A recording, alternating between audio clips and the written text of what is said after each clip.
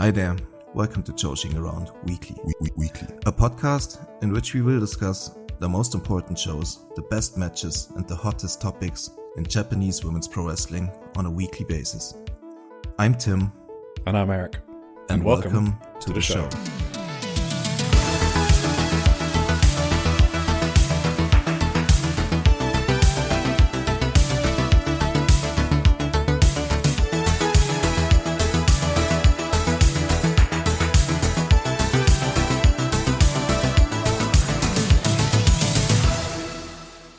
Hello everyone, and welcome to episode 20 of Joshi'ing Around Weekly.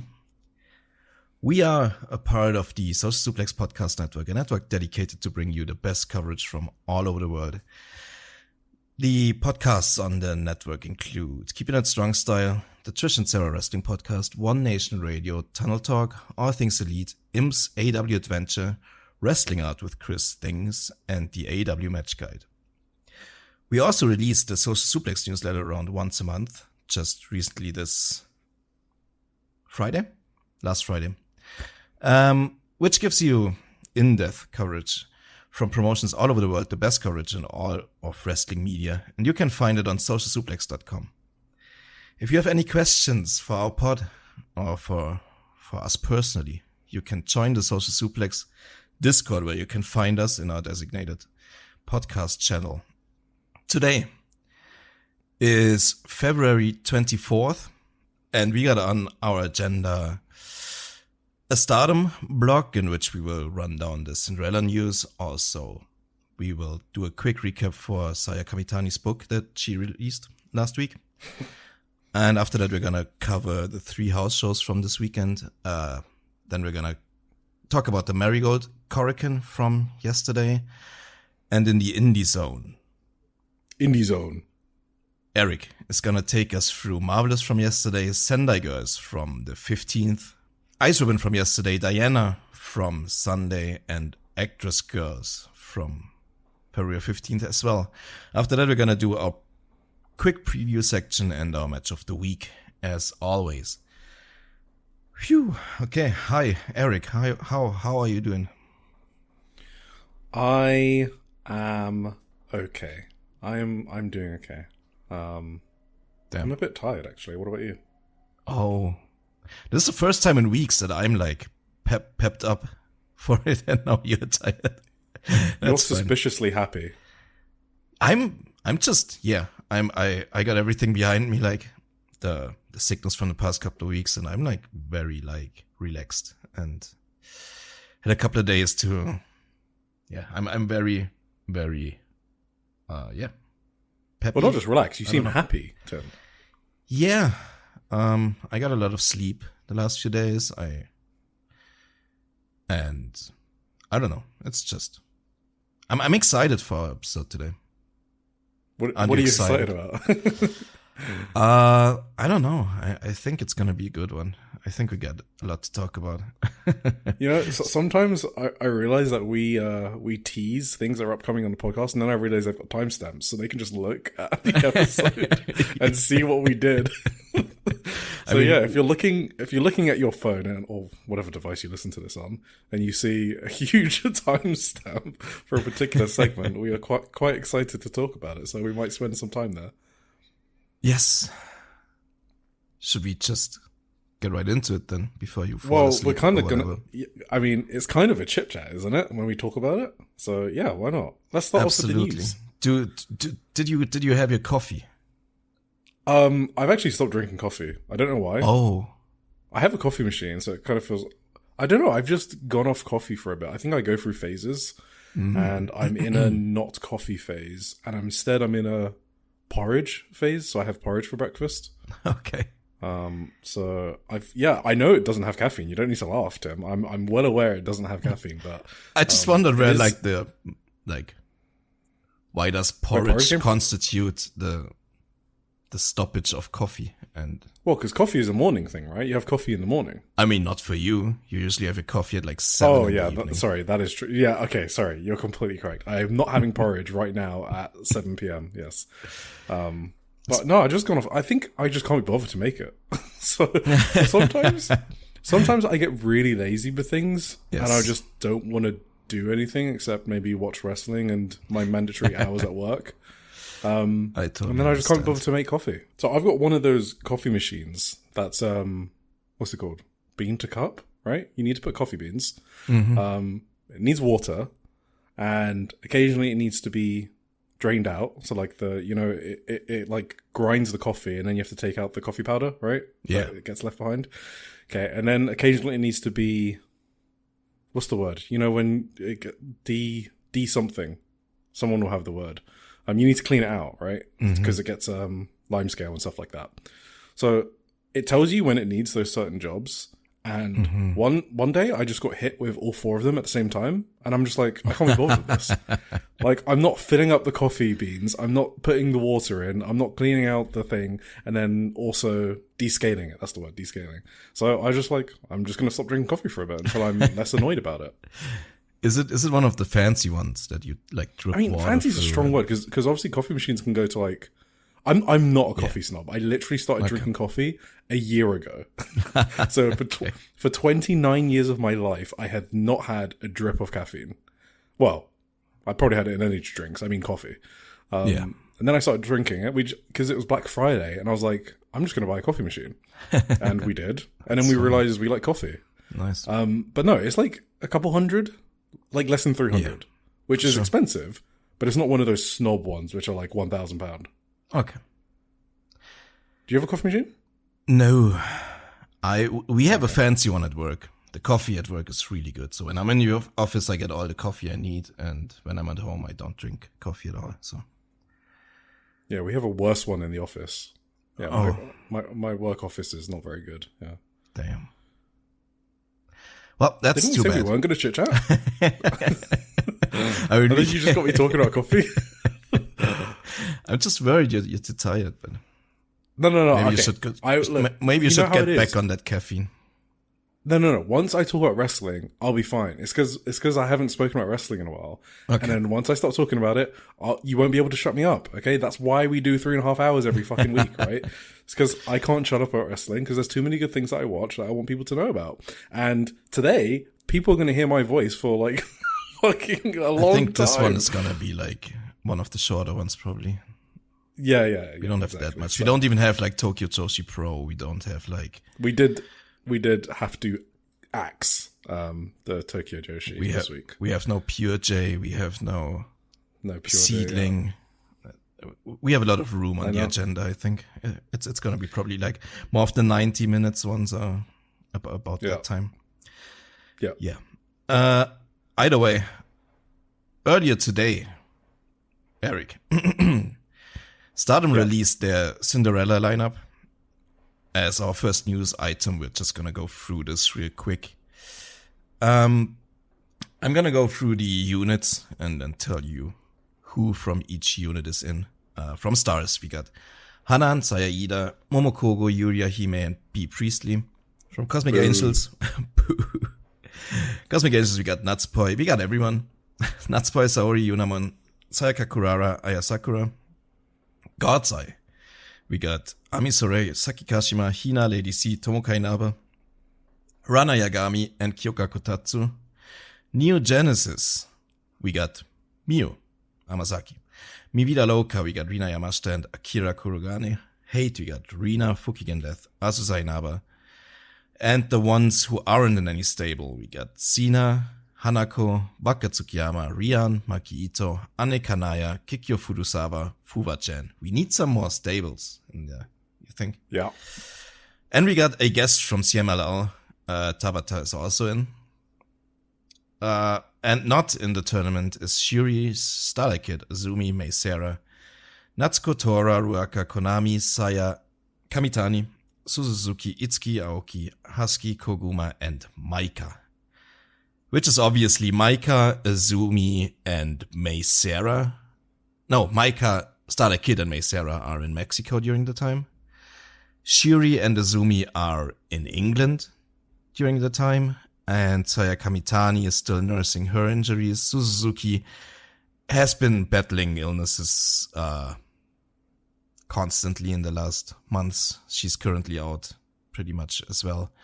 So that's not a surprise. Some surprises for me personally were that Cosmic Angels, everyone from Cosmic Angels is in there. Natsupoi. Usually, like, the Cinderella tournament has been kept as like more of a rookie or like newbie youngling tournament. Was that just last year though, or has it always been like that? It's kind of always been like that. It's like the smaller one compared to the 5-star Grand Prix, right? So I think it's always been used to elevate someone to a higher level who hasn't been elevated yet. I'm not sure if it's been like that like 10 years ago or whatever, but I'd say like in the last 3 years at least, it's been like more there to elevate someone than to like push an established wrestler or whatever. You know what I mean? Did they have 16 people last year, or was it 32? It wasn't I thought it was that 16. many. I think it was 16, yeah.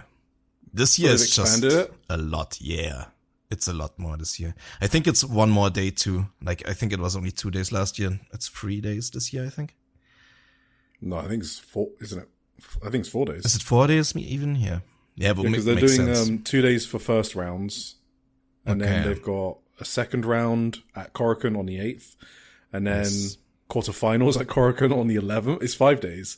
And then they've got the finals on the 15th. So that's 5 days. So there's a lot of people in there. My point was actually that Natsupoi and Saori are two of the people in it. I wouldn't have expected that as like the rookie tournament, you know. They are very established, like main event talent. That kind of stood out to me. Even like Hanan stood out to me being in there. Or like, well, who else would be in there though? Just less people usually. Like usually it's only 16, right? Yeah, the fact they went with 32 kind of meant they had to put Poi and Saori in there. That's kind of what I'm thinking. Also like Ruaka, Natsuko, like, are those necessarily higher than... Actually, I was going to say they left the champions out, but Rina and Fukukin are in there. But aside from them and Hanako... Yeah, but I don't know if that's really like they've left the big champions out. The tag, the white belt, and the red belt, right? Yeah. But like in the hierarchy, I would have said Ruaka should... Like, it's not above Natsupoi or Saori. Yeah, but they're not going to pin a tag team champion during a Cinderella, right? I mean, why not? I don't know. They have to set up some challenges. Ruaka's very hard to beat. Ruaka is one of the most protected. Yeah. It's true. she's tough. She's a sturdy fridge, that's for sure. Or is it Freezer? Sorry, Freezer. Freezer. I just saw this, that the entire Cosmic Angels faction is in there. And we're going to talk about it later. They even like, they are the only faction who teased something for the Cinderella as well. And I just feel like it's going to be an angle of some kind of, some sort of, it's going to play into the storyline of the Cosmic Angels being like, losers lately. They are losing a lot lately. So I feel like Natsupoi and Saori are just gonna like be eliminated like unluckily early on, and it's gonna be like a whole thing about Cosmic Angels being defeated again in the Cinderella tournament. That's my theory, but maybe that's too Western brained. I don't know. So who's winning? Well, that's an interesting question, huh? I don't know. Yeah? you clearly have a theory. When are you going to unleash your theory on us? Do I? I haven't decided, to be honest. Like, part of me says Sayaka Kurara could do the back-to-back, you know? Part of me thinks Aya Sakura could snatch it from her in some way or another, because they kind of teased that on a house show that we're going to talk about later. But I also could think they're just going to elevate someone new, like Rana Yagami or whatever. I would dig that as well. Someone like Tomoka Inaba. Someone completely out of left field I could totally see as well. Maybe Hanan. Why not Hanan? How do they knock out all of these big people, though? That's the problem, right? Well, the Cinderella has always been easy for that, because there's over-the-top rope eliminations, there's like time limit draws en masse and all that shit. Oh, okay. Cinderella tournament is usually the tournament for the cheap eliminations with like tons and tons of like draws, over the top rope eliminations, and DQs or stupid stuff like that. Like people are being protected in that tournament usually when there's people higher on the card in there. Yeah, I've got no idea what the fuck's happening in Stardom right now. Sorry. I got zero fucking clue what they're doing for Yokohama. Because you could have someone like Rana, like you said, win this and just challenge for a future belt or something. Yeah. But you could also use it to be your main event angle. Like Sayaka could win again and go on to challenge Saya, or she could, say, "Hey, I want to use my wish to bring Tam back," right? So she could do that, and listen, as we'll talk about, it is really not a crazy theory. Yes. And with all of the weird stuff that's going on, I really wouldn't put it past them to do something like that. And Sayaka winning back to back, it's fine for her to do that if it's something big like that. So yes, just absolutely. putting out there. But the point is, they could go any direction with this tournament, and they can go any direction with Yokohama, and I don't have a fucking clue right now. Yeah. All of it is equally plausible to me. I mean, now that I'm thinking about it, it could easily be the wave to get the Hana and Konami matchup going too, right? That would be weird as well, because Hanan also won it like 2 years ago, so that's also another like. That's true. She's kind of above winning a Cinderella at this point. Also, she has a natural like claim at Konami. Yeah, she doesn't I think. need the fucking Cinderella to beat the shit out of Konami. Yeah, that's true. So I got no idea. Yeah, I've literally got no idea. That's right. Yeah, if you put a gun to my head, I would say the Sayaka theory. That's what I think right now. Yes. Maybe it's something stupid like Makito, or I don't know. Fucking hell. Maybe Fuwa-chan. Who knows? I don't know. We'll see.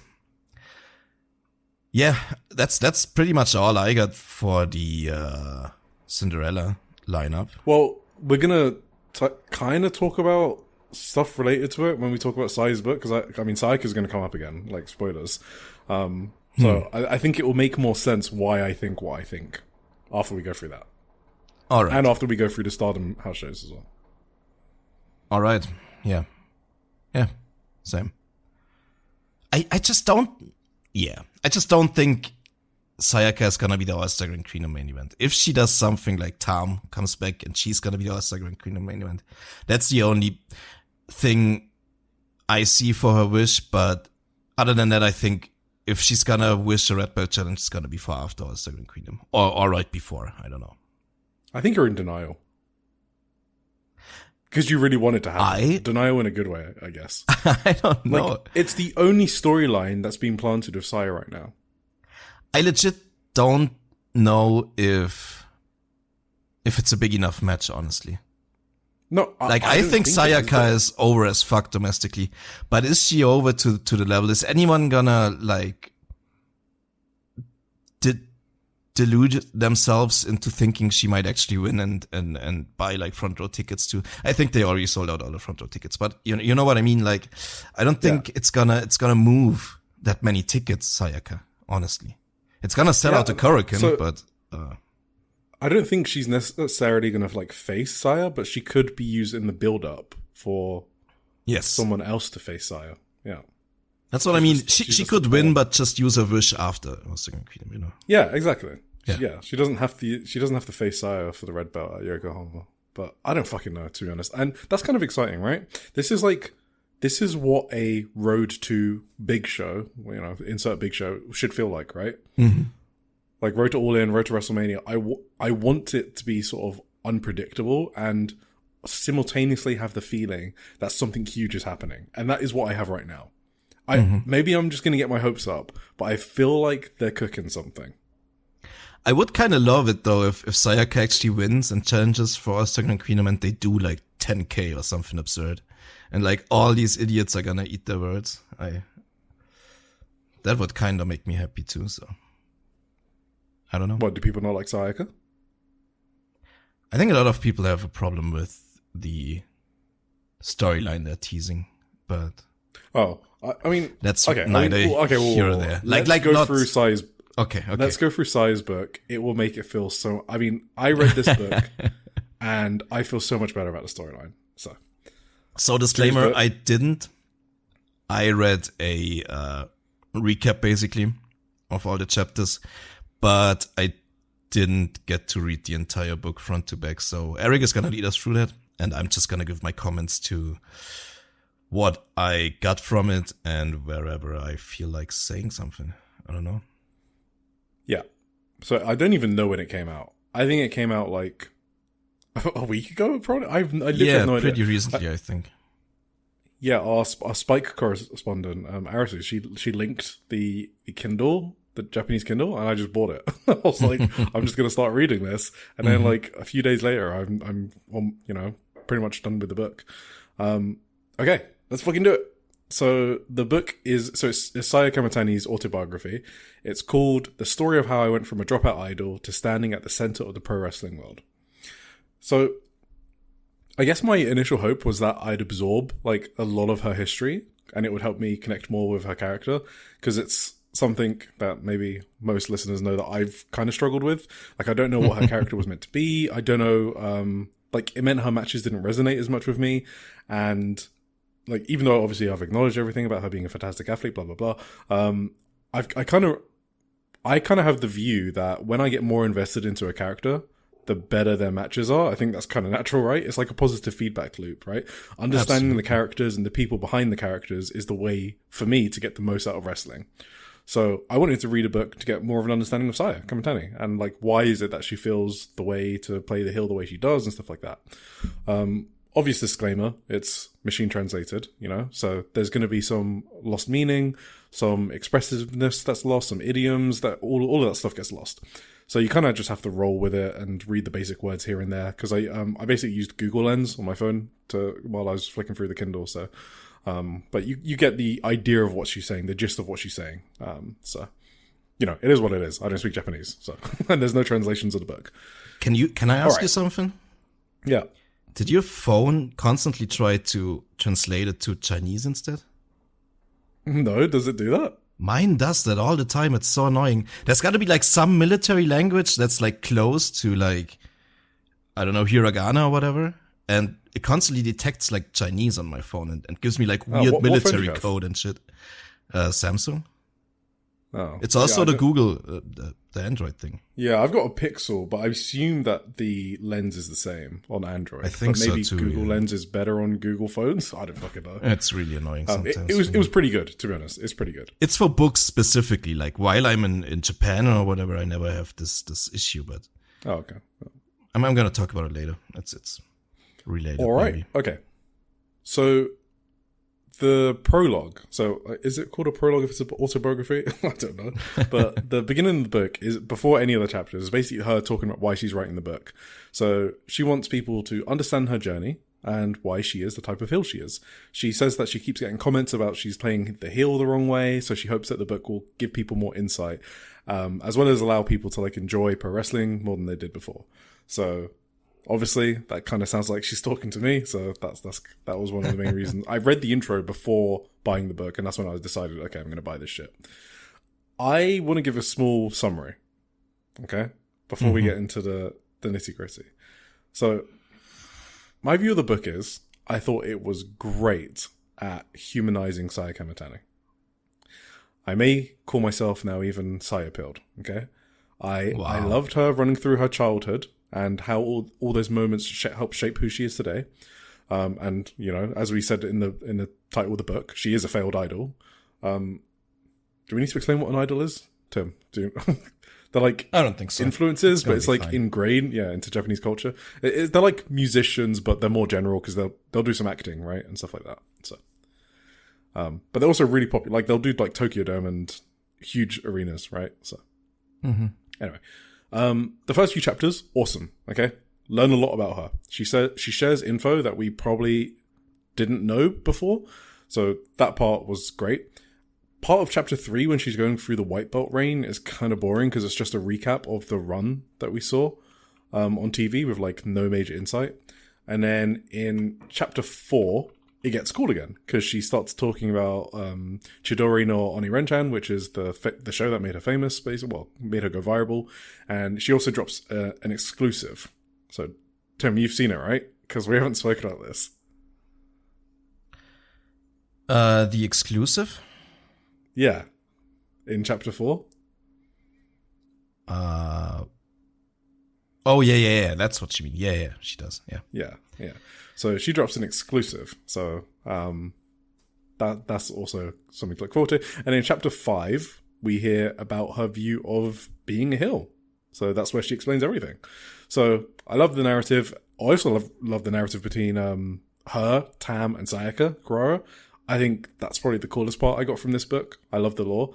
I didn't really know a lot of it, obviously, as someone who started watching Stardom at the start of 2024, right? Only 2 years now. So a lot of it was missed. And that obviously means that I think it's a big part of Saya Kamitani's character. And obviously you it's kind of like a kiss and a curse, right, Tim? Like you don't want that high barrier to entry for people getting into it, but also the fact it's there means the people that were there for the journey feel so much stronger about it. You know what I mean? Yeah. It's just a higher reward, you know, a big it's high reward, but also high barrier of entry. And so I don't blame people for missing it. So like when I was missing it, and I'll definitely talk about this, I'll talk about it in a bit, but the Momo Watanabe match, when I was missing that, I don't blame myself for missing that. That's like so many years of history that is impossible to download in my head. It just doesn't exist. And I also don't think they don't tell you, right? Because they kind of want you to follow along. Yeah. So I don't blame myself for missing it, basically. I don't blame others for maybe missing it. But I guess we're going to try help people understand her character, so you aren't as lost as I was. Yeah. The other thing about the book that I really enjoyed learning about is, because obviously I've spoken about it on the podcast, but I was kind of unsure about Sai's performances. Like in one thing in particular, it was about her not going full heel in certain matchups. So the most obvious example is the Momo Watanabe match that I mentioned just before. And now, with the context of her book, I get the impression she does not give a fuck about traditional character alignment. She just doesn't care. It's not what she's looking or trying to do. She's not trying to be heel. She's not trying to be a babyface. She's just kind of rolling with it and doing what she needs to do with whatever story she wants to tell.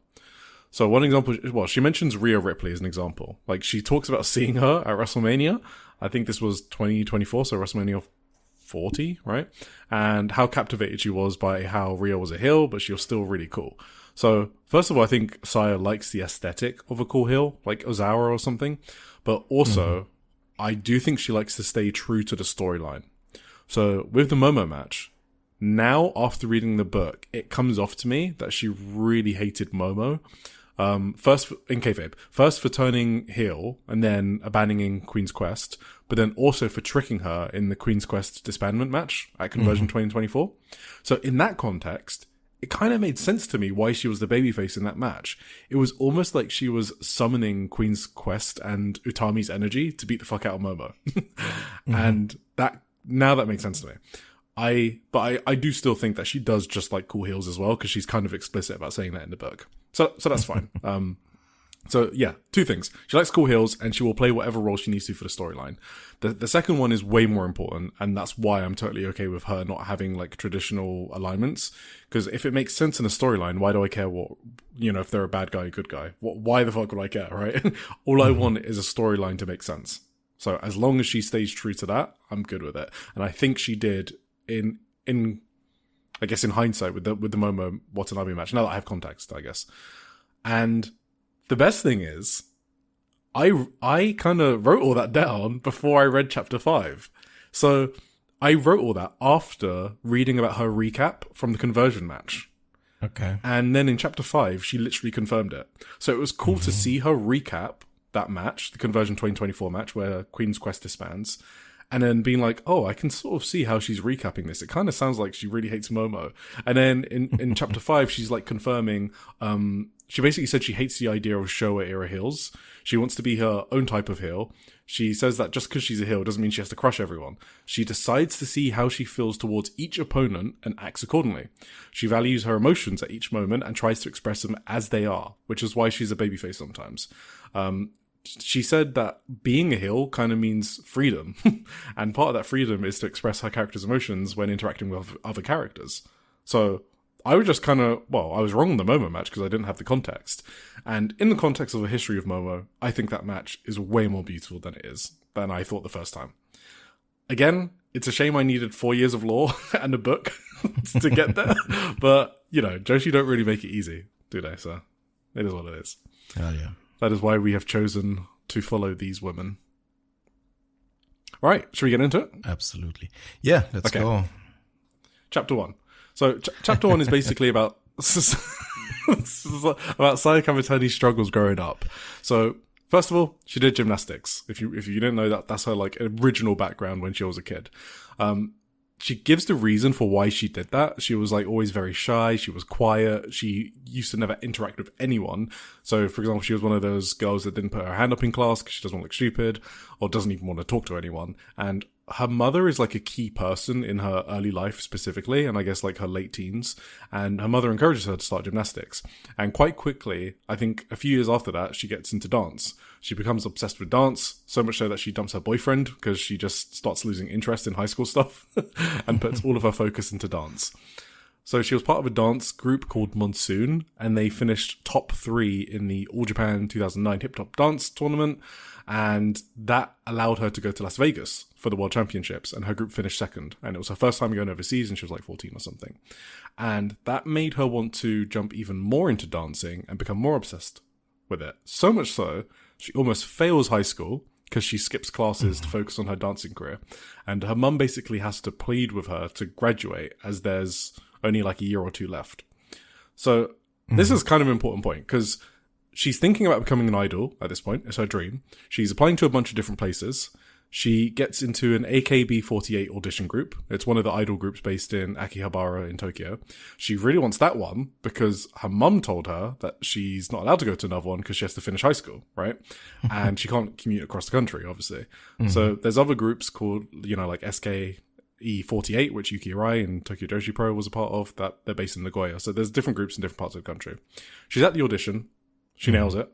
And she's sitting next to a girl, so you can imagine it's almost like a sitcom. She's sitting next to a girl, and they're talking about the audition and what questions they'll ask. They're kind of like trading notes, and they both get called into the audition, and they ask Saya, like, what would you do if you get placed in a different group? And she basically, ums and ahs and is like, oh no, I have to be based in AKB48 because, I have to stay in Tokyo. And she finds out later that she didn't make it, and the other girl that she was trading notes with did make it. So now she has to see this other girl as part of the idol group, and she's not in there. And at this point, she like builds a resentment towards her mother for like, fucking with her head and resulting in that poor answer. And she remembers this moment for many, many years. Have you seen the movie Inside Out, Tim? I was just gonna ask you if you have seen the movie Pearl. Wait, what movie? Pearl? Oh, that I haven't seen Pearl. Audition scene reminded me of Pearl. Oh, okay. No, I haven't seen Pearl. Have you seen Inside Out? Inside Out? Is that The the one Disney I'm movie, thinking yeah, of? Pixar. Oh, no, Pixar. that's not the one I'm thinking of then. No, Okay. I haven't seen Inside Out. Okay, there's just this idea. Oh man, now it's too long to explain. There's basically like emotions living in the head, and it's like a cartoon, and there's like core memories that people have, and this would be like a core memory. This is what I would describe as a core memory. It's just that one thing you can't get out of your head from childhood or stuff like that, and it's like a cornerstone of your being almost, So that's kind of what it feels like this moment was to her. So she then graduates. She works part time. She's actually gets a part time job at AKB48. Would you believe it? She's just helping out, doing part time stuff. She's also performing with the Exile group. So that is the group that has multiple subgroups, and one of those subgroups is the Rampage, where Kaisei Takechi, that DDT superstar, is a part of. So the Exile is just like a huge idol group. So she's just like a backup dancer in that group, and she performs at Tokyo Dome and Saitama Super Arena very young in her career. And she's working part-time for like 1k yen an hour. She has to pay her parents rent at some point, and she's praying that part-time gig somehow turns into an idol group full-time, so it gets her into the idol group full-time, which is not how that works. She's applying to every idol group and agency she can find, and she says she gets rejected at least 100 times. And this is the point where she falls into a depression. 2016 rolls on, she turns 20, so now this is years after high school, and she's still doing the same routine every single day. Every night, she keeps on replaying in her head that audition and the answer she gave, and she ends chapter 1 saying she loses the will to live. So that's kind of, I guess, the first dark reveal from Saori Kamitani, because I don't know if she's ever said that before. I don't really keep tracks of what people have said in media before. So, do you ever? How did you feel? What? Do you ever have that? Losing the will to live? No, but these moments that you replay in your head over and over when you try to go to sleep or like whatever. Core memories. Yeah, core memories. Yeah, I've got tons of core memories. But like really negative ones, like that you cringe. Yeah, for sure. Thinking about every time. I have one of the biggest core memories. It's so crazy.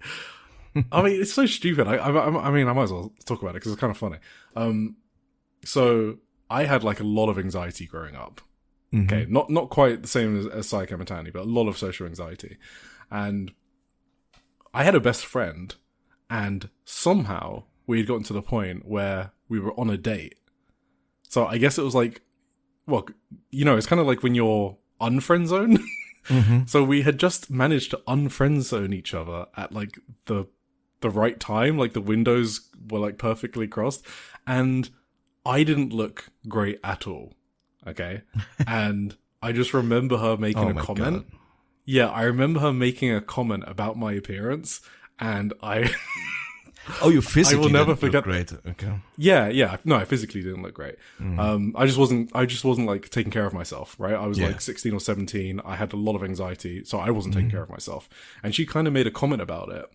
And yeah, that was all it. That was over for me. Like I'll never forget that moment. And I remember I told her like a decade later. She was the best woman at my wedding. So like, you know, we're still best friends to this day. Yeah. But I remember telling her about it once, just because it had been like 10 years, and I thought it was okay to tell her, and she just burst into tears because she couldn't believe she did that to me. I was like, "What? You didn't do anything. You didn't know I had all of these issues." So that's that's like my core memory, I guess. Just sharing with the whole world, because why not? I have such a similar one. You don't even know. Yeah, I don't even know if I can really talk about it because no, that's okay. I don't know who's listening to this podcast at this point. Yeah, exactly. Because a couple of my friends. I know if she listened to it, she wouldn't mind. So yeah, but I have a very similar story. Like that's also one of my most cringe core memories. Yeah, for sure. Cool. Yeah. What do you think of chapter 1? I think it's crazy. You know, she's basically a second place world hip hop dancer. Yeah. And she gets rejected by like hundreds of idol. Like what are the standards for them? I don't even know. Yeah, I've got no idea. That's insane to me that she gets second place at the hip hop world championships in Las Vegas, and then she can't find a single fucking idol group in all of Tokyo or all of Japan that takes her up. That didn't really go into my head. Like they really must have like hated her or whatever. I don't know. So what she actually talks about that I wasn't going to talk about, but you know, you just reminded me. She has like a complex about her height. She's too tall, right? Yeah. She's too tall, and she thinks that that's really screwing her over in the idol industry. And later she goes on to say, you know, my height became a good thing in wrestling, and she kind of finds it ironic. So yeah, I think that might be something. I don't know what idol groups look for, but yeah. I think she also said at some point in the media that these idol groups straight up told her that they think she's ugly, like her face. Oh yeah. Like they tell these applicants that straight to their faces. It's they're brutal. fucking they're brutal. Yeah. Anything else in chapter 1? No, I think that's mainly. Yeah, but I guess the summary is like Saya is kind of struggling growing up, and now she's 20 years old, and she feels like she's not accomplished anything, and she's like kind of failing in achieving her dream. So chapter 2 is being tricked into wrestling. So there you go. So she joins an agency called, I think it was like Ota Production, and the AKB48 thing is kind of done now. This agency is kind of more acting, so she gets gigs doing TV adverts, really random shit. She has to take acting workshops once a week. It's not something I get the impression she doesn't kind of want to do it, but her mum got her the job, so she kind of like keeps it up. It's 2018, so now she's 22. She's still doing the exact same routine, except now it's got acting mixed into it. And she's like a zombie at this point, right? Life is just like replaying the same thing again and again, 3 or 4 years since high school. Part of her daily routine is spending 30 minutes or whatever it is, browsing auditions on her phone, seeing what's out there. So one day, she sees an advert for a new group, and the only restrictions are you need to be a girl and you need to be over 13. She's like, damn, that's me. That sounds familiar. And it's an idol group for pro wrestling organization STARDOM, and it will be led by Tam Nakano. So the group is called STARDOM Idols. She fills out the application 30 minutes before the deadline. She makes it all the way to the end. She has no idea what wrestling is except that it's always sounded scary, and she has literally zero intention of doing it. Saya Kamitani did not grow up a wrestling fan. She did not care about it. She even asks at the end of this application process if she has to do wrestling. They're like, nah. And she's like, cool, I'm in. And the idol group debuts on 23rd November 2018 at a Korakuen Hall event at STARDOM. They do their choreography, their routine. Tam has a match that day. Saya Kamitani goes to the balcony. She watches the match. I don't know which match she watches. It's not actually specified. But it's her first time watching a pro wrestling match. And she's blown away by it. She feels like a weird feeling watching it, especially them hitting each other so hard. Yeah, I don't know if it was... So one of the matches on the card was Saki Kashima and Tam Nakano versus B. Priestley and Chardonnay. I don't know if that was the match she's referring to, or if it was Momo and Utami versus Jungle Kiona and Natsuko Tora. Either way, whatever match you watched. Brutal. Yeah, she liked it, okay? Whatever match it was. But she still doesn't want to be a wrestler. But it does kind of plant the seed. She's seen it now. She knows what it is. So a couple of weeks later, in December 2018, there's an event at Shinkiba First Ring, and that's the idol group's inaugural performance. And the performance is a bit of a weird one, because they have to kind of sing to charge up attacks, and she remembers thinking, hey, this is like a wrestling match a bit. She starts hearing rumors, and people are saying, around her, hey, if this idol group did wrestling, I think we'd be more successful. She just kind of shrugs it off. Huh, what a weird thing to say.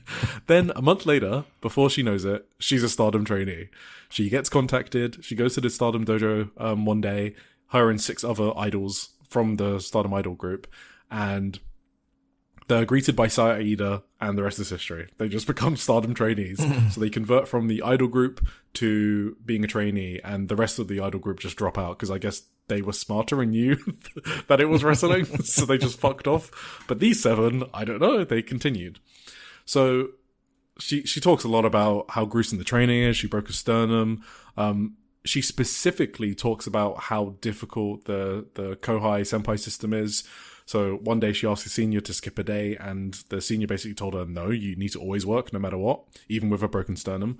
She'd broken a nose, sprained an ankle, all of that shit.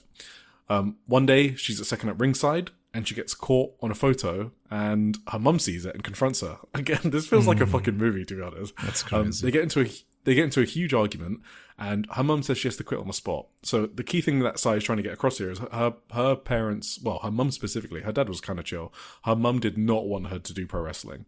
And Sai Kamitani just refuses to back down. And the reason for that is because she remembers the audition, the AKB48 incident that she blames her mum for. And she's got, what? I don't know how many, is this like 4 years? It's probably like 4 to 5 years of just building up that regret of not doing what she wanted to do.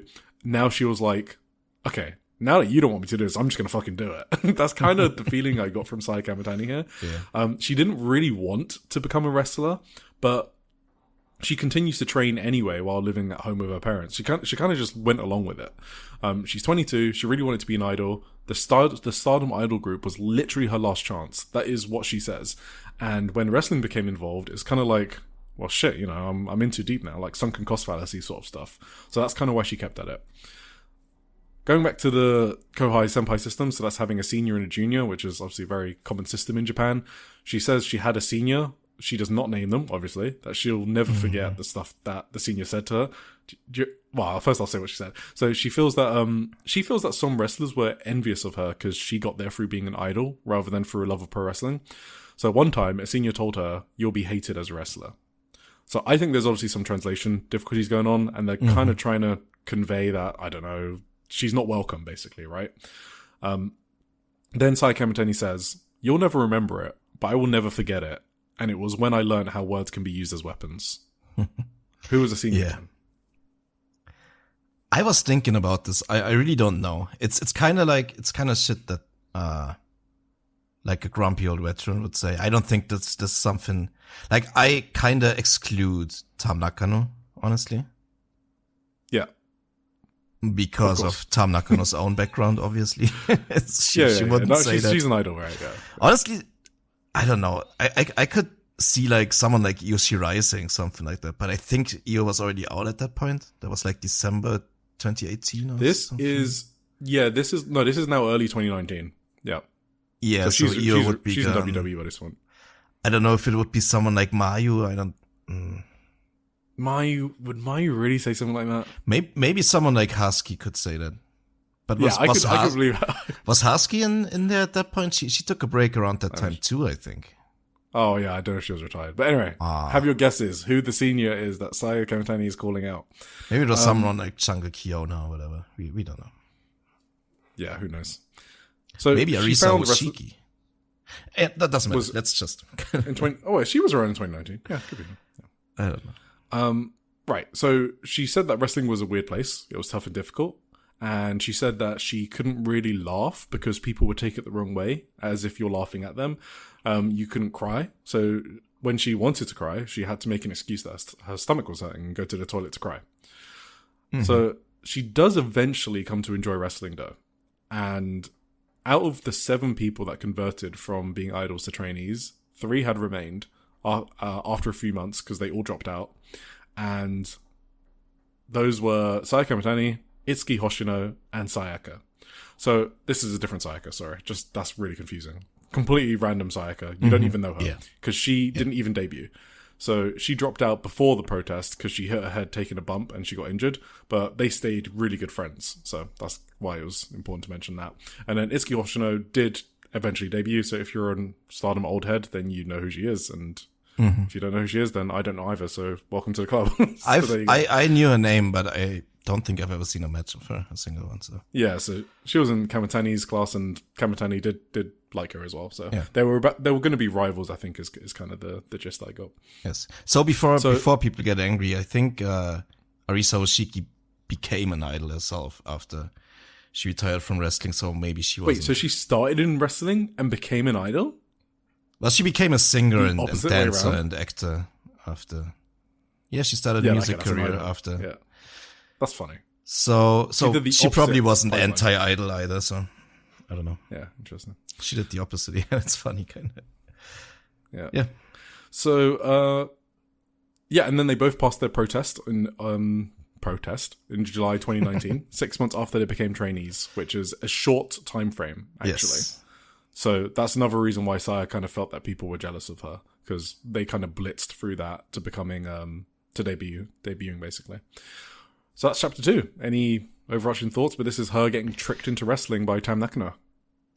that's kind of though that used to be the system kind of back when Rossi was still in charge. Like they used to rush all the trainees through that, and that's why so many trainees dropped out too. I think that's what I think Aya Sakura said that in her blog.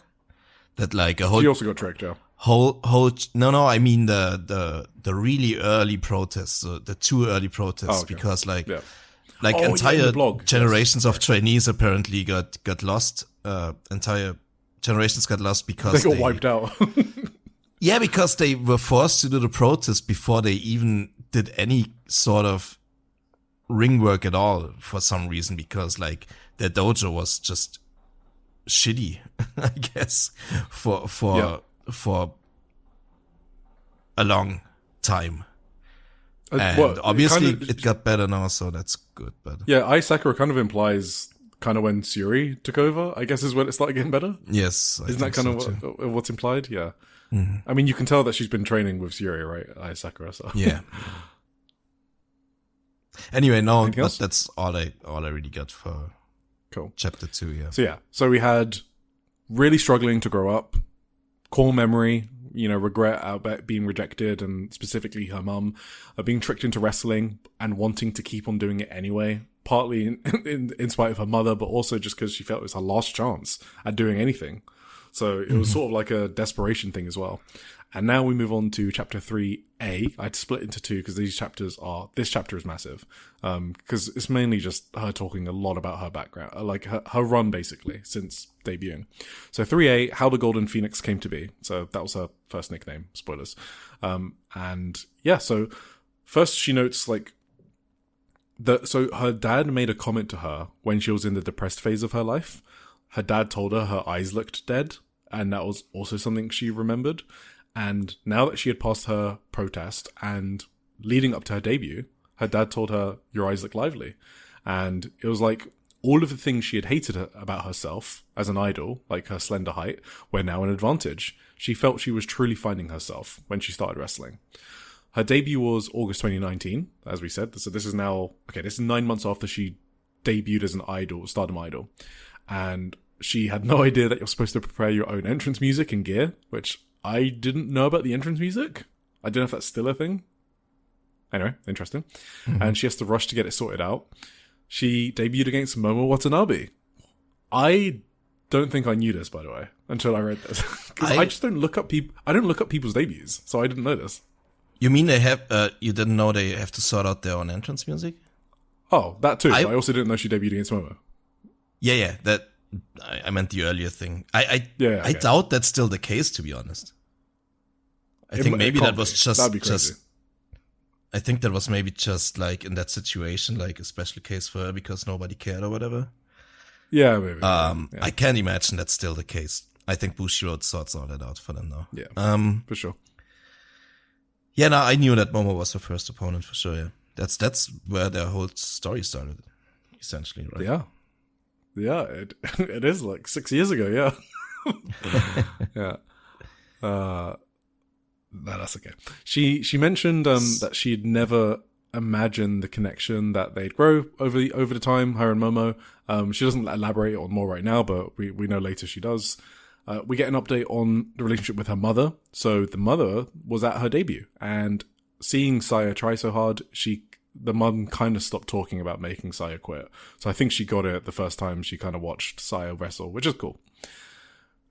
2 months later, 14th of October, and she faces Tam Nakano, who beat her in 8 minutes, after 8 minutes.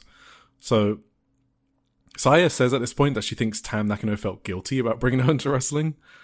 So I kind of made a note here that this book has just like completely given me a different perspective of the Tam Saya feud, actually, that I didn't know existed. So you can imagine me with a baby brain watching Tam Saya, right? Not knowing any of the history. And I watched the Tam Saya feud from, the 2024, 2025 feud I'm talking about. I had no knowledge of anything else. And I thought that was still the best storyline of all time. And now I've got all of this extra context. It's like, I feel something's gone wrong if you don't appreciate this storyline, I think. I think even if you don't like it because it's not your genre, you have to appreciate the effort that they have put into telling this story, because it's honestly insane. And has any other storyline done this ever? I mean, yeah. First off, I agree. I can understand it really if you just blow all that stuff off. But I don't know. It's hard to tell. Like, there's a lot of legendary storylines that I am really uneducated about. Like, I don't know, the whole King's Road stuff. That was years and years. True. Of interpersonal stuff, but I'm just not educated enough on this 90s All Japan. That's always something in the back of my mind that might like qualify for these, like, because I once read about like how Giant Barber, like how meticulously he planned all that stuff out over years and years and like a decade for all that stuff to play out. And that must have been really like epic in the same vein, you know. But like, yeah, but it's really rare, I think, for like two people to have like 7-8 years of like all the story. Like ironically enough, I would say other Tam Nakano feuds, if anything, like her and Natsupoi, her and Julia was shorter than the Saya story, but more intense. But like everything Tam Nakano built basically was in that same vein of like years and years of history adding up onto each other and like bigger and bigger climaxes in their story. So that's kind of what she did her entire career. So she's the best Joshi storyteller of all time, right? I mean, that feels like an easy statement to make. Well, that's what I'd say for sure. I mean, I'm not even saying wrestler, because if you say storyteller, I mean, yeah. that's a slam dunk, right? And then we can argue wrestler another time. Yeah, well, anyway, for me it is. So, yeah, of course, yeah. So Saori Kamitani's like, she thinks that Tam felt guilty about bringing her into wrestling, and I guess it was kind of, at this point, I kind of noted it was very poetic that Tam accidentally brought Saori into wrestling, and then Saori deliberately took Tam out of wrestling. Just that idea is what crazy. makes that story so amazing. That they like kind of, yeah, because I didn't know that when I was watching the feud. I did not know that Tam brought Saori into wrestling. Maybe I was just oblivious. I don't know. Yeah, whatever. Wait, did I never tell you that? Well, we weren't talking when I watched the feud live, so. Oh, back then you thought, okay. Yeah. Sorry. Yeah. Right. So she said at some point after her debut, Rossi Agawa came up to her and showed her a video of a running shooting star press and asked her if she could do one. And then she mastered it in a month. Okay. Did you watch any of old Sai stuff? Did I? I don't know. I don't think I did. Because I feel like, imagine we saw a rookie today doing a running shooting star press like 2 months after their debut. Wouldn't we be calling them like the next best thing? And Saya was doing that a few months into her debut. Like, I just feel like that's noteworthy that we don't really talk about Saya being that. I don't know. Maybe this is all she had. I haven't watched any of her matches, so maybe she had nothing else in between the ring. It was just spots. But the fact she could do a running shooting star press quite early into her career was kind of cool. Yeah. So then she got researching wrestling matches, and I didn't know this as well. She came across Kota Ibushi, and that's how she found out about the Phoenix Splash, and she wanted to learn it because she said that no Japanese woman had done it before, and that motivated her. Don't know if that's true. She probably, I mean, off the top of my head, it seems true. She met Ibushi at the Tokyo Sports Awards in 2020, and he knew about her, and that made her happy. So Kota Ibushi is her idol. I did not know that. Did you know that? No. Cool. I'm not sure. Maybe I heard it once or twice before, but yeah, makes sense. Makes definitely sense. Yeah. It does make sense, yeah. So she talks about looking up to Utami Hayashishita, and her first future title match with her was, and that was before she got invited into Queen's Quest unit, which Utami led. She talks about COVID, and then she gets depressed for a few months because, everyone got depressed during COVID. And then she went after the Goddess Tag Belts with Utami. And at this point, the important part is she kind of realized that winning was pointless because she didn't do much in the match and she didn't feel like it was a accomplishment to get carried by Utami. Why this is important is because this is when she started adding more dangerous shit into her moveset, because she was like, I kind of need to impress people more or stand out more or be more entertaining. It was when she first teamed up with Utami she started thinking that, kind of like after COVID when they were back. So she started practicing the Phoenix Splash in August 2020. She used it against Micah on the 3rd of October, a few months later, in a title defense. And she says she's the first woman to hit the move. And okay, that don't really matter. So she has a match at the Tokyo Dome at Wrestle Kingdom 15, which is what? I think that's 2021, right? Yeah. Yes. So both her and Ibushi do the Phoenix Splashes on the same show, and she's very happy about that. She challenges Utami for the red belt in March 2021 at Nippon Budokan. So now it's over a year in her wrestling career, and she's going to wrestle at 2 venues she dreamed of performing in, as an idol, right? So Tokyo Dome and Nippon Budokan. And now she's done it. Now she's going to do it as a wrestler. So she kind of realized that she was already attaining the heights that she wanted to as an idol. And her mum was at both of those matches, and again, they accepted the career path. And at this point, it was when she felt she could dedicate herself completely to pro wrestling, because she hadn't done that yet. She was still doing the acting gigs on the side. So 31st of March 2021. So this is 2 years into her career. She's like, okay, I can be a pro wrestler, which is kind of crazy. Okay, the next important part. She moves into her own apartment in April 2021. And a lot of the evenings, she starts crying because she's so lonely. She's got no brother or parent to watch TV with, which she used to do all the time. She used to watch TV, but that was part of her daily routine. You know, when she was in zombie mode, it was watching TV with her brother and one of her parents, or both. They had a dog as well called Momo. Coincidence, that stayed with the family. But now that she was by herself, she felt so lonely. But this is when she started to realize something was wrong. She realized she was very sensitive, and the slightest comment would replay in her mind all day. She asked a pro wrestler friend, and they recommended that she see a doctor for her mental health. And she was diagnosed with bipolar disorder. I didn't know that.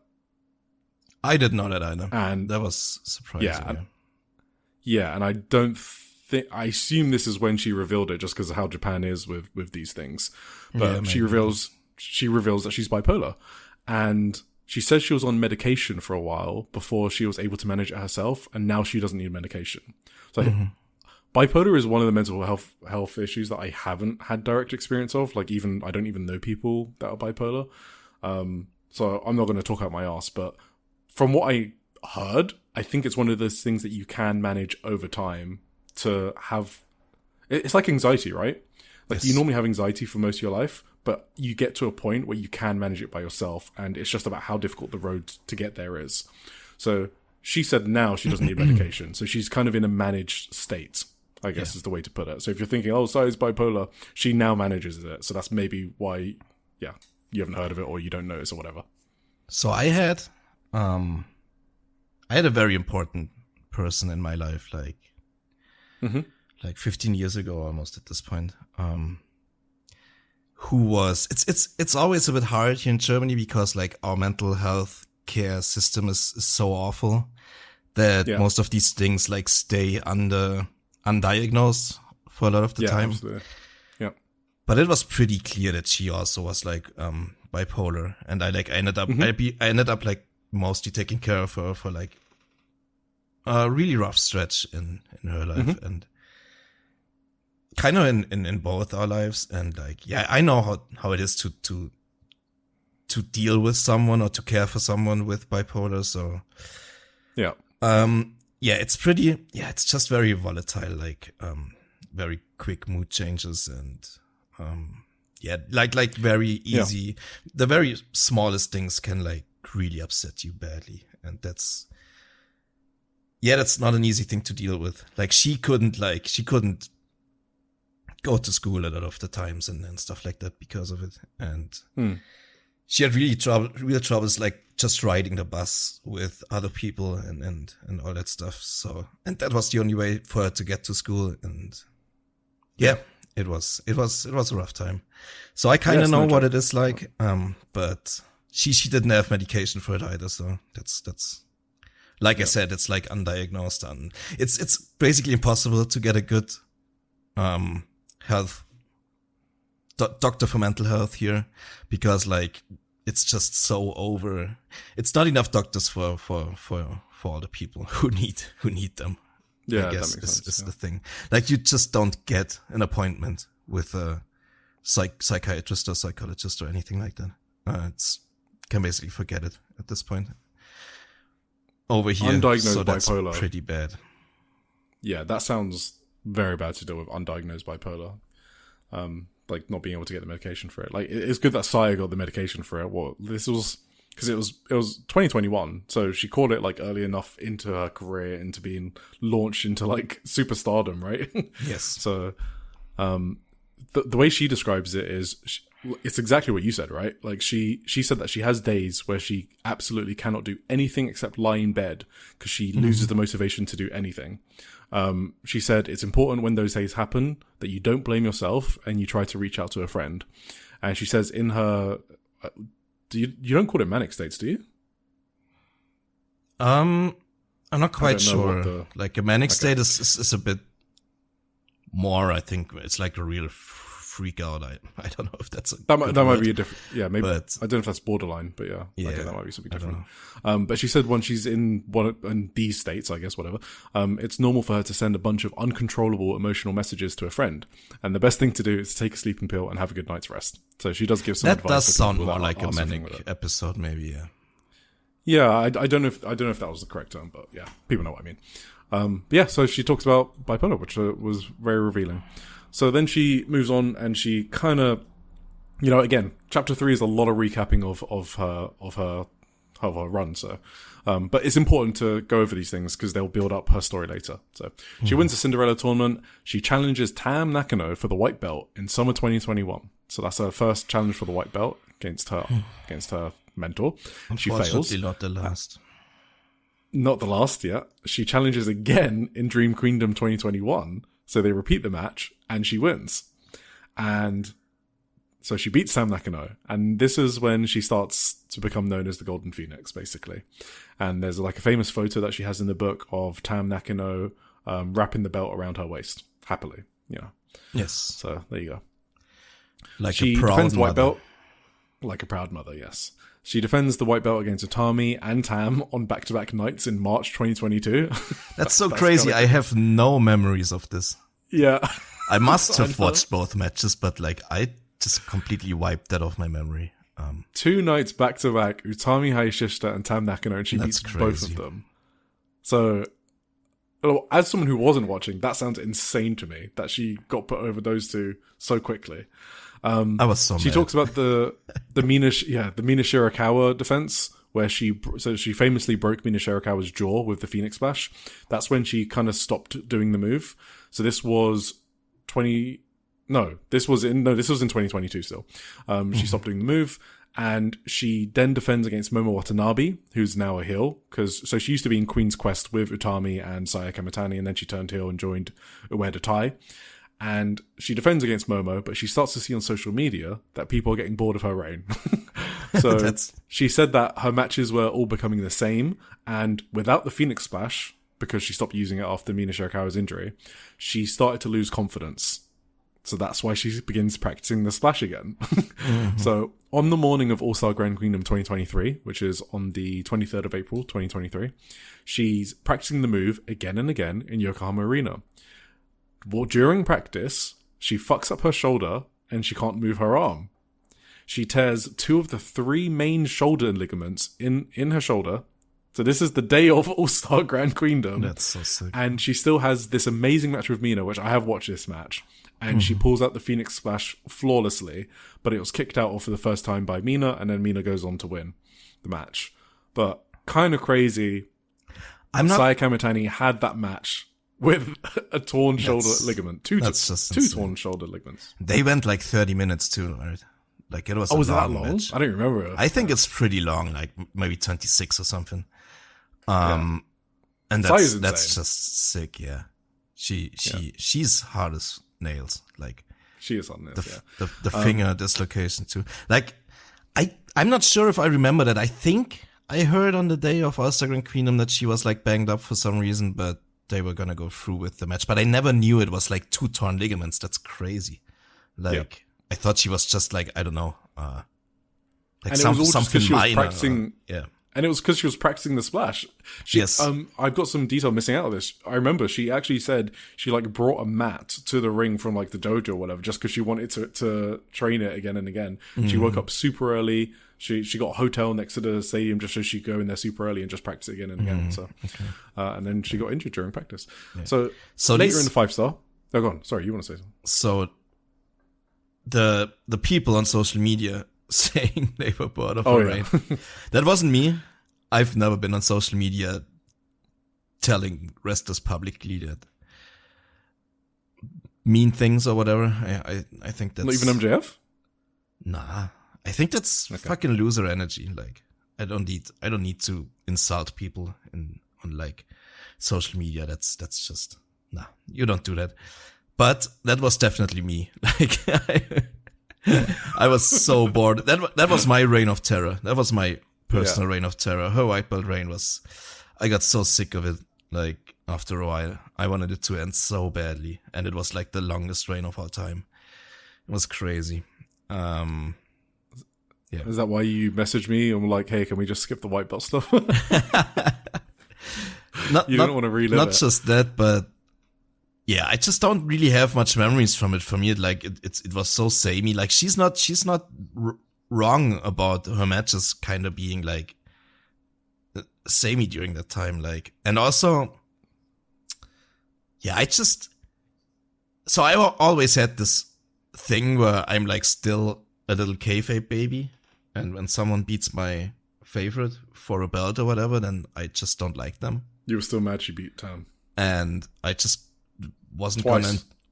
gonna enjoy her white belt reign either way, because she was the one to dethrone Tam, and I loved that Tam white belt reign. I loved that white belt reign so much. I was like, probably the highest, because a lot of people didn't rate it as highly, that white belt reign, but I fucking loved every single match that happened every month. And then when she lost to Saya, I was really, really not happy about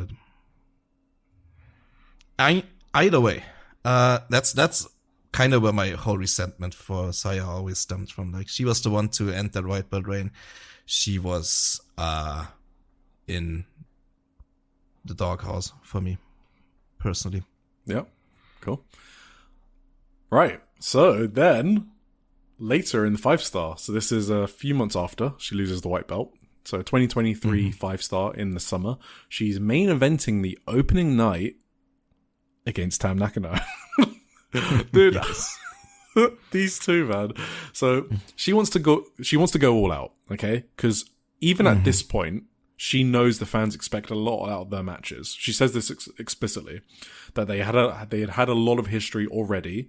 So even in 2023, she knows the feud is kind of like a big thing, or like the rivalry is a big deal, I guess. So that's why she decides to climb the scaffolding a few meters in the air and does a super plancher. Think Shane McMahon, but I guess less high, and also much better. High up there. Yeah, pretty high up. And she hears a crunch when she lands. She looks at her left elbow and it's in the wrong position, so it's dislocated completely. She says she wants to continue. She talks a lot about wanting to continue and trying to get up, but she literally can't move, and then the ref calls it off. A doctor comes out and puts the elbow back into place, but she's still diagnosed with stretched ligaments because of the dislocation. So even though they were able to put the elbow back into place, she's off injured because she has to have her ligaments heal. So I feel like this is another important point in her career. She feels like her body is breaking down, and she's finally started to decide to, okay, maybe I should drop the high flying stuff. This is when she started to decide that during this injury period after the 5-star, the match with Tam. She spends 4 months off. I mean, that makes sense. It's the first time she's had off since she started wrestling. So over 2 years before this, almost 3 years since she joined Stardom Idols. And she moves back in with her parents temporarily. So now this is 2.5 months after she moved out, and she completely disconnects from wrestling. She says this time she spent thinking about how she wanted to continue her career following her injuries. Wait, wasn't it 2 years? Yeah, 2 years since she moved out of her parents' house. Sorry, I don't know what I said. So she says this is a crucial turning point. Well, she doesn't say this, so I think it's a crucial turning point in deciding to go heel, where she's thinking about what she wants to do with her career in the late summer 2023. Yeah. Remember, this is only a year before she turned heel. We're not talking about like ancient history. So I think at this point she was like, okay, I'm going to stop doing the high flying, but what am I going to do instead? Yeah, it makes sense. Absolutely. So that's chapter 3A. I mean, you've been talking for hours, so and I have comments.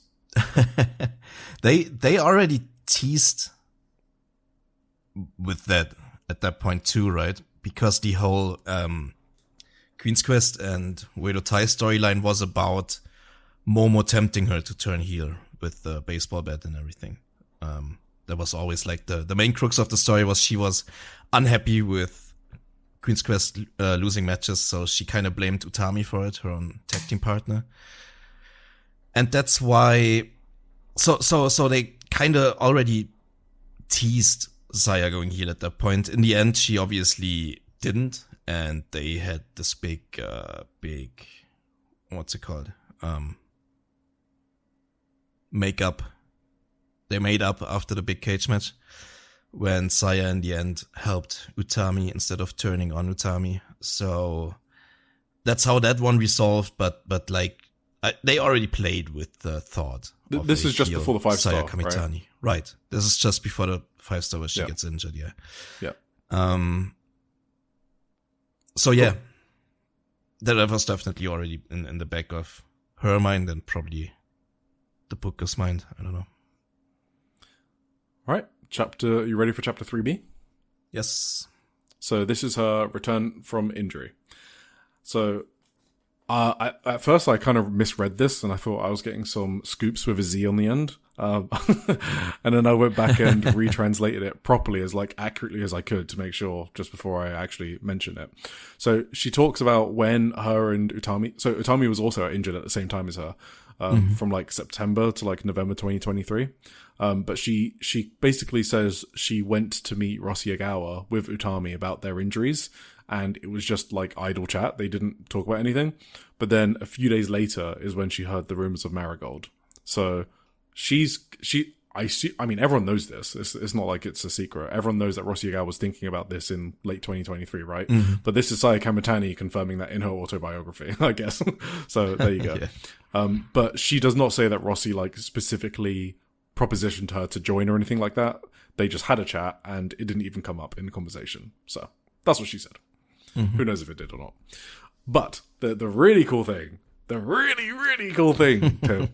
is that she had absolutely no loyalty to Rossi whatsoever. She doesn't say that specifically, but what she does say, that is so explicit and clear, is that she wants to stay because Stardom was the place that she was born and raised in. She said that she had the feeling she wanted to stay. The feeling that she wanted to stay in Stardom never wavered, not even once. Mm-hmm. But everyone around her, their hearts were wavering, is what Saya says. Saya says that she wanted to protect her precious Stardom. She said that a bunch of conversations were had in secret, but for her, where I want to wrestle is far more important than who I want to wrestle with. Mm-hmm. That's kind of cute. She said she made the decision to stay earlier than anyone else. So, yeah, I heard that before. That's great. I'm not sure if I want to draw all these parallels when we're done, or if I should just maybe I do this after. Okay, I don't know what you're going to say, so I can't advise you on that. Yeah, I should. Shouldn't ask you something. I got no fucking idea. You tell do you. Me the answer to that's stupid. Yeah. No, I'm gonna delay this one. But okay. There's some very obvious parallels to me here. To someone else. Cool. Well, just interject when you feel it's more relevant. So, at this point of the book, there's a lot of recapping of her career, like promos and flashpoints, but there's like no insight from Saya, so you can just kind of skip a lot of it. This is kind of the most boring part of the book because she's literally, it's almost like a Shoe Pro report. She's just talking about what's happening that everyone knows about. You can get transcripts for. So blah, blah, blah, blah. So Aphrodite, that's the name of her and Utami's team.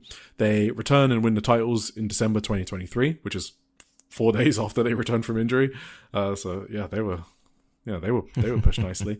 Then weeks that later was such a weird time. There were literally nobody was around who could have been better tag team champions than them, so they just gave it to them, I guess. Yeah. Made sense. On Christmas, 25th of December, 2023, Sayaka Kurara debuts against Saya Kamitani. Let's go. I didn't know this. I'm the dumbest fan ever. So, well, just because I just don't have history. Everyone knows history is not my strong point. So, you didn't know that her first opponent was Saya Kamitani? No. I do not look up debut opponents. That's just not information I look up. I talked about that before. Maybe I didn't. I don't. Well, if you did, then it went through one ear out the other. I don't fucking remember. So yeah, Saya Kamitani is Sayaka Kurara's debut opponent, and not only that, but Sayaka requested that she debut against Saya because Saya Kamitani was the one that was carrying out Sayaka's technical training, which maybe that was known as well. And then Sayaka one day told Saya during training that she admired her and joined Stardom because of her. Mm-hmm. Was that known? I did not specifically notice, I don't think. Okay, but you did say it was a story point when she was trying to steal her from Tam or something? Later. Well, let me think.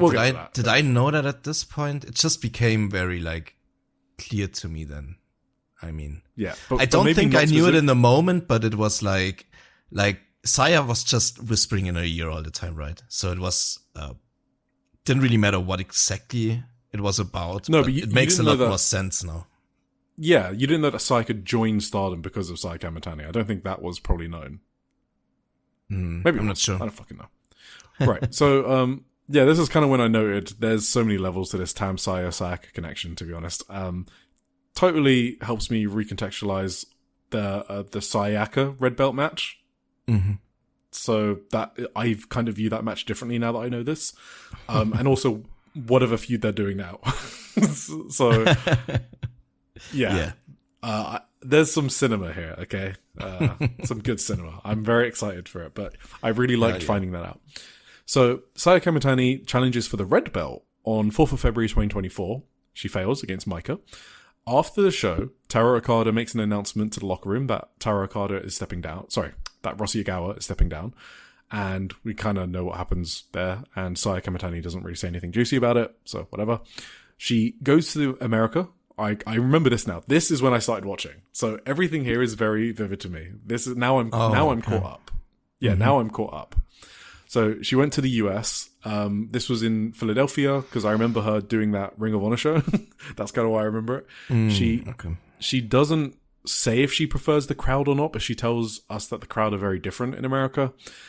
She talks about going to WrestleMania 40. She loves Rhea Ripley, which I already said earlier. By the way, a lot of Japanese people do. Rhea Ripley is like insanely popular. It's insane how they don't push her stronger, to be honest. She is so popular.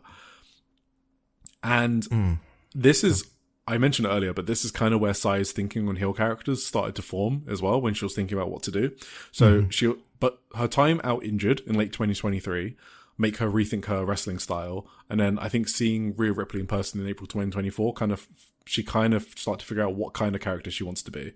But I think she's been thinking about the heel turn for a while now, basically. Yep. She retires the Phoenix Splash officially a year after she used it. So in April 2024 is when she retired it, but she hadn't used it in a year since the Mina Shirakawa match. She goes into the high-speed division. I remember watching this live being, what that the was fuck's going on? One thing I didn't notice, though, is that she changed to wear red gear to represent Utami. I just didn't pick up on that, I guess. Yeah, I don't know. I'm not sure if I picked up at the time on it either. Really. Yeah, it was a nod to Utami. Yeah, that's what she says in the book. Okay. I mean, it's pretty obvious in hindsight, but I don't even know if exactly, I really noticed the change in her gear, no, exactly to be the honest. same. Yeah. It wasn't really looking like closely at Saya Kamitani matches at the time. Do you think she's ever gonna bring the Phoenix Splash back? I don't think she will. No, it doesn't seem like she has any desire to. She kind of did it because she felt she had to do something amazing. Like it was like she did it out of insecurity. That's kind of what it comes off as. And I'll go into it after when we talk about chapter 5. But she doesn't feel insecure anymore.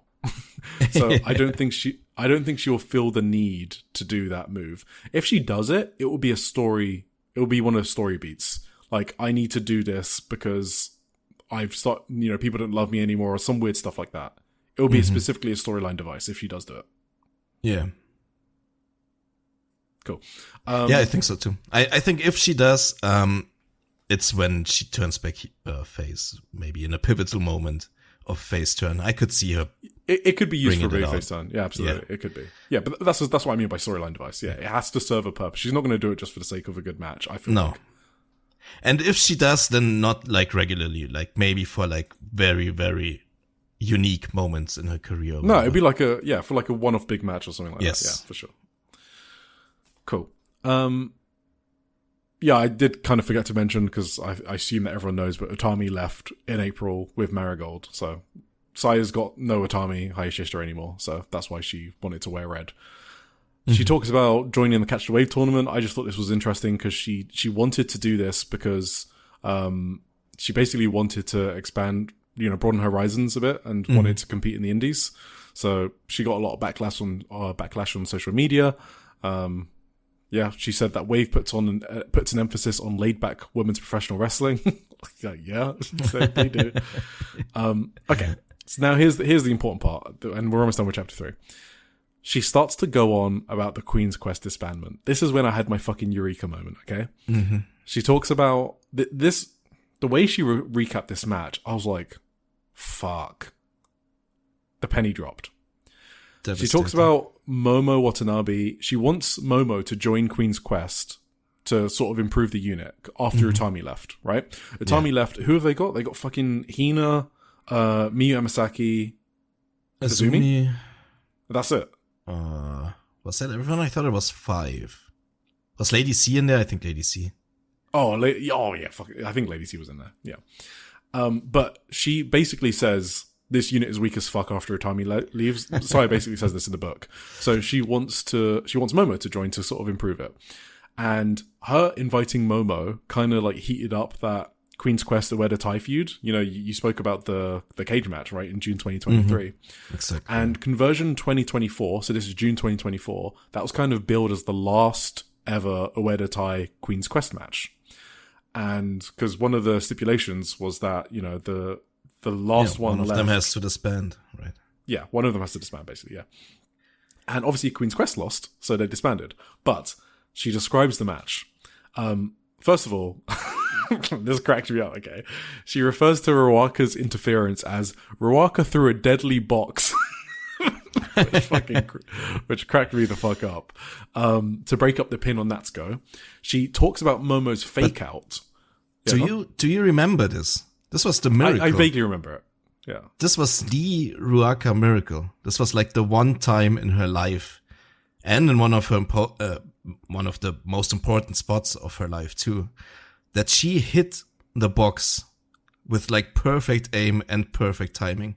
Like it was one of the greatest, free count interference spots ever at that, because it came so out of nowhere. Like the camera wasn't on her at all, and out of nowhere this box flew like at 2.99999, and it was really crazy. Like that was like the Ruaka miracle on that night. Well, there you go, the Ruaka miracle. And in the lead up, I think like Momo is sort of like being flaky, is about to like whether she's going to join Sai Kamitani or right. She's kind of like teasing it. And yes, I think weeks earlier, she actually has so Momo whispers something in Sai Kamitani's ear, but Sai Kamitani doesn't understand what she means. And now in this match, what happens is Momo basically helps Sai Kamitani and turns on Natsuko, right? And Sai Kamitani in that moment is like, oh, okay, that's what Momo meant. She's going to join Queen's Quest with me. So then all of a sudden, right, Momo hits her with a chair, I believe. I don't know if it was a chair or some weapon. She hits Saya. It was a chair. And yeah, okay. She hit Saya and basically she was faked out by Momo. And at this point, she fell for the trap, and she was basically trying to justify why she didn't look like an idiot. But it kind of worked for me, because at this point, I kind of realized, oh, she fucking hates Momo. She hates Momo. Yes. One, for, you know, the initial betrayal when she joined Ueda Tai. So this is, I don't know, ages ago, right? 2022. Because Saya was in Queen's Quest by that point, right? Yes. And now again, for, you know, for faking her out and making her look like an idiot. Yeah. So now it makes sense why Momo was the heel in their singles match last year. I mean, Momo was just extremely despicable to the entire unit, if you think about it. If you think the entire history, like Momo just fucked them over every step of the way. It was crazy. I think what happened to a lot of fans, including myself, who didn't know the history, is we kind of thought, oh, Momo's got to be the babyface. She fucking won the 5-star. That's so awesome. I love Momo. It's kind of like projecting your own feelings about a character rather than what their actual motivations are. Because Momo's an evil bitch, right? she's a nasty piece of work. And Sai Kamitani has been put through everything by Momo. Like, sure, they were kind of like colleagues in hate, but when she actually got to fight Momo, yeah, she's like, fuck you, this is for Queen's Quest, this is for Utami. And now, in that light, that match is so much better. I wish I knew that when I was watching that match live. That's what I want to say. And you know, so, you know what I thought when I read this whole, summary you gave me? So this went kind of also light bulb went off in my head. I don't know if this is true, for the record, I think these are this what does Thunder Talk call it? It's a cloud story. Yeah, it's maybe a cloud story for me. But I think when she failed immediately as the QQ, as the Queen's Quest leader, like she was leader for like a month or two before the unit completely fell apart and had to disband. She basically failed as a unit leader.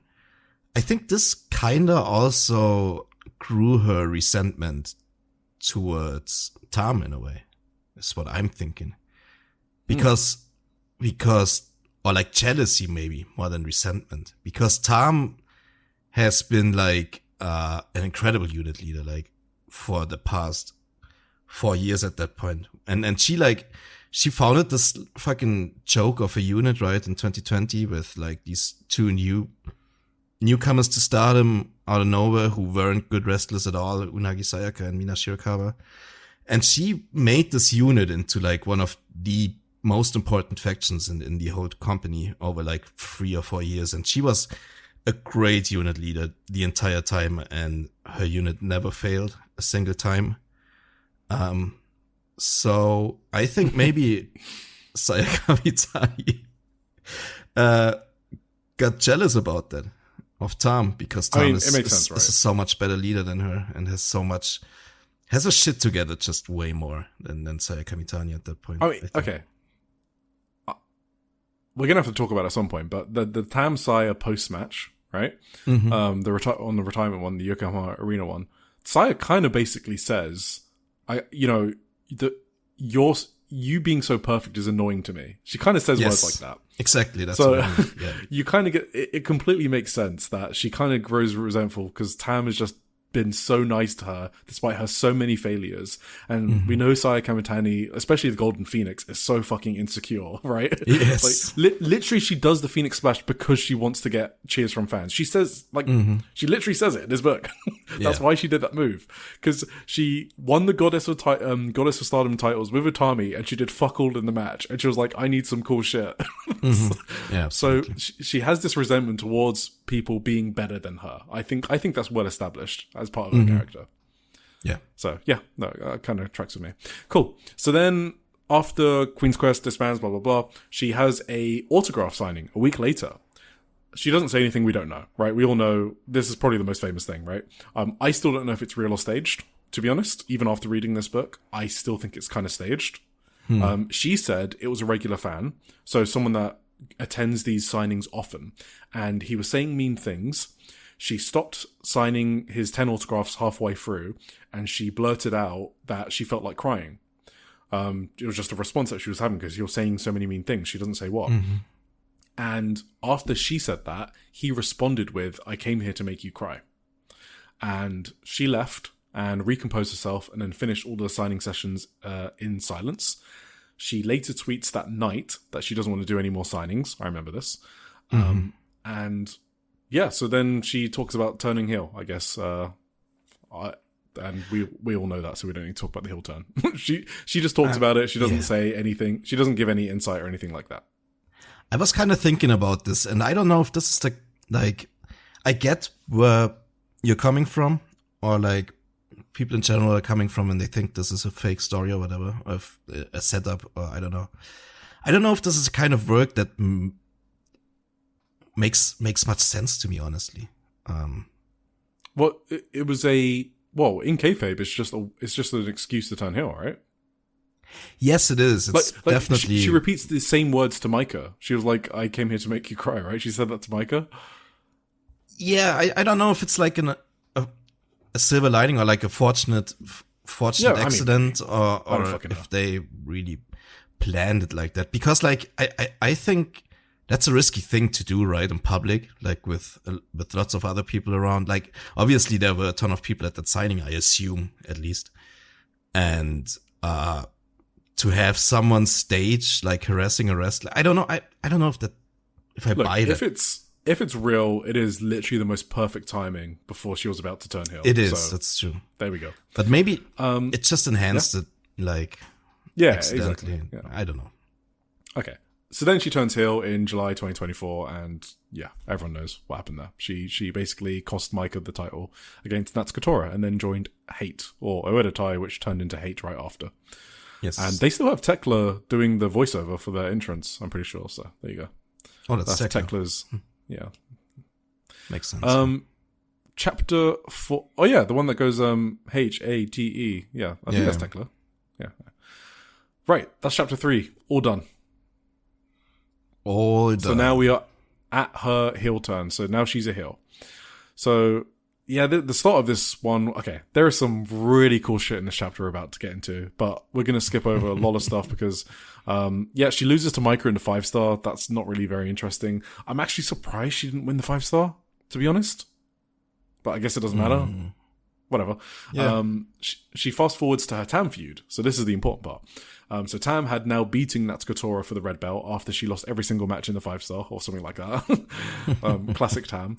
Saya wanted to take everything from Tam that she loved because she feels that Tam took everything from her during the July 2023 match when she dislocated her left elbow. Tam replied saying, "But Saya Kamitani is something that Tam loves." And that annoyed the fuck out of Saya. This is what I'm saying. She just annoyed how Such nice. a smart comeback, though. Yeah. Saya hated how nice Tam was to her. Yeah. I don't know if it's like one of those rejection things where she didn't feel like she deserved it as well. There's probably some of that as well. Mm-hmm. Yeah, So sure. she talks about the Dream Queendom match in 2024. That match had a lot of callbacks at her other matches. One was the Super Plancher, which injured Saya in the 5-star match. She did another one off the balcony this time. Yeah. And then she also... It was of those entrance things, right? Yes, off the entrance. Not scaffolding at this time. Yeah. Yes, Exactly. yes. And it was very far up as well. They also did a spot where there was an avalanche tiger suplex and she tricked everyone into thinking she was hurt because she wanted to play on the July 2023 match where she dislocated her elbow. I definitely didn't pick up on that when I was watching live because I didn't know that. But that was another callback. And then she wins. She beats, she cheats, right? She cheats to win. And she gets Tam to wrap the red belt around Saya's waist, which is mirroring what happened 3 years earlier when Tam happily wrapped the white belt around Saya's waist. It's not a perfect mirror, right? It wasn't that happy this time. Oh, yeah. No, she was not happy this time. No. She basically made her do it, but... Yeah. I mean, it wasn't a proud mother, it was more like a very, very sad mother. Yeah. I mean... For what has become of her daughter. Exactly. So... She also wanted to go further and take Sayaka Kurara away from Tam. And she says, it's not because I wanted Sayaka, it was just to hurt Tam. Yeah, that's... So, Saya was just using the fact... But what I didn't notice here was Saya was using the fact that Sayaka admired her to fuck with Sayaka's feelings and make her feel conflicted. Because you remember Sayaka was like on the edge, and I was like, why the fuck is Sayaka not sure about what she's going to... This was me. I was like, what the fuck is Sayaka doing? Why would you join Saya Kamitani? She's a heel. Just go with Tam. Yeah. Now I know it's because she admired Saya Kamitani. That's why. Yeah, that's so crazy. This is the one thing that kind of makes my entire, like, Saya Kamitani theory shake a little bit. Because it's almost too evil. Because my theory, like I've talked about this before, right? My theory is that deep down she's still like a good person. She's just hella insecure and she puts on this heel masquerade to like this facade to masquerade her insecurities. That's all that really is. But like this Sayaka stuff is like so evil, snake-like that kind of shakes this theory a bit because I don't know. I mean, I think the theory is just that Saya, she says it herself, which we'll get to in chapter 5. And again, what we said in the Momo match, she basically just doesn't have an alignment. She just goes with what feelings she has with characters. So the Sayaka stuff, yes, it's evil, but you have to remember she fucking hates Tam at this point. Yeah, so, but that is like real deep hate, right? That's not like a masked insecurity type heel behavior or whatever. It's like real, I don't really buy your theory, so it's real deep down. No, I think she's like, hate, I don't know what alignment this would be. It would be like chaotic neutral or something. I don't know what it would be. It would be something like that. Nah, this would be... You tell me. You play D&D, don't you? Chaotic neutral? That doesn't even make sense, I don't think. Why not? Does it? I think this would be whatever... like... Yeah, go on. I don't know. It will something evil. The specific thing. I mean, at this point, right? Okay, well, how do you explain her Momo match? Or even her Starlight Kid match? No, not in general. She's constantly switching alignments, right? Yeah, okay. Yeah, no, you're right. But you're right. This specific thing, like trying to take Sayaka from Tam just to hurt Tam because she hates Tam that much. Yeah. And then she would probably throw Sayaka in the trash or whatever. That's like chaotic evil or whatever. I don't know. Yeah. But I mean, in general, what is an alignment that I have no will idea. Change? Yeah, okay, fine. In that case, chaotic neutral maybe is the right term. Yeah. D&D nerds, you can correct me based on what we've spoken about Saya's character so far. All right, so they had the tag match on the 24th of February, 2025, and this is where it was basically like if Tam and Sayaka lost the tag match, then Sayaka would join Hate. Of course, Tam won, and she wanted Sayaka Kamitani gone. That was awesome, by the way. Great match. Yeah, I don't even remember it. I might need to go watch it. That was so emotional. Yeah. And so she basically offered a loser leave Stardom match for Korakuen Hall on the 3rd of March. We all know that's an amazing match. So I don't need to go over that. Saya Kamitani takes a detour and talks about Oni Renchan, Chidori no Oni Renchan. So this is the show that made her mainstream. We have spoken about it before, but it was like 19 episodes ago. So I'm just going to do a quick recap. If you want to go back and listen for whatever reason, 27th of September, Korakuen, I think we were reviewing. But so it's a reality TV show. It's on Fuji TV. It has good reach. There's 12 participants. They take part in 300-meter races. And after each race, a participant is eliminated until there's a final four. And there's only 5 minutes between the races. So basically, it's 9 300-meter races in total, and they're quite back-to-back-to-back. So it's very tiring. And some insight she gives that I didn't know about is she was contacted by a Stardom staff member to do the media appearance. She had had many of these offers before, not particularly this one, but other offers, and she just ignored them all. But now she's red belt champion. She feels like she has to do them because she wants to get the name out there. So that's kind of what changed in Saya's mind when she got the red belt. She practiced the fuck out of the running. She said she used to run some days 100 practice races, depending on her free time. Sometimes it was 10 to 15 300-meter races. That is kind of insane. She didn't want to embarrass pro wrestling, is basically what she says. In February 2025, she made it to the final. So she finished last in the final, which means she finished fourth overall. And it got her a lot of exposure. Not only that, but there was a viral clip where she basically broke down crying because of how grueling it was. And that basically endeared her to a lot of fans because, you know, the real Saya is kind of a sweetheart, right? She does talk about this clip. She mentioned that it happened after the final because she was so exhausted. And she talks about Natsuko and Raka being there to support her. She talks about, I thought it was interesting, she mentions that she didn't have any makeup on. And she felt that that was another reason it went viral because it was like showing people the real her. And she credits this particular appearance to why the Korakuen Hall match on the 3rd of March sold out. Not only sold out, it was a record sellout at Korakuen Hall post-COVID, but it also broke their YouTube concurrent views record. So she does specifically credit the TV appearance to that. Okay. Right. Yep, loser leaves town match, 3rd of March 2025, blah, blah, blah. Right, so the post-match. She specifically said she wanted to have a last dance with Tam Nakano. I don't know if this was in the post-match promo or after that, but the point is, she accepted Tam Nakano's offer for by the way, I keep forgetting that Saya's career was on the line as well, on the Yokohama Arena. Yeah, absolutely. It wasn't just title versus career. It was career versus career. Yes. And it's so important because Saya explains that that was a key part of the story. She says that she wanted a last dance with Tam, and she used the word last dance specifically because they had at the end of a wedding party with the one you love. So when Saya Kamitani used the words last dance, she was declaring her love for Tam Nakano. or that she was special to Saya Kamitani by saying she would be happy to retire if it meant it was to Tam, and vice versa. I don't think that... I didn't think about that. In the moment, I didn't know, but it makes a lot of sense. So Saya Kamitani specifically accepted career versus career, and the quote is, "I felt that if it were Tam Nakano, I wouldn't mind dedicating the very end of my wrestling life to her." Yeah. So her putting her own career on the line was her doing pro wrestling. It was her fully accepting the feelings of the challenger and as a champion reciprocating. And I definitely missed that. And she says that she used to get backlash for why would Saya Kamitani put her career on the line? Why not just put the title on the line?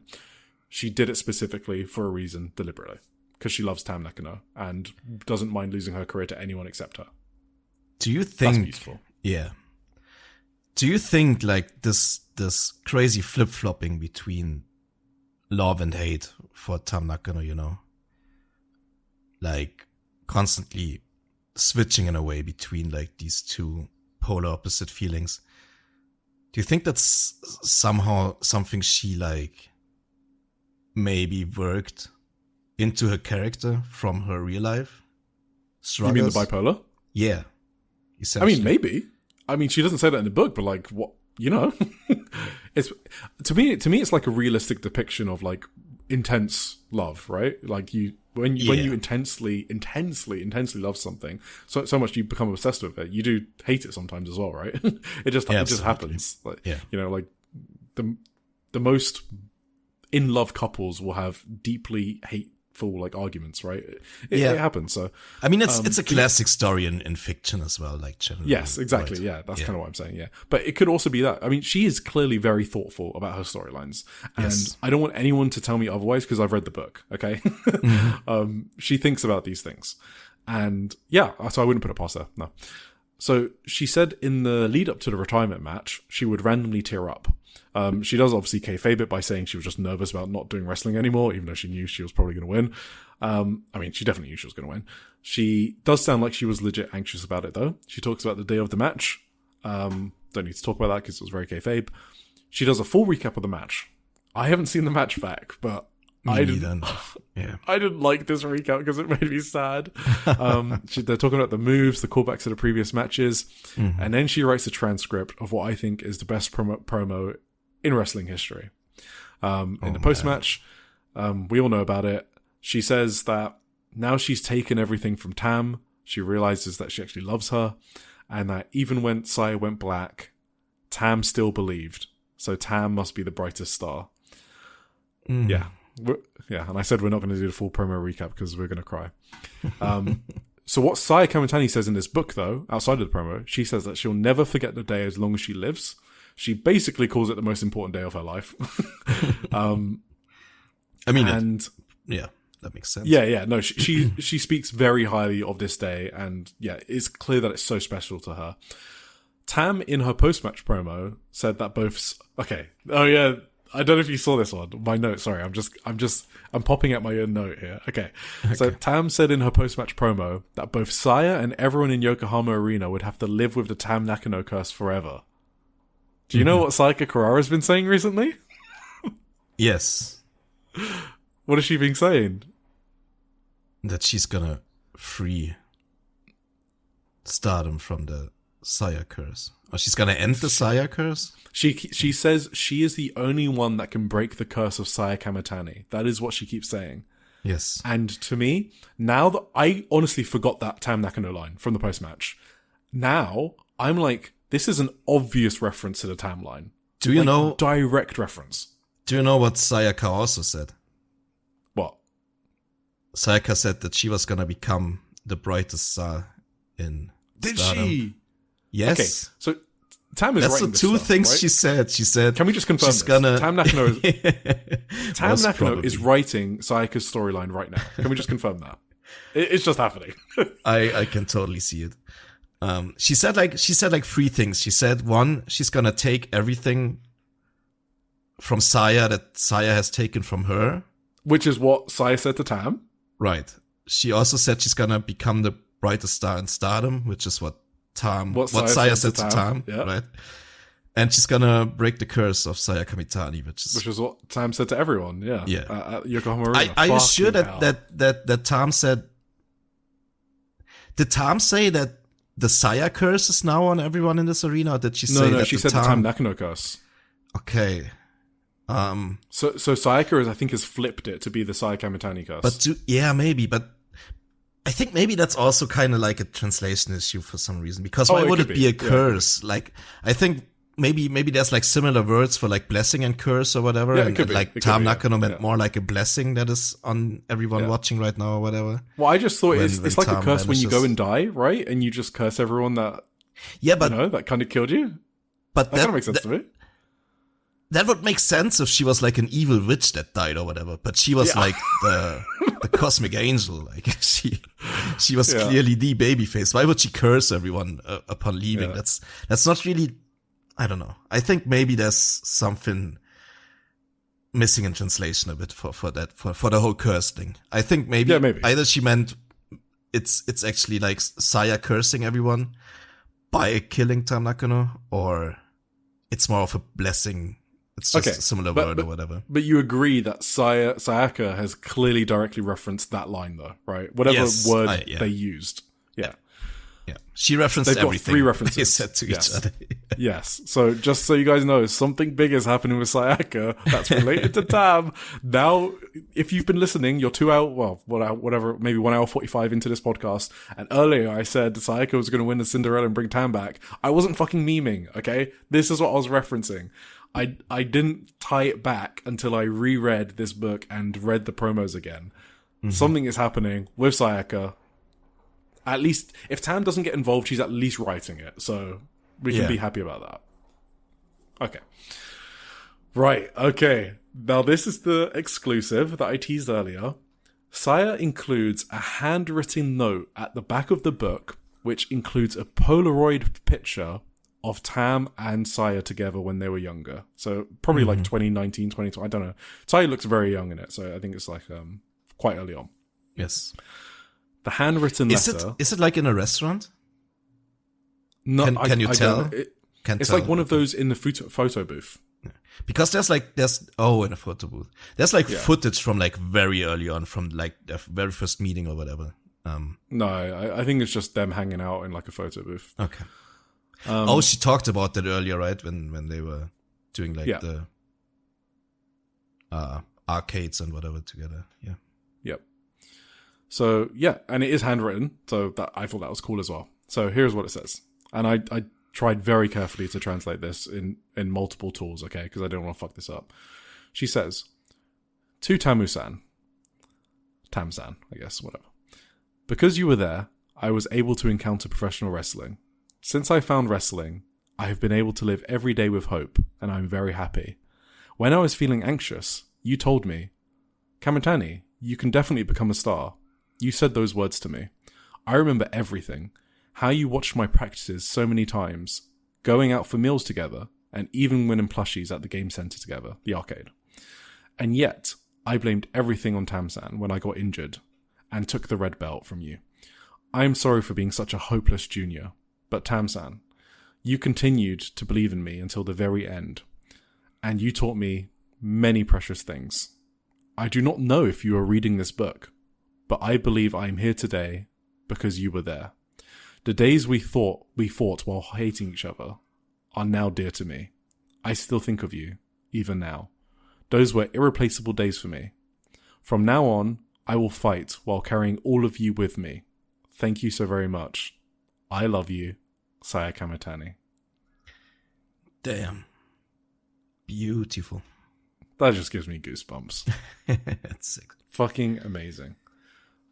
I mean, she doesn't... This is what I mean. She doesn't care about character alignment. It's, what do I feel about this character right now? And right now, Saya Kamitani misses Tam. She just does. She misses Tam. Yes. So we'll see where that goes. I'm almost building myself up for disappointment, by the way. Why would you release this book? Why would you have the Sayaka storyline? Like, what the fuck is going on? You know? All right. I don't know. I All think we're almost done. Like, in the worst case scenario, let's just building up Sayaka to become basically like Tom's disciple or whatever, the next Tom Nakano in a way. Yeah. And just hope that it works out and Sayaka is gonna become as great as Tom was.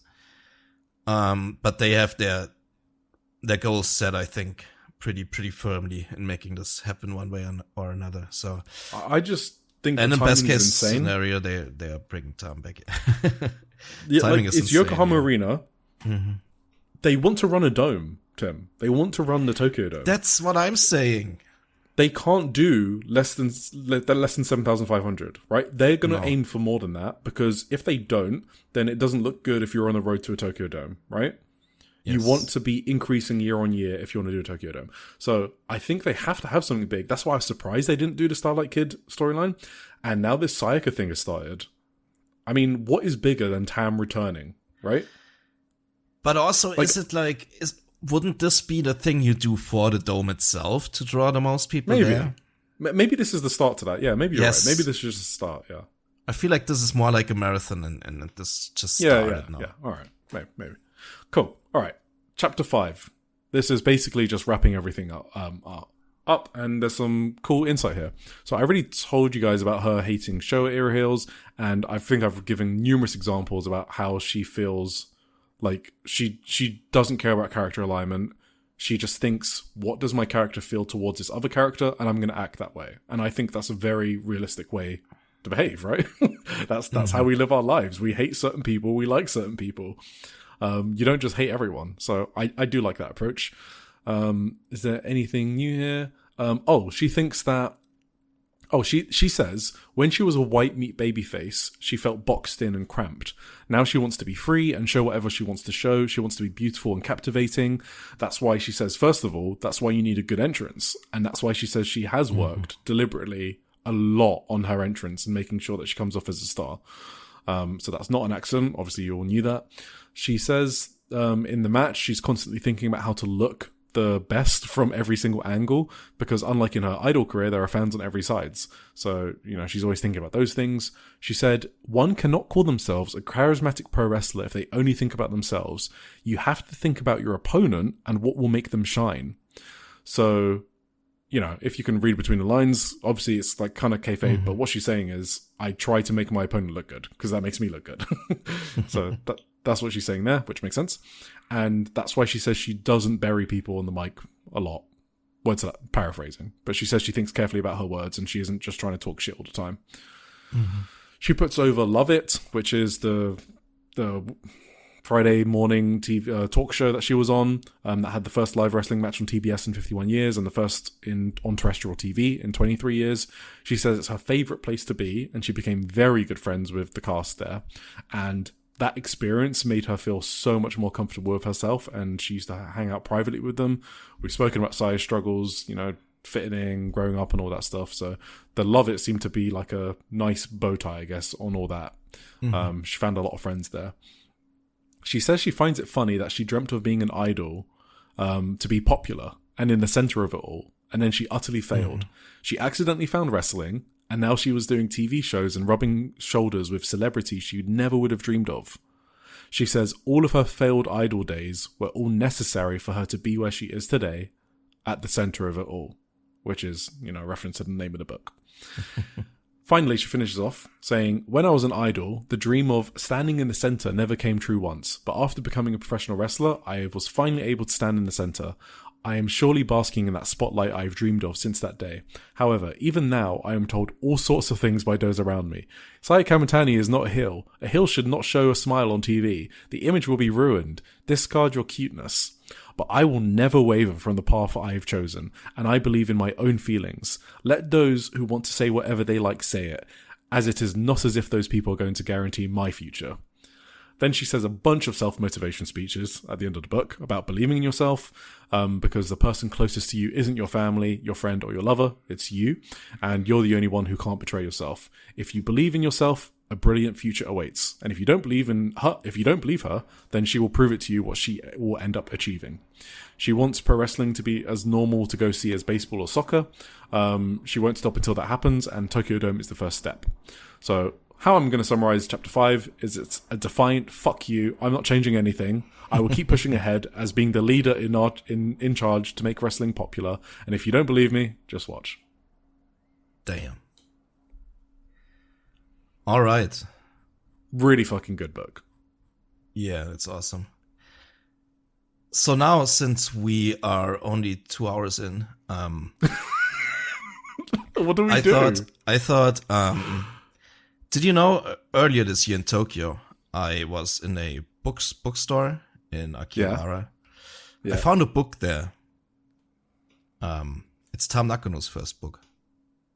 Oh, I didn't even know she fucking had a book. So earlier today, I sat down with my phone and my Google Lens. Oh my god! Why do you surprise me like this? I had this book laying around, not sure what really to do with it. Instead of like flipping through it and looking at the pictures, but like this kind of like, I just wanted to check it out a bit. Like I started like flipping through the pages and translating some random ones. We're not doing show reviews, are we? I thought we could do a whole nother book review. I'm just kidding. I just wanted to point out a couple of strange similarities, maybe, if you will. Like the stuff she says at the very end of her book, right? About her wanting to stand in the center, or like that's the name of the whole book, you said, right? Yeah, sorry, Kamitani's book, yeah. That is essentially one of the first sentences in Tam's book. No fucking way. Yes, it is. Are you serious? And Tam had like the exact same hardships as Saya in a way, right? She wanted to become an idol. She failed. She sent many applications to like idol groups and no one would take her. She was like a dance instructor herself. She was like a great dancer herself. She danced like all her childhood and stuff like that, just like Saya. And she... What the fuck? she only got... So she had to be like an underground idol, it's called. In like a very small idol group who was at the same time also working as masseuses in like a massage parlor. The Katamomi girls in Akihabara. That's Misa Kagura was part of that, right? I think so, yeah. Yeah. And she actually printed like a menu of that place in the book too that I translated, and like it advertises with like you can spend time one-on-one with your favorite idol and stuff like that. Like it's kind of creepy. It's kind of doesn't sound great. Doesn't sound like a great life to have. And they were like so underground, like they're on their gigs, like they had as many viewers in the audience as they were dancers on the stage. Like that's how small her shows were back then. And she struggled like hard with that until she found like wrestling. Same as Saya, essentially. And she always wanted to be in the center of everything, and the wrestling helped her to accomplish that. And I mean, fucking hell, man. That's also like she talks about her philosophies as like a wrestler. She also says a lot of the same things about like entrances, how much thought she puts into like an entrance and stuff. She struggled a lot with her Twilight Dream song. When she sang that, because like it was more of a love song and it was only like 2 to 3 minutes long. So for longer arena entrances, it would like have to repeat and stuff. And she like thought about all that stuff very, very deeply, because her like presentation was very like important to her. I think Saya obviously learned that from Tam directly, all that stuff. Also the thing about, what was the other thing? Because Tam came into Stardom as like a heel, right? She was first in Uedo Tai and then she got kicked out of Uedo Tai. She joined Stars and had like her face turn, and she described her wrestling character as like the darkness and the light both live within Tam Nakano. And that's also kind of what Saya Kamitani is doing now, right? With her like undefined heel character or whatever. And like, yeah, that's just a million fucking, I don't know, similarities. Can you even call Saya Kamitani a heel? I just feel like there's no point like putting her a label on it, right? She's just yeah. She's just Saya Kamitani. Yeah, no, I agree. Yeah.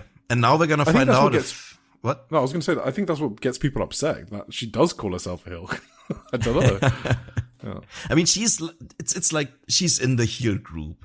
And they cheat to win and stuff. Like group, from that kind of definition, she's like by definition, her like the cheating from her stablemates and matches and stuff. And like, I feel like we're beyond this stuff. It's 2026, right? Maybe, yeah. I have one more thing maybe to say, like overall, because like I heard several people, I heard like 2 different podcasts talk about it lately, that like what wrestling needs really as like wrestlers, because many people are saying that like there's not a lot of great wrestlers coming up through the indies nowadays, mainly in North America, and that's probably true because like the arms race between WWE and AEW just destroyed the indies, and like new indie wrestlers apparently just don't cut it anymore in the same way they used to like a decade ago or whatever, when like the big indie boom happened. And now, like, people are making these, like, I don't know, these theories. They're making up these theories for why indie wrestlers don't cut it anymore and stuff. And, like, I heard people say that you need more, like, idiot athletes who don't really care about wrestling and who are just, like, great athletes and can do moves, and they're gonna learn all the other stuff later. And I kind of think that's not the case. I think we mentioned it before. I think dump truck wrestlers are good. I think dump truck rookies are good. Like we have Celine Mizora over there and stuff like that. That's obviously great. We have Venny and wrestlers like them are obviously great. But I think to be a really next level great wrestler, what you need in your life basically is to experience failure, to have been like really down, like at a really low point in your life, to like build your character and to like know what suffering is and to build your character around that. I think that's what makes a wrestler a great wrestler, if they can translate that into their in-ring work and into their wrestling personality. We'll see if Sayaka has the same thing.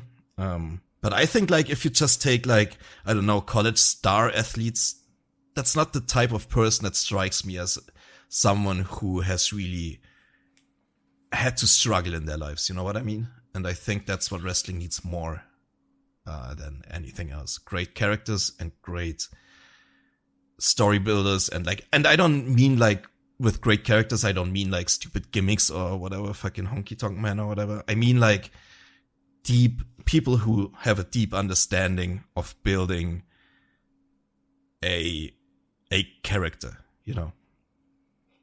Yeah, I mean, I would even put it more generally than that. I just want more theater kids in wrestling. That's kind of what I keep saying. I don't care if you actually have suffered, but as long as you can act it. Yes, theater kids. I just want more dramatic people in wrestling. I feel like that's a hot take, and I don't know why it should be. Wrestling is fake. It is not a sport. It's not a sport. It's not a sport. Because I hear that's like that. There's a counter sentiment to that going on right now. That wrestling needs less theater kids and more. It needs fucking more of them. NIL, not like MJF though. Shit. Not non-MJF like. Yeah, like kids. Not every theater kid is no. Yeah, there are some failures. So. Yes, but like, yeah, that's just my opinion on that whole thing. No, I mean we agree on this. All right, absolutely. You got anything else? I mean, that's kind of crazy. I didn't know about that time thing. So she doesn't really write about Saya Kamitani in her book, unfortunately. When was it released? 2021, like. Oh, okay. During her white belt reign, I'm pretty sure. Oh, okay. So even before she dropped it. So. Yes. Saya was still a babby back then. At least I think so, because I think she would have included that otherwise. And all her pictures, she still has the belt and stuff. Even on the cover, she still has the white belt. So Saya wasn't doing anything before that. Yes. I mean, Tam was obviously already an important person alive, but that's not something like the book is very much kayfabe. It's very much about I've got good news and bad news. Here's the bad news. Most protein bars are packed with sugar and unpronounceable ingredients. The good news? There's a better option. I'm Will, and I created IQ Bar plant protein bars to empower doers like you with clean, delicious, low-sugar brain and body fuel. IQ bars are packed with 12 grams of protein, brain nutrients like magnesium and lion's mane, and zero weird stuff. And right now, you can get 20% off all IQ bar products, plus free shipping. Try our delicious IQ bar sampler pack with 7 plant protein bars, 4 hydration mixes, and 4 enhanced coffee sticks. Clean ingredients, amazing taste, and you'll love how you feel. Refuel smarter, hydrate harder, caffeinate larger with IQ Bar. Go to eatiqbar.com and enter code BAR20 to get 20% off all IQ Bar products plus free shipping. Again, go to eatiqbar.com and enter code BAR20. Julia feud mostly. Yeah. She has a big chapter about Saori Anu, who she admired a lot. Like, she wanted to become a wrestler after she saw a Saori Anu versus Natsupoi match. Did you know that?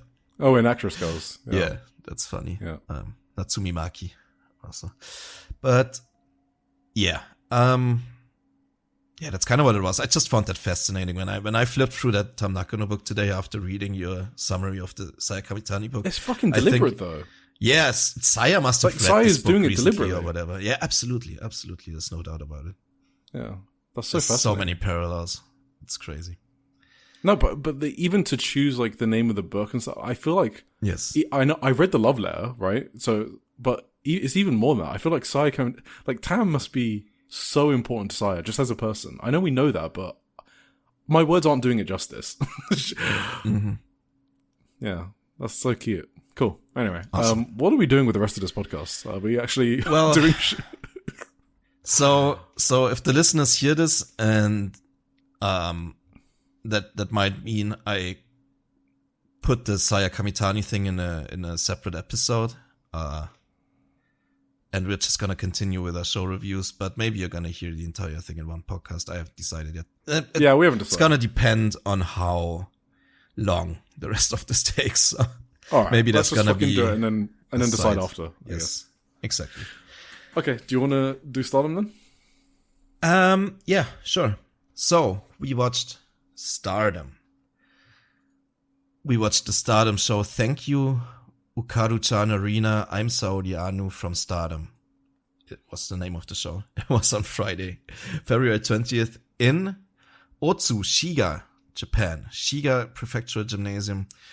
In front of 1,083 people. She did it, Eric.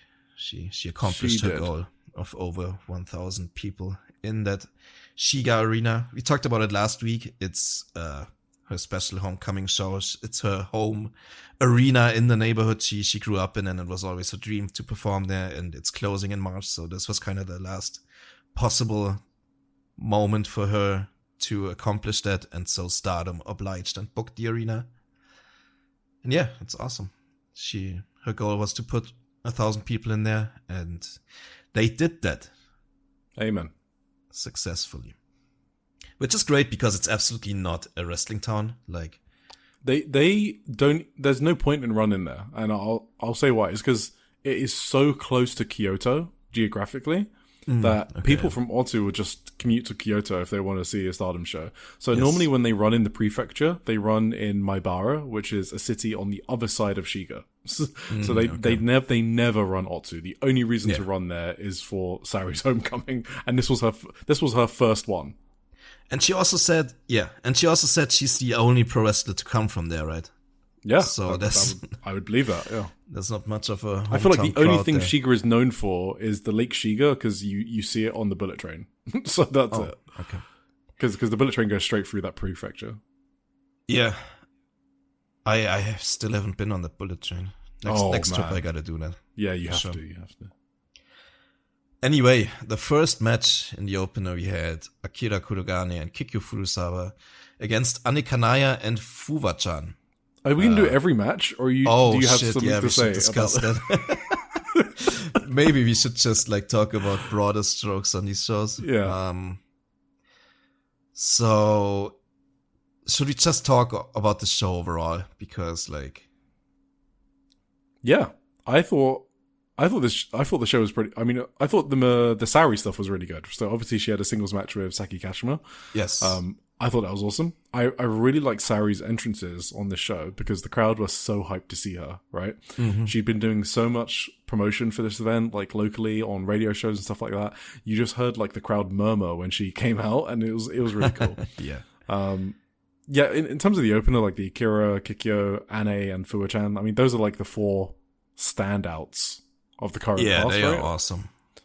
Absolutely. So it was a good match. But that Stardom class is fucking ridiculous. And she did that Death Rider thing again. I don't think she flipped this time. Are you sure she flipped it last time? Wait, wasn't it this Rana time that did that? Oh, maybe. Yeah, no, Rana's new move is the flip Death Rider thing. Oh, okay. Yeah, Kira did like a normal Death Rider thing for her. Yeah. That's awesome. Well, I think isn't it like a, what is it, Northern Lights or double underhook? I don't fucking know. Yeah, like a double underhook. It's like Yeah. kind of a Death Rider. Yeah.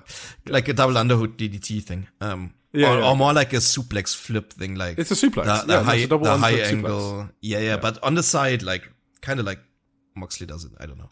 Yeah. Yeah. I just think it's awesome how Akira like grew or like rises in the hierarchy, and it's like totally normal for her to pin people now.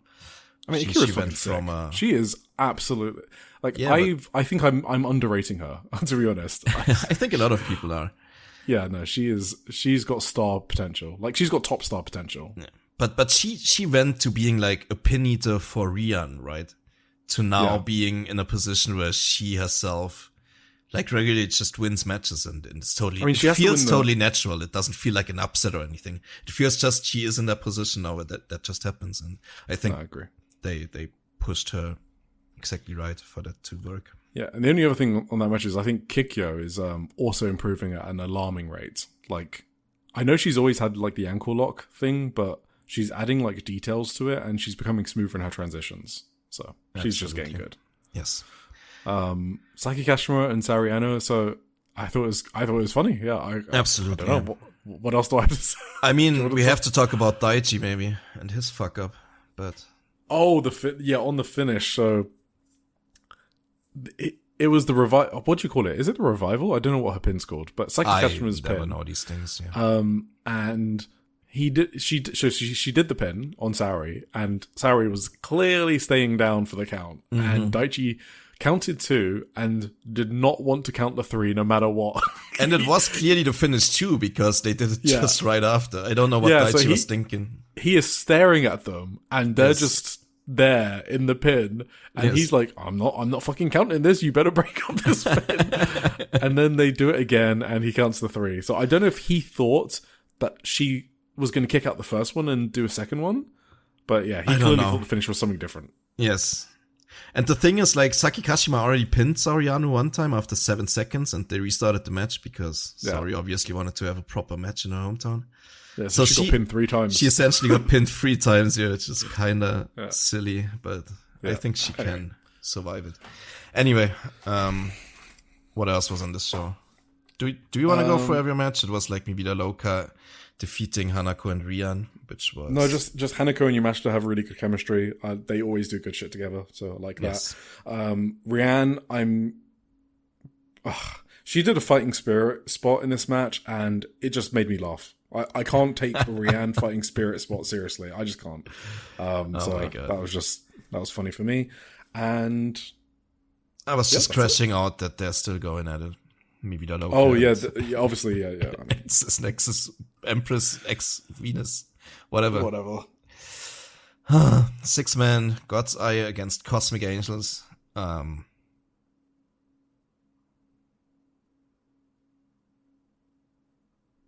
got nothing. Right. No, that wasn't really a much outstanding match. I thought Aya was awesome in this match, but other than that, yeah. Ami got a good pin. I thought it was interesting. Let's not waste any time. India Shiux and Neo Genesis and Tabata defeated Husky, Maika, Makito, and Waka Tsukiyama. I don't have much on this either. These matches are kind of weird now, where they put like the 2 CMLL wrestlers are always with Husky and Maika in some constellation that doesn't have any continuity or any sense to it. Just like they put them all in a mixer and and roll the dice and whatever Yep. it says they do for a match. Then we had the big fuck off 12-man everyone against God's Eye match. Against Hate. I mean, it was God's Eye and Stars teamed together to defeat Hate. Hina fucking rules. Hina's amazing. Hina and Konami are gonna have a banger. Yes. They work so well together. It's crazy. Yeah. They did a 3D Hina and Lady C. Did you see that? I don't think I ever saw that before. Like the Dudley Boys move. Yeah, that sounds sick. It looked sick. Surprising. I did watch his match. I just don't remember that. yeah. No, I was just looking what comes next. Cosmic Angels in the main event, obviously. Natsupoi and Saori Anu in her second match of the night, obviously in her hometown. She actually third match if you count the first pin from Saki Kashima, but they defeated Neo Genesis, Miyu Amasaki, and Starlight Kid. This was kind of like her dream opponents, right? In a way. Yeah, and as I mentioned, Otsu is like right next to Kyoto. So Miyu Amasaki from Kyoto and Saori from Otsu. There was like a huge rivalry, regional rivalry in this match. So the crowd was hot throughout, and there was a rare Starlight Kid botch going for a springboard, which I don't think I've ever seen before. And there was just a lot of Shiga versus Kyoto chants. Fun main event. Do you think Saori Anu has a crush on Miyu Amasaki? Maybe. Or was it more a rivalry thing? I thought she maybe loves Miyu Amasaki, but I don't know. Then why didn't she kiss her on the next show? Yeah, that's the thing, right? I think she's so like nerves, you know. Ah, maybe. Because that's not really like very Saori like, right? She's like really cold-blooded usually, but she seemed so thrown off by like this Miyu Amasaki proposition. Yeah. That she couldn't get over it. She couldn't get over her, I don't know, shadow or whatever. She calls herself the indomitable girlfriend, right? Or she used to do that at least on the indies. And when you have that nickname, you can't shy away from a kiss like that. That's not true. That's not very much like her. So I think there's something going on there. Anyway, do you have anything more in this main event? No. There was overall just this sexual atmosphere going on. Because like Poi randomly just decided to lie across Saori after the finish. That was also kind of weird. Like, I don't know what was going on in this match. Kind of something. Got to get out of your system. Something was in the air. I mean, there were 4 days in a row of shows, okay? Yeah. This was kind of a fun nothing show. Even though they did a very, very good crowd, and it was a good show. I really like the second one though. On Saturday, 21st, they were in Osaka in Edion number 2. That's the smaller one. They did 673. I don't know if you got anything important on that number. Nah, this is just their normal Osaka number now. Yeah, basically. I just thought the vibes were very good in this show. I even liked the comedy match a lot. The Hibiscus Me, Kyusei, Ranmaru, Miyuki Takase, and Shin Hirota Katsushika Sakura. Huh, who's that? Who is that? Who did she portray? Katsushika Sakura? Do I know her? I think that's just, I don't know, isn't that just the name she has now? I don't know. It's just herself, though. Oh, it was just herself. Yeah. Okay. Anyway, we had first up Neo Genesis defeating God's Eye. It was Azumi, Meisera, and Sada Kid defeating Hina, Lady C, and Rana Yagami. Yeah, it's just Neo Genesis are so good. This misdirection spot they do, where they each run into different ropes from each other before they do like the drop kick on the person in the middle. You know what I mean? Yeah. It looks so fucking sick. It looks so well coordinated, I guess. Because like Mei Sarah, Azumi, and Starlight Kid is like an insane trio, right? I mean, do you know Love and Peace and Dragon Gate? Have you heard of them? I've heard of them, yeah. Okay, I think they're like the best in-ring unit in the world. They're just fucking insane. These 3 kind of are up there, basically, is what I wanted to say. Like Azumi, Mei Sarah, and Starlight Kid is a fucking insane trio. Yeah. Lady C at one point chokeslammed Azumi, and that fucking looked like it sucked. Like, Azumi splatted on the mat like I've rarely seen anyone splat before. But Azumi...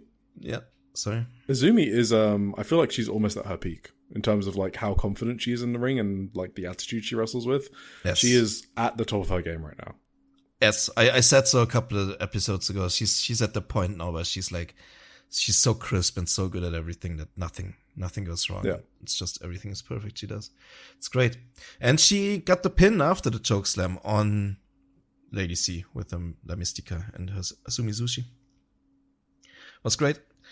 After that, 6-man tag, Miida Loka, Akira Kuga, Nitsuke Yaoki, and Rina Yamashita defeated Stars, Hanan Momokogo, and Yuya Hime. Yeah.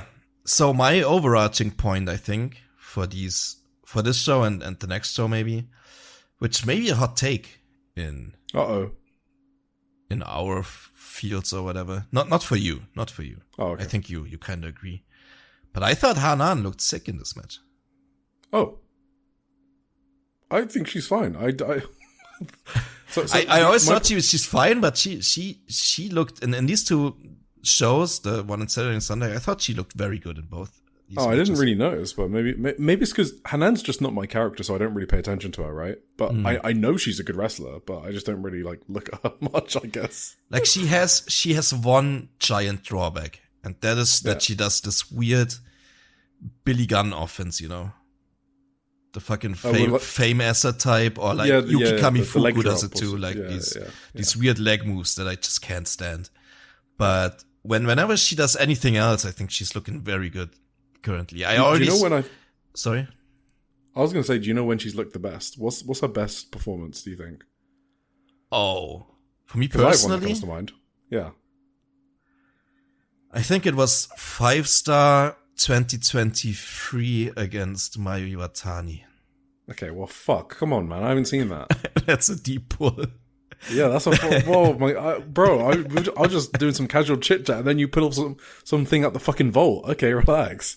I was just gonna say, the All-Star Grand Queendom tag with Hazuki and Koguma. I thought she was fucking sick in that match. Yes, she was very good in that too. That's true. But no, she's a very good wrestler. That match that I referenced there, she was like, from a wrestling ability, she was way below today at that point. But that was like a typical like. What's it called? Like senpai against student kind of match. Where isn't that just a Mayu special though? She's so good at those matches. Yes, but that was like what she got out of Hanan emotionally in that match, like the struggle that Hanan put on there, and like that was a performance. I don't know if Hanan ever got to that level of an emotional performance again since then. I can't really remember any. But that was a fucking sick struggle and like just a fucking great hard-hitting match. So maybe against Konami, yeah.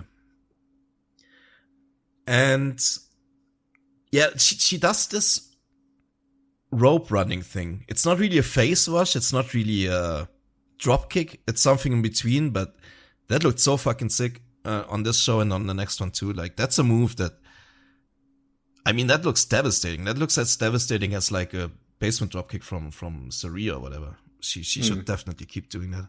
That's when I really noticed that like something looks really crisp about Hanan in her work lately.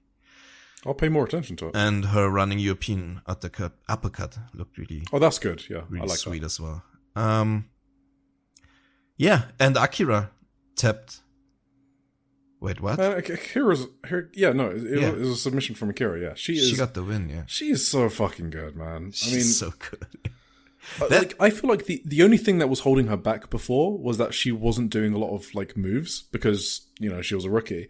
I'm sure she can do the moves. So now once she starts like letting loose and keeps adding shit to her arsenal, she's gonna be unstoppable, man. Yeah, probably. And this new submission she does, that weird arm lock where she's underneath and kind of like, I don't know, that looks like it sucks to be in, honestly. I wonder if that shoot hurts, but whatever. You know what else I like? I like that she's teaming with the fucking freelancers. I love that she's teaming with Rina Yamashita and Itsuki Oki on every show, especially while Suzu's out with like health issues and Bazilla's injured. These are good pairings for her. They'll help get her out of her shell. You know, Itsuki Oki and Rina Yamashita, they don't give a fuck. So yeah, I'm looking.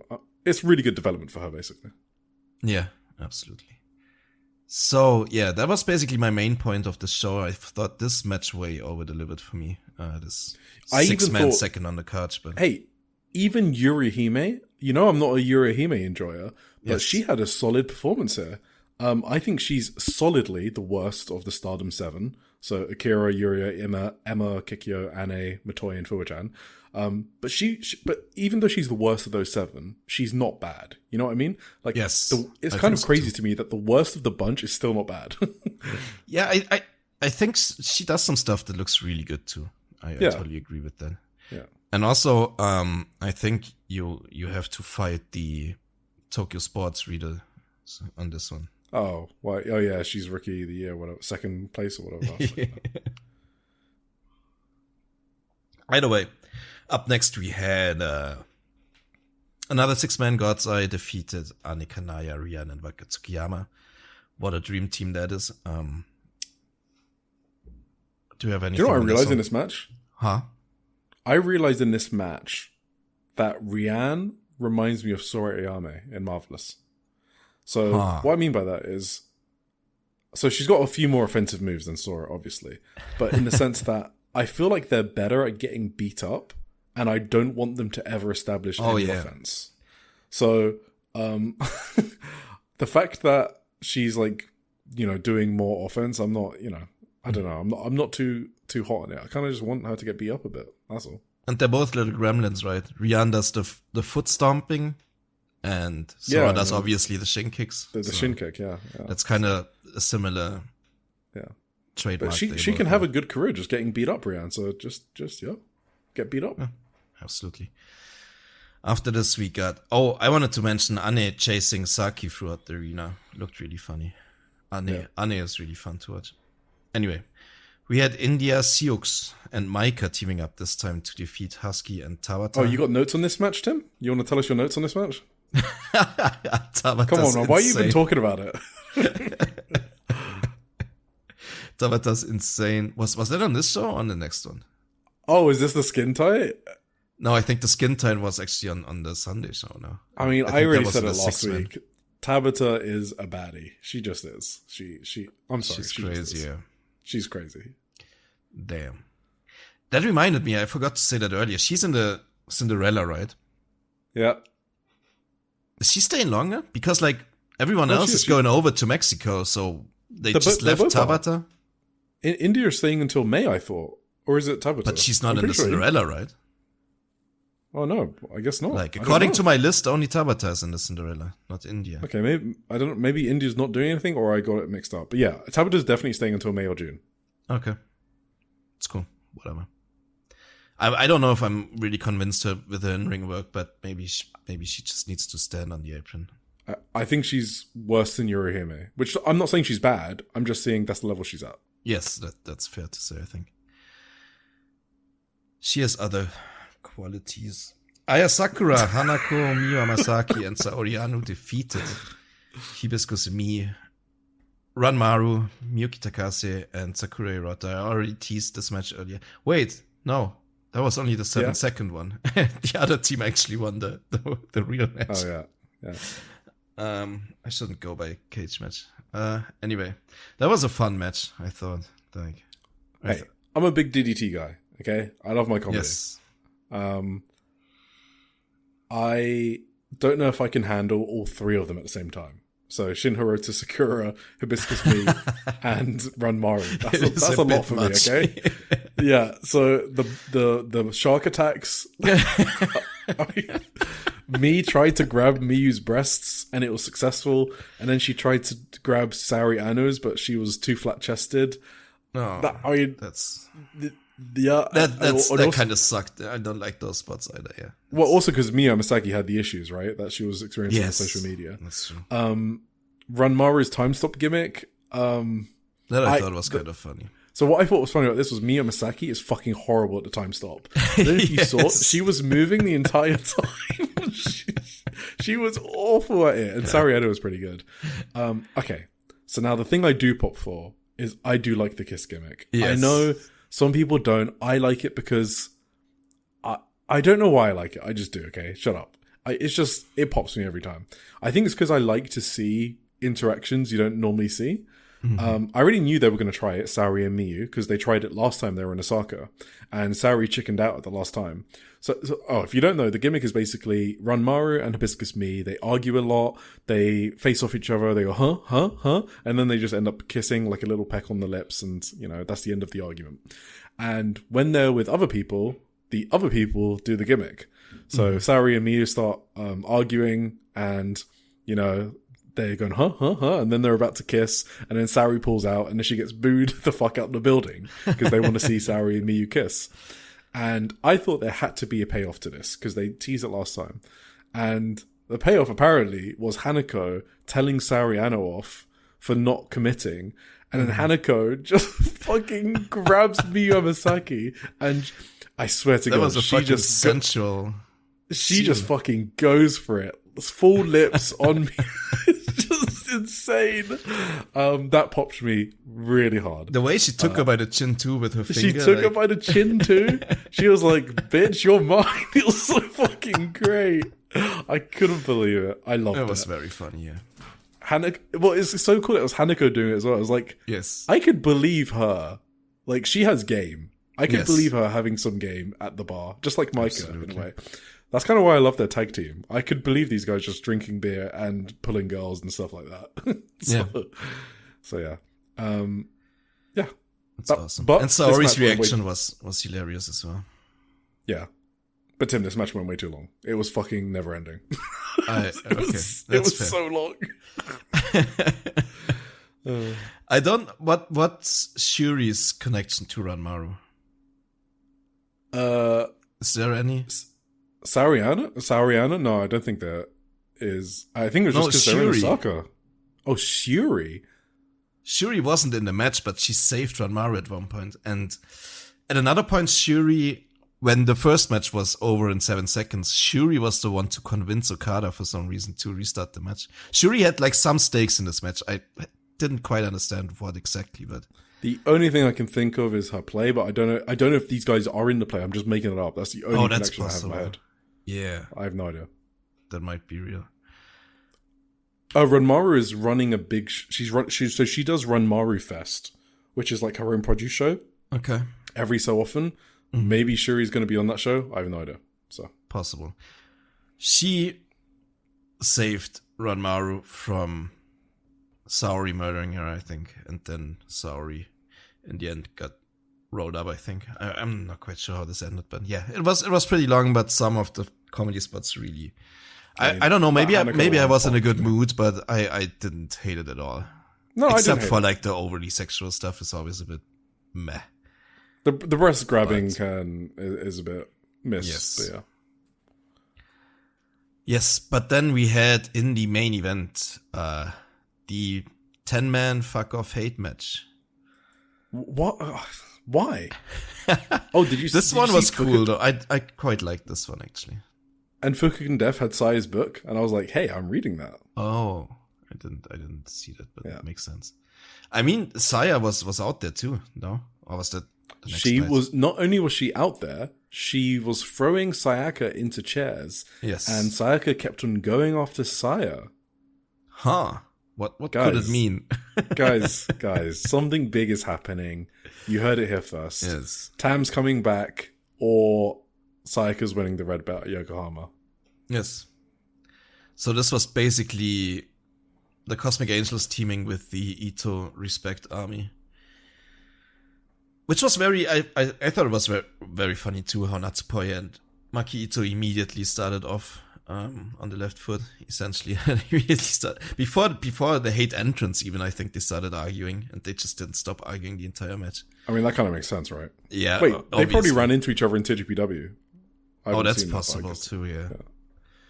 But I think, honestly, that Maki Ito, like, I think all the Cosmic Angels have heat with her now, obviously, because she claims to be the top kawaii. Yeah. Which was obviously Tam Nakano. But I kind of liked this match, and I saw like big confusion too about the finish, which was basically Kurara getting geeked the fuck out. At first I was surprised too, but it kind of made sense after thinking about it, because Tora actually like lifted her up at 2, right, before squishing her again and then pinning her for real, which is like an ultimate jobber squash move. And I hate it usually. But I think it might really work for the story, in my mind, if Sayaka Kurara is like really going through it, right? Just like getting to rock bottom first before anything else happens. And I think they're gonna do that. I think Sayaka Kurara is gonna eat a bunch of tough losses maybe in the next weeks or so. So what did you think about that? I feel like we spent 2 hours on it. Also, obviously, Saya interfered and big booted Sayaka. So basically, she was also cheated, Sayaka, in that way. So something big's happening. I don't know what it is. Yes. At some point, Maki Ito and Kikyo did an assisted body slam on Natsuko Tora that looked really insane. Because you think like even if they combined their power, which isn't really possible in a suplex, they couldn't not get Natsuko over, but they did. So that was impressive and really strange looking at the same time. Yeah, do you have anything more on this show? There was a big post-match interview from Saya that she cut on Sayaka Kurara, but I didn't get the translations here. Oh, I don't have that either. Whoops.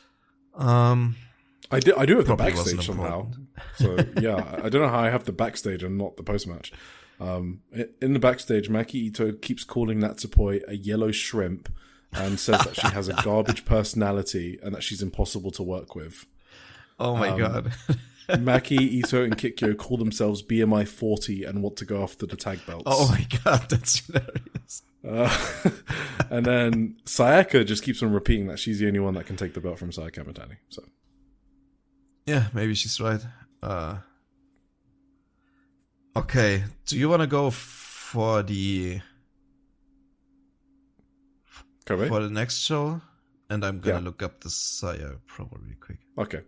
22nd of February, they were in Kobe. It was like the Kobe Art Center, which I don't know what's happening with it, but TJPW had a show there as well called like Final Curtain in Kobe. I'm pretty sure something's happening to either that building or they're not doing pro wrestling anymore. Don't know what the fuck it is, but something's going on there. I thought this was more of a standard house show, to be honest. I barely have notes on anything. BMI 40 did take on BMI 2000 in the second match. It was a match. I guess Ruaka pinned Maki Ito. It wasn't a tag title match, so I don't really know what's going on there. Anne did a dance with Unimon, her pineapple partner. So it's over, and she's joining Cosmic Angels. You don't need to doubt that anymore. That's definitely happening. Hell yeah. Rianne won with a fisherman suplex on Anne. So a red dub for the Rianne. Neo Genesis against Stars. I can insert this now. So she said, it's kind of funny.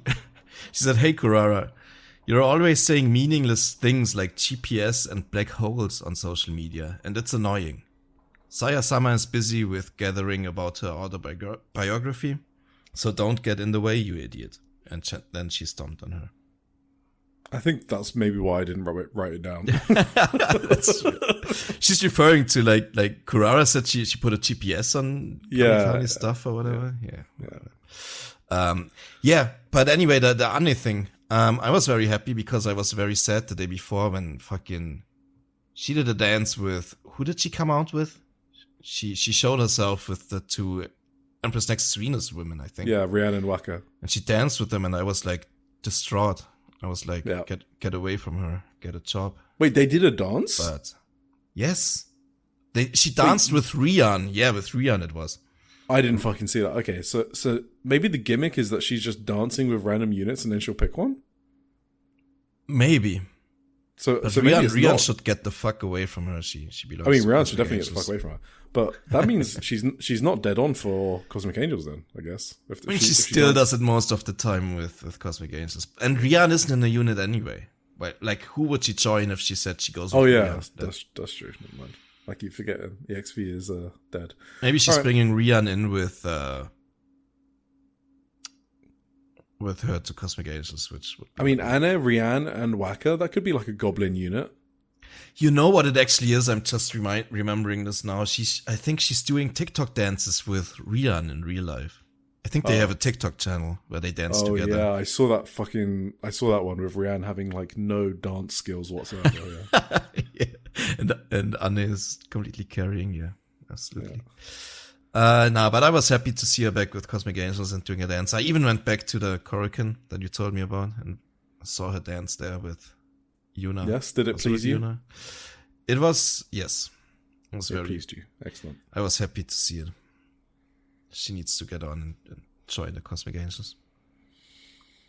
Hell yeah. And then we had Neo Genesis versus Stars and Saki Kashima. So Hanan Momokogo and Yurihime. I liked Neo Gen's gear. Good match. Anything you got? Did I even write anything down about this? I don't know. said this match was a lot of Momokogo. Oh, it's there, yeah. Yeah. Nah, I don't Okay, know much. Akira Kurigane, India Siyux, and Tabata versus Hanako, Hazuki, and Maika. This was like a preview for the future title between Akira and Hanako, and the CMLL Japan women's title between India and Hazuki, which I don't know when that's happening. This is where Tabata just had a bodysuit that was off her skin color, and it looked completely unhinged from behind. Like she was just literally wearing nothing. On the front, it had like this bedazzlement on the chest and whatever, but like it looked illegal. Honestly, She knows what she's doing. She knows what she's doing. She does. Hina and Lady C versus Konami and Rina. Konami and Hina are going to have a banger. I don't know Yeah. You got anything? No, not really. That's And then the main event was Ami Sure, Rani Yagami, and Syuri versus Aya Sakura, Natsupoi, and Sayaka Kurara. So God's Eye versus Cosmic Angels. Obviously, Kobe is Aya Sakura's hometown. So before the main event, I kind of saw people go into their bags and bring their towels out for Aya Sakura. So it was funny to see everyone just bend down under the chairs. There was a funny starting sequence with Sakura getting gassed up by the fans, so she had the confidence to start kicking Syuri, and then Syuri just fought back with deadly knees, and Sakura's face was hilarious. Like, she knew she had fucked up, basically. she was so over now. Yeah, she was so over. A lot of Sakura chants, actually. At first, I was kind of like, oh, they're chanting... Sorry, they were calling out for, like, Poi instead of Sakura before the match. You know, they're like, Poi, Poi. And I was like, is Poi more over? And as soon as the match started, they're like, Sakura, Sakura. So she was super over. I thought there were some really awesome sequences between Rana and Sakura. Like, there was like a head kick into a great German suplex from Sakura. I popped. And then she hit a double wrist clutch German. I don't think I've seen that before. I don't know if she was debuting something new. Like the wrist clutch on the German. That's basically the Twilight Dream, right? From Tam Nakano. Oh, I don't know. You would fucking know that. Why asking me? Is it that? You mean a finish, right? It's kind of like a straight jacket. Yeah, but it's like it's not a straight jacket though. It's like a wrist clutch. Like she's holding the wrist for the German rather than the waist. Yeah. And the arms aren't crossed either. Yeah, Tam does it a bit differently, but it looks kind of similar. And she calls it the blooming dream, I read. Oh, okay. Because like Aya's whole thing is like bloom and shine, I think, is like her catchphrase or something. Isn't Sakura like a Japanese word for... I might just be making this up. Isn't it like the color of cherry blossoms or something? Or isn't it related to cherry blossoms? Sakura? That might be true. It's something with bloom. She is and like she's calling it the blooming dream instead of the Twilight Dream. I think she's modeling it after the Twilight Dream, but it's not exactly the same move. Okay. Maybe. Well, either way, it's fucking sick. Okay, yes. I popped. Post match. Oh, you probably want to do. You know what? I quickly for the match. I popped for Sayaka Kurara at one point. Speared Shuri like out of her boots. Like, that was so sick. I popped for that big. One of the best spears in Yes, the game. absolutely. And yeah, Aya cut an amazing promo post-match. I love her promos now. Like, she's so passionate. Like, she's just fucking screaming into this microphone after every Maki match Ito now. deserves a fucking money bag. Yes, it's crazy. Yeah, she wants to win the future belt by March because she's close to ineligible. Is that the term? I don't know. Her eligibility. Eligibility. Eligibility runs out in March because you can only hold the future belt with 3 years experience. And I guess she debuted in March 2023. Or when you're under 20 years of age, I think are the rules. So she wants to win it last minute before it runs out for her. And, yeah. And then she said she also wants to win the Cinderella, which got a curious look from Sayaka Kurara, who obviously also announced that she wants to win the Cinderella. And so they had a little bit of a stare-off here. What did you think about that? Yeah, I think they should. I already said it a few weeks ago. I don't remember when it was, but Aya Sakura was playing a bit more heelish in like I don't know if it was. It might have been against Sayaka when she was against Maki Ito. Like Sayaka was teaming up with Maki Ito. Mm-hmm. Sakura looked very good beating Sayaka up, and I was like, they need to have a match because I think they can have a banger. So that's kind of what I thought. Mm-hmm.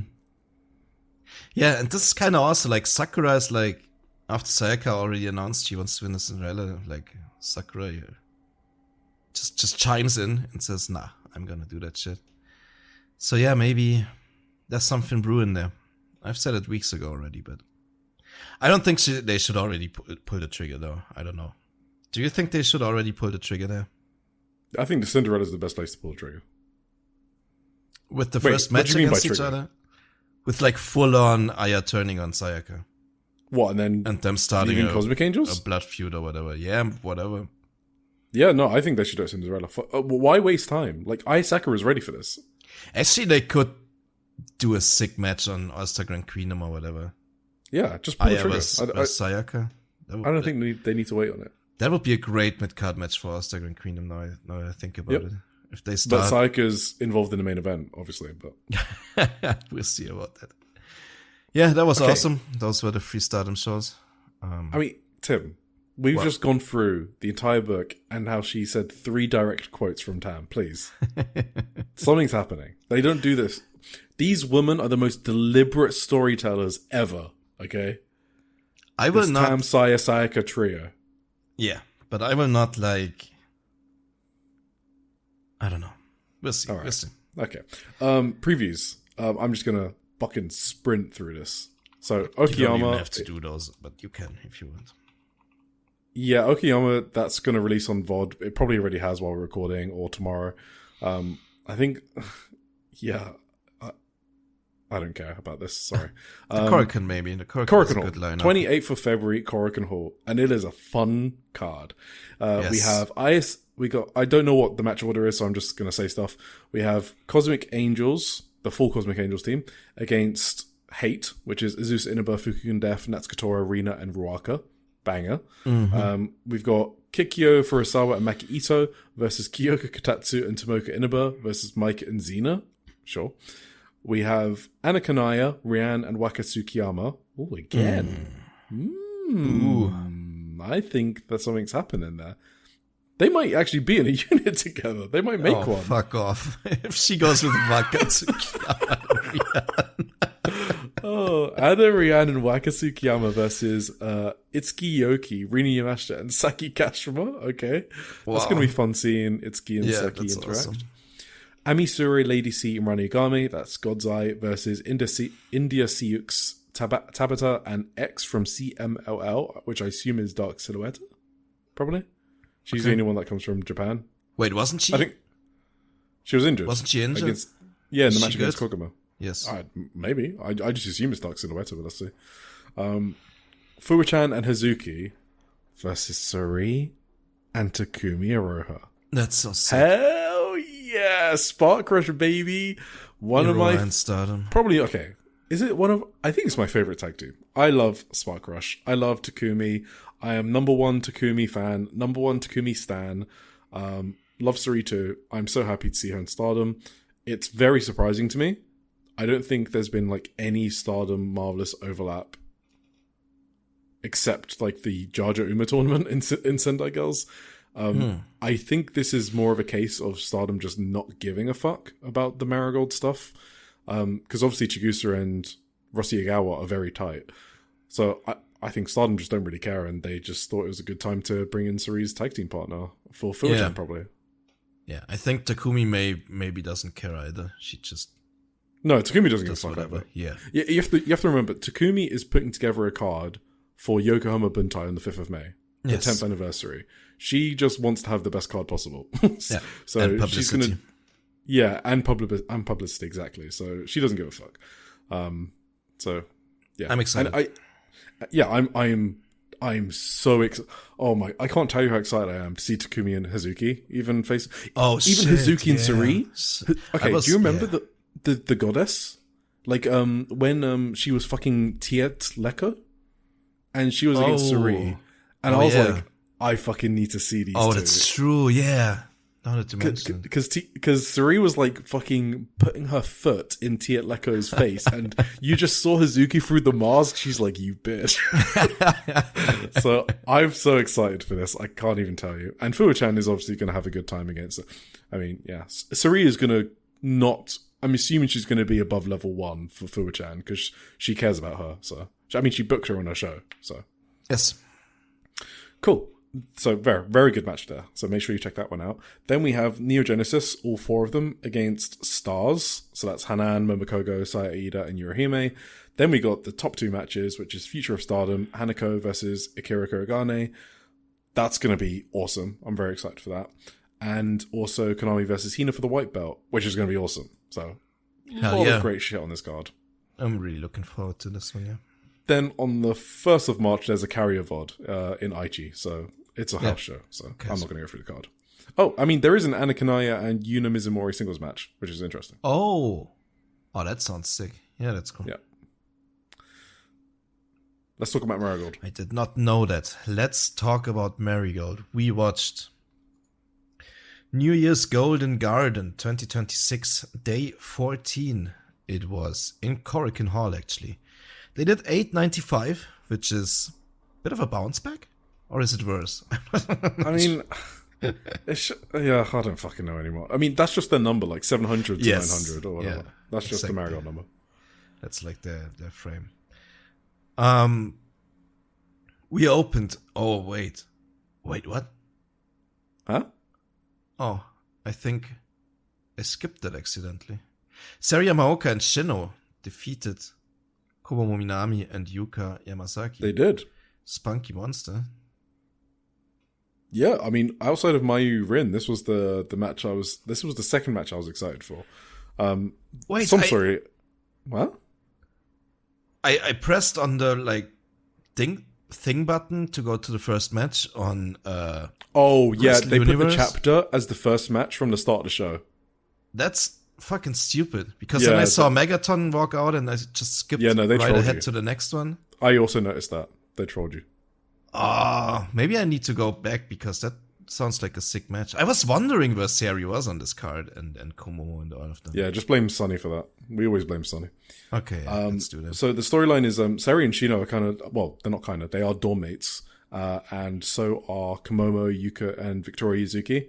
But Yuzuki's moving out soon. But yeah, these 2 dorms are kind of close to each other. So this was like a dorm war, I guess. Okay.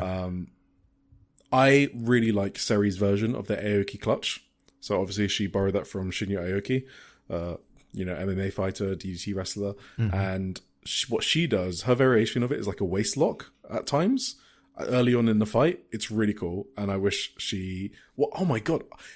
I wrote down in my notes, I wish she finished more matches with it. And then she actually did finish this match with it. So that's cool. Nice. I think she's sort of toned down her wrestling though recently. I don't know if she's kind of like wanting to learn more styles of wrestling, but I've mentioned it before, but Seri's idols are Chihiro Hashimoto, and Julia. She wants to hit hard. Mm. And She hasn't been doing that as much recently, and I'm guessing that's just because she realizes she doesn't want to retire by the time she's 21. So she's taking it a bit easier, but we know she can step it up if she wants to and save it for the big matches. She pinned someone, I don't fucking know, Yuka probably, with the Aoki clutch, and it was cool. Good match. Nice. You can continue. Yeah, I'm sad I missed that. Next up we had Nagisa Tachibana. She defeated Megaton and Naomi Ishikawa. I unfortunately missed that one too. I don't know what happened. My finger twitched and hit the mouse button on the wrong thing. I think it's really unfortunate. I thought that this match was fine, and then I realized I only thought that because I had it on 2x. And then I put it on 1x, and it was like Matrix level slow. So aside from that, there's one serious thing I want to say. Nagisa Tachibana has improved. Okay. She's not like a drag in the matches like she used to be. She has a great drop kick, and here she had 2 back-to-back springboard crossbodies for the win. So that was cool. Cool. Did you notice anything about Naomi Ishikawa, Tim? Well, I didn't see the match, so no, I noticed. Did you see the entrance? No, Ishikawa. No, she has new gear. For some reason, she still thinks it's very important to have a boob window, so she has retained the boob window, but she has new gear otherwise. Good for her. Good for her. Post-match, Megaton is the next challenger for Kurashio Tokyo Japan's independent junior title. Wait, who is? Nagisa? Megaton. Great. Awesome. Good to hear that. Should we review that next week? No. Okay. Then we had a freeway match where Utami Hayashishita defeated Hummingbird and Shoko Koshino. What do we have over here? It's a Marigold 3-way, is what we have. Marigold 3-way, yeah. But, it was fine. It was fine. So, this was totally fine. Utami... Yes. So, you know how in TJPW, I've been sort of like praising the vets for like dropping lower down the card and helping wrestlers out, like Miyu Yamashita? Mm-hmm. I can't mock it now just because it's Marigold. I think I like Utami going lower down the card, especially... Huh? It's fine. Oh, I thought you said why. I thought you were like, why? Fuck you. No, after the match, Koshino basically asked Utami for a trial series, so she just wants a series of singles matches. I don't mind Utami being used like that if she wants to chill and relax, right? Remember exactly, what she said in the article. I was just about to bring that up. Yeah. Yeah, she wants to achieve what she wants to achieve with a tranquilo mindset, was her quote. So, yes. Fuck it. If she wants to help people out, that's cool. And if her body is suffering this much, she should just be able to just take a seat back and do some of these undercard matches instead. I think it's totally fine. Yeah, and it helps people out. Yes. So backstage, Utami was burying Koshino, saying that at the press conference she had no comments, she barely posts on Twitter, and Utami sees no motivation from her. Wow. Okay. I thought in the match, Utami and Hummingbird did that one spot that Miyo Momono almost died on when she tried it with Titus Alexander, and they did it successfully. That was kind of impressive. Of like Utami's shoulders, the flip thing. The flip, yeah. That's always impressive, yeah. I also noticed that Hummingbird always have, like, she has these feather boas around her mask. Yeah, I noticed that. They were yellow and blue. I was wondering if she, like, joined in on the Spunky Monster. Ah, maybe Spunky Monster have a third. Yeah, maybe they turned it into a threesome.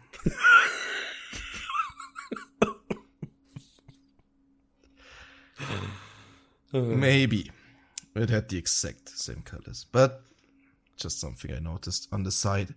Next up, we had the tournament final match for the Marigold 3D Trios match. It is for the disciples of the Dudley Boys, I think. The disciples? Oh yeah, 3D Trios. Yeah, I get you. It is. Yeah, it was Erina Yamanaka Mai Sakurai and Natsumi Shosuki against Darkness Revolution in a absolute nail-biter. You know they got a team name. Erina's team. I was just wondering that when I read the name, do they not have a name? They do. It's La Vie en Rose. It's a French name. That's I think it's Mai Sakurai bullshit. Yeah, exactly. I knew it was a Mai Sakurai one. So it's a song. It's a reference to a song by Edith Piaf, which is about finding a love that makes all of life's troubles disappear. Wait, what is it called again? La Vie en Rose. Okay.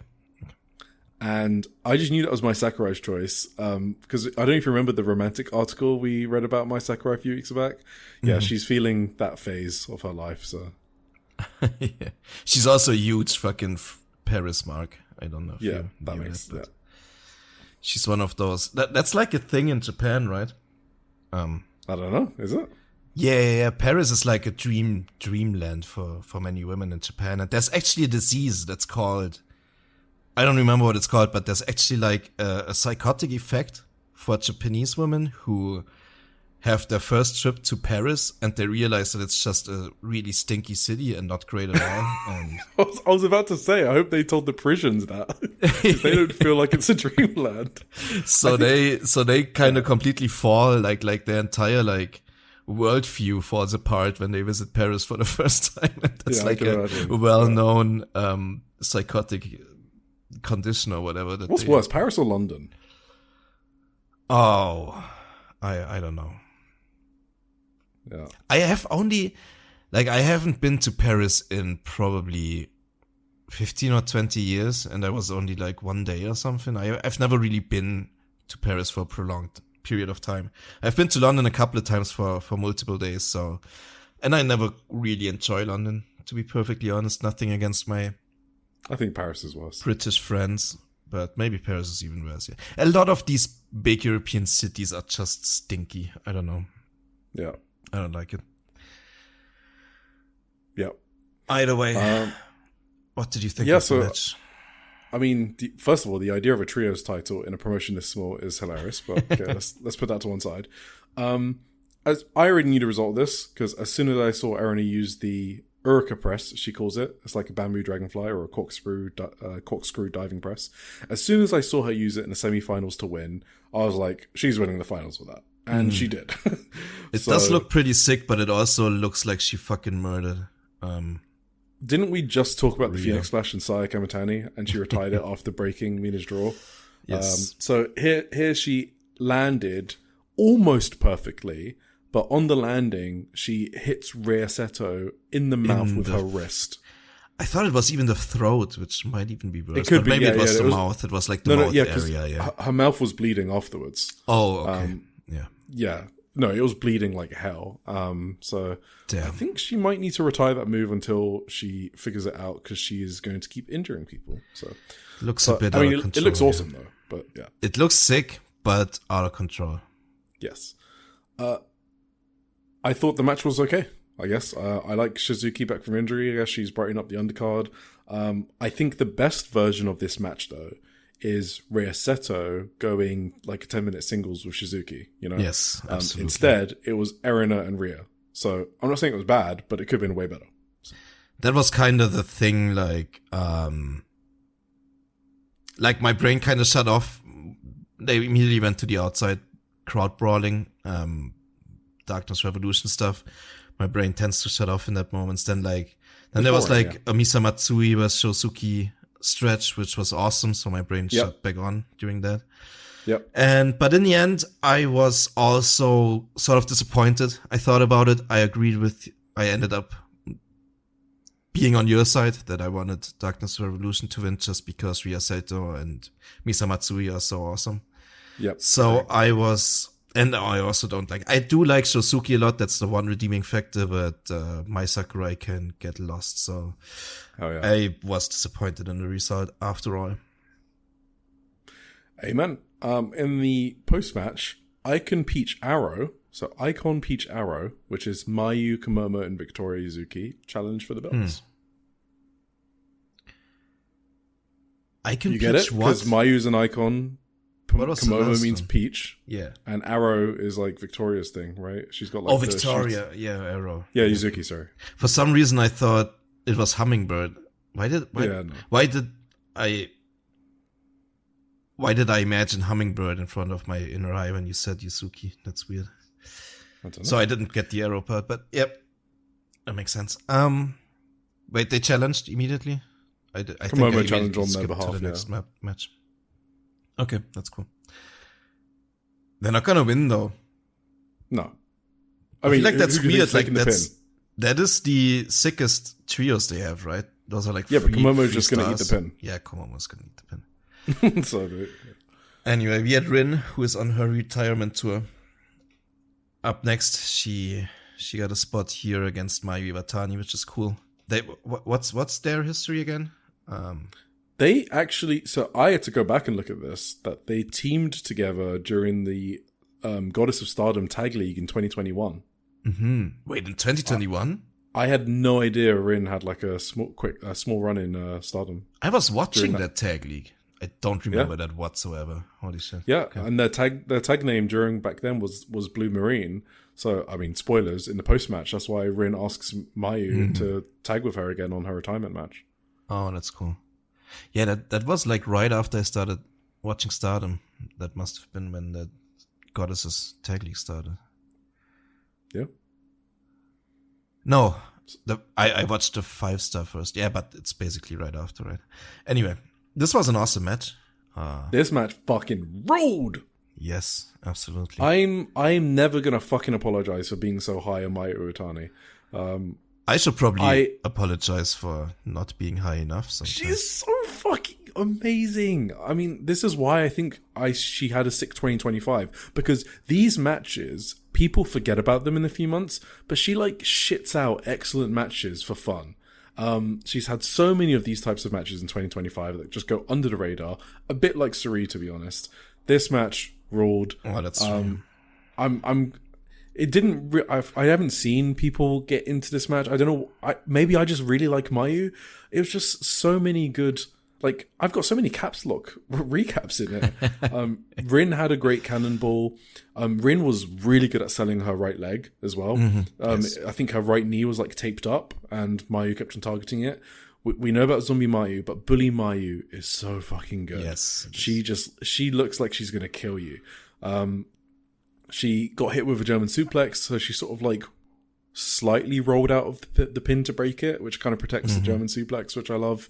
Rin broke out the dragon suplex, hits an awesome super kick, and then a vertical suplex. There was a nasty diving double foot stomp from Rin. Oh, yeah. So much so that in the post match, Mayu said she thought she was going to shit herself. I'm not joking. She said she thought she was going to crap herself on the diving double foot stomp. Oh my god. And then she told people not to look at her ass after. So, yeah. And then there was an awesome, beautiful rebound German suplex from Mayu. Rin, gets some fighting spirit and then has a cracking super kick. That's when I wrote, fuck yeah. Mayu was smiling at this point. She was like, oh, okay then. And there was I think this might be one of the best dragon suplexes Mayu has hit. This dragon suplex was insane. The snap on that dragon suplex and also the bump from Rin as well. She just yanked her. She just fucking yanked her over. And props to Rin, right, for bumping like that. So yes, it's on both of them. Some good shit. Mayu follows up with the best buzzsaw kick. I love these buzzsaw kicks. Oh my god. Straight to the fucking dome. And then another dragon suplex. I think sometimes she should just pin people after these kicks. When she does these like almost execution like buzzsaw, super kick, buzzsaw combos, they look so sick. They are the most perfect kicks. I think she has the best kicks in wrestling. Like when it comes to these buzzsaws and super kicks specifically, she's the best at them, I think. She's definitely the best. And there are two off the top of my head that come close. One other person is on this card. You can guess who that is. Chiaki. Okay, yeah. Miku Ano. And then the other one is Izumi. Izumi's kicks have gotten really good recently. I thought Shiri, but yeah, maybe too. Oh, yeah, I mean, Siri as well, yeah. Shuri has kind of calmed down with that stuff a bit. Yeah, exactly. Yeah, but Azumi's picked it up, and Mayu and Miko Ono, which we'll talk about after. Shuri used to be the queen at those, but now it's Mayu, definitely. Yeah. I had pretty much the exact same notes. The big crucifix bomb, you mentioned that one, right? Oh, I didn't mention it, but yeah, that was sick as well. That was sick. Like, Mayu bumps for a crucifix bomb like nobody else. Like, Rin did the crucifix bomb to clarify. And Mayu took like the most insane bump for it. It was just so good. And like, that dragon suplex that just, I don't know. I mean, I think it's the best dragon suplex. I was gonna say, like, imagine the best Kenny Omega dragon suplexes. This was a step above, probably. Yeah, it was pitch perfect. It was amazing, and it was more sudden and quicker than like Kenny's even. And Kenny is like known for doing these like super quick snapdragons, right? But this was just like, I don't know. It looked so sick. Yeah, I lost my mind about that. Yeah, Mayu is fucking insane. She's one of the best in the world. Put some respect on my girl's name. Absolutely. So, post-match, everyone knows that the Mayu forgetting what venue is a work, right? Everyone knows that, right? Yes. Okay, good. Just checking. She says, hey, Shinjuku face, and they all shout Korakuen, blah, blah, blah. Like I said, she thought she was going to crap herself. Don't look at her ass. Rin was adorable here. She was in tears. You can tell she loves Mayu Iwatani. She said she loves her. She says she's always admired her. And even after she retires, she'll keep following her. And she invited Mayu to team with her on the Marvelous show on the 5th of May, which is Rin's retirement show. She basically came back after a 3-year break just to retire. And she can still go, by the way, as evidenced by this match. Mm-hmm. And that's awesome. I'm glad that I'll get to see Mayu, because I didn't know I was going to see her, because I'm skipping the Marigold show to go to the Ice Ribbon Dojo. So, so I'm glad I get to see Mayu Iwatani. That's nice, yeah.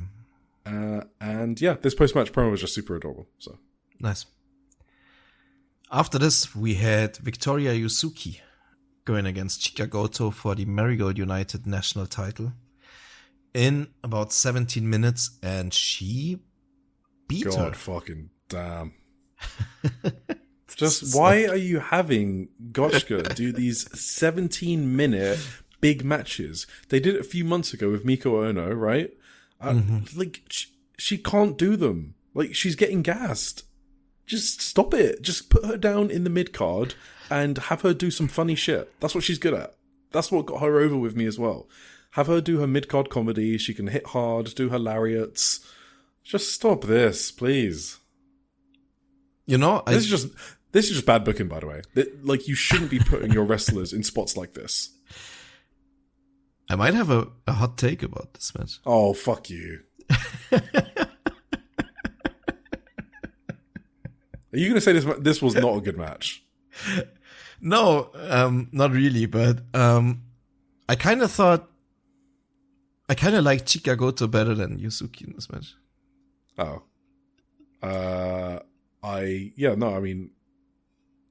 I think I didn't write any notes for Yuzuki, so that, I mean, I only noted down her straitjacket German, so I guess so, yeah. You know what Yuzuki is? Yuzuki is a wrestling android. She's a robot.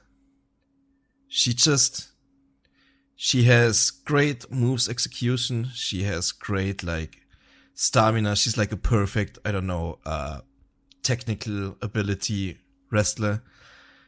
But she is not able to make any match into, like, an interesting kind of struggle into an interesting emotional climax.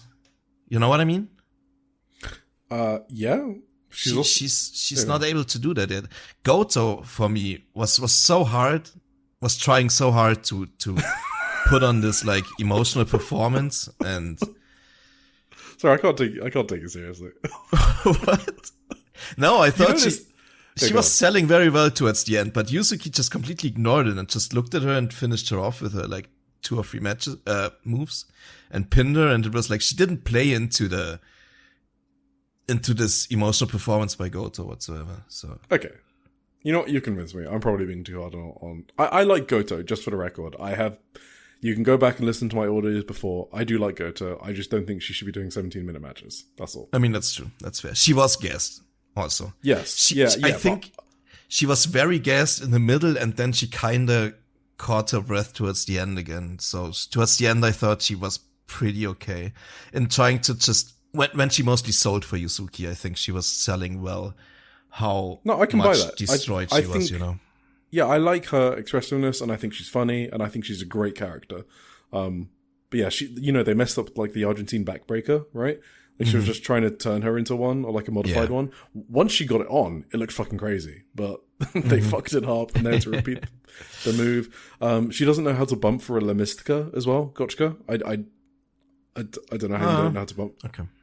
She did not bump for it. I mean, I didn't note that down. I know that the La Mystica down, but I didn't write that.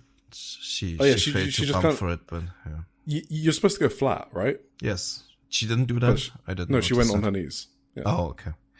Took it on her knees, Yeah. And then the Victory Sunset by Victoria Yuzuki, I think she totally missed it, but hey. Yeah, that was kind of a weird finish. But, I mean, she just, I don't know how to say it, but she didn't play into the story that Goto was trying to tell at all. Yeah, Gotchka was serving her up a story like, yes. Hey, I'm really sad here, you can do something with this, and Yuzuki didn't take it. Yes. She just like followed it to the book, whatever Yuzuki move she was doing next. Yeah. Did her she was like executing moves. Code. Yeah. Yes, exactly. Yeah. she went down the list of her finishing sequence without like playing into the emotional state of the match at all. Anyway, that's what she's missing for me. I hope she can get it. Yuzuki. Yeah. Yuzuki is like the typical wrestler that people are missing in the indies now, I guess. Like just emotional stump jock, perfect athletic ability wrestler, I guess. Yeah. That's what they want. That's not what I want.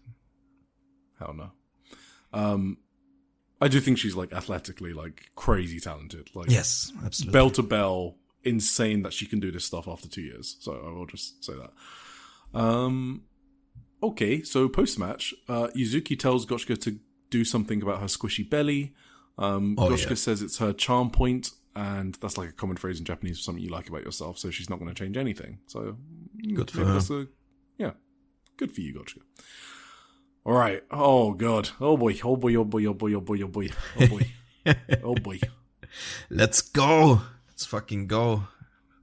Chiaki main event. Here we are. All right. Let me just go through the background quickly. So, 19th of February, press conference. The storyline... Okay. I do have to... I'm going to be nice here. Okay. All right. So the storyline was basically that Chiaki was pissing Miku off. So Miku was like swearing a lot and calling her trash and being foul-mouthed. So she accepted a non-title single because she wanted to beat the fuck out of Chiaki, right? Mm-hmm. So then at the press conference, 19th February, Chiaki put her hair on the line because part of the storyline was that Chiaki had nothing to put on the line to convince Miku to put the title on the line. So this storyline kind of made sense when I thought about it. Miku didn't want to put the title on the line because she thought Chiaki was trash, and she used those words. I wouldn't say that word personally. I would call Chiaki burning trash, but anyway. And then when Chiaki put her hair on the line, Miku finally thought it was worth it to defend the title. So I can kind of get that. You know, it's kind of like a Puestas style, right? You know, the hair is more important. The title was on the line. Yeah, the title was on the line, yeah. Oh, I thought only the hair was on the line. Okay. No. So I kind of get that. I think the storyline's fine. Chiaki was chasing for a while, and it did build up, and then she eventually put her hair on the line, and then Miku was like, okay, fine, I'll put my title on the line now that you're putting something on the line. I think the outcome was fine as well. So that's my measured take on the storyline. Pretty okay. I just fucking hate Chiaki, and I don't think she should be anywhere near a red belt match. That's all. She just does not deserve to even have this storyline. I thought it was interesting at the press conference, Chiaki name-dropped Mirai. She was like, I've done everything I can to convince you I deserve a shot. Who is worthy of one then? Should I drag Mirai back in here? That was interesting. Okay. I don't know what the point of that was. All right, let's get on to the match. So, by the way, I just want to say, Miku's gear was fucking incredible. You mean the entrance or like in general? Not even just in general. I just love the red with the gold trims. She looks like a hero. I love this woman. Is that different from her other I don't think she. I don't know if gear? she normally has the gold trim, but maybe Okay. she does. Yeah. And I haven't noticed. But I noticed it this time. That's all. Yeah, maybe you're one step wanna go? ahead of me. I don't have that much to say, honestly. I think you know what I think Chiaki's doing? I think the kids call it jester maxing. Jester maxing? You heard of that before? No, I haven't. What does jester maxing mean? I don't really know. Oh, okay. I think jester is just like being a clown or whatever. And I think it comes from this looks maxing community. I think they call like it being a clown to gain. Yeah, but maxing sort of implies to gain like fans or something like that. Okay, so being a clown to be successful. Okay, I can buy that. All right, I don't so know here's if I had got that right at all, but you can go through the match if you want. That's okay. I actually did not hate this match. I thought Chiaki was okay in this match. So before you guys are like, oh my god, what's happened to Eric? He likes Yuna, he likes Yuri, and now he said Chiaki's okay. I get it. Okay. It's only been 20 episodes. This is episode 20. It's only been like half a year, so maybe you don't know me well. But I change my opinion when something happens that causes me to change my opinion. I don't have opinions for the sake of it. If something makes me change my mind, I will change my mind.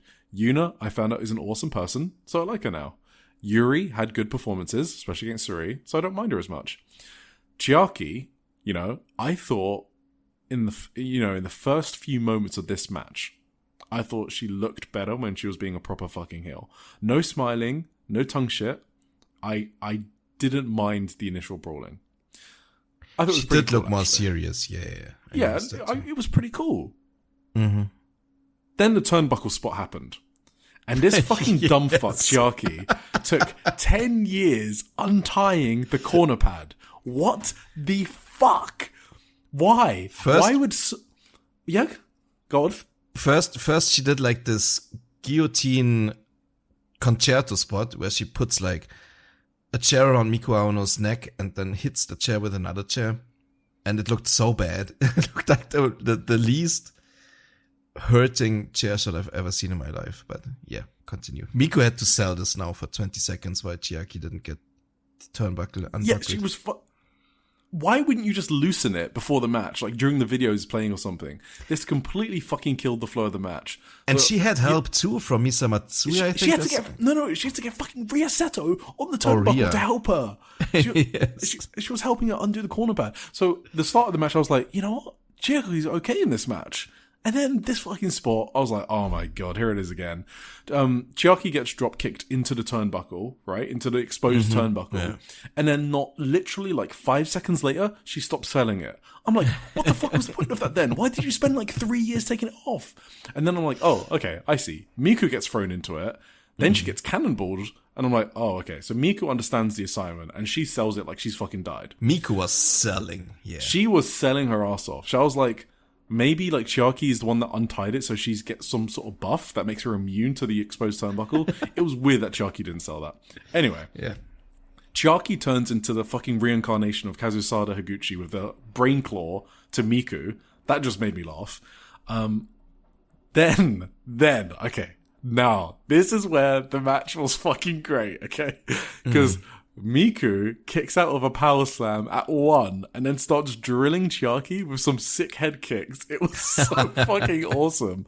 Miku's comeback made this match worth watching.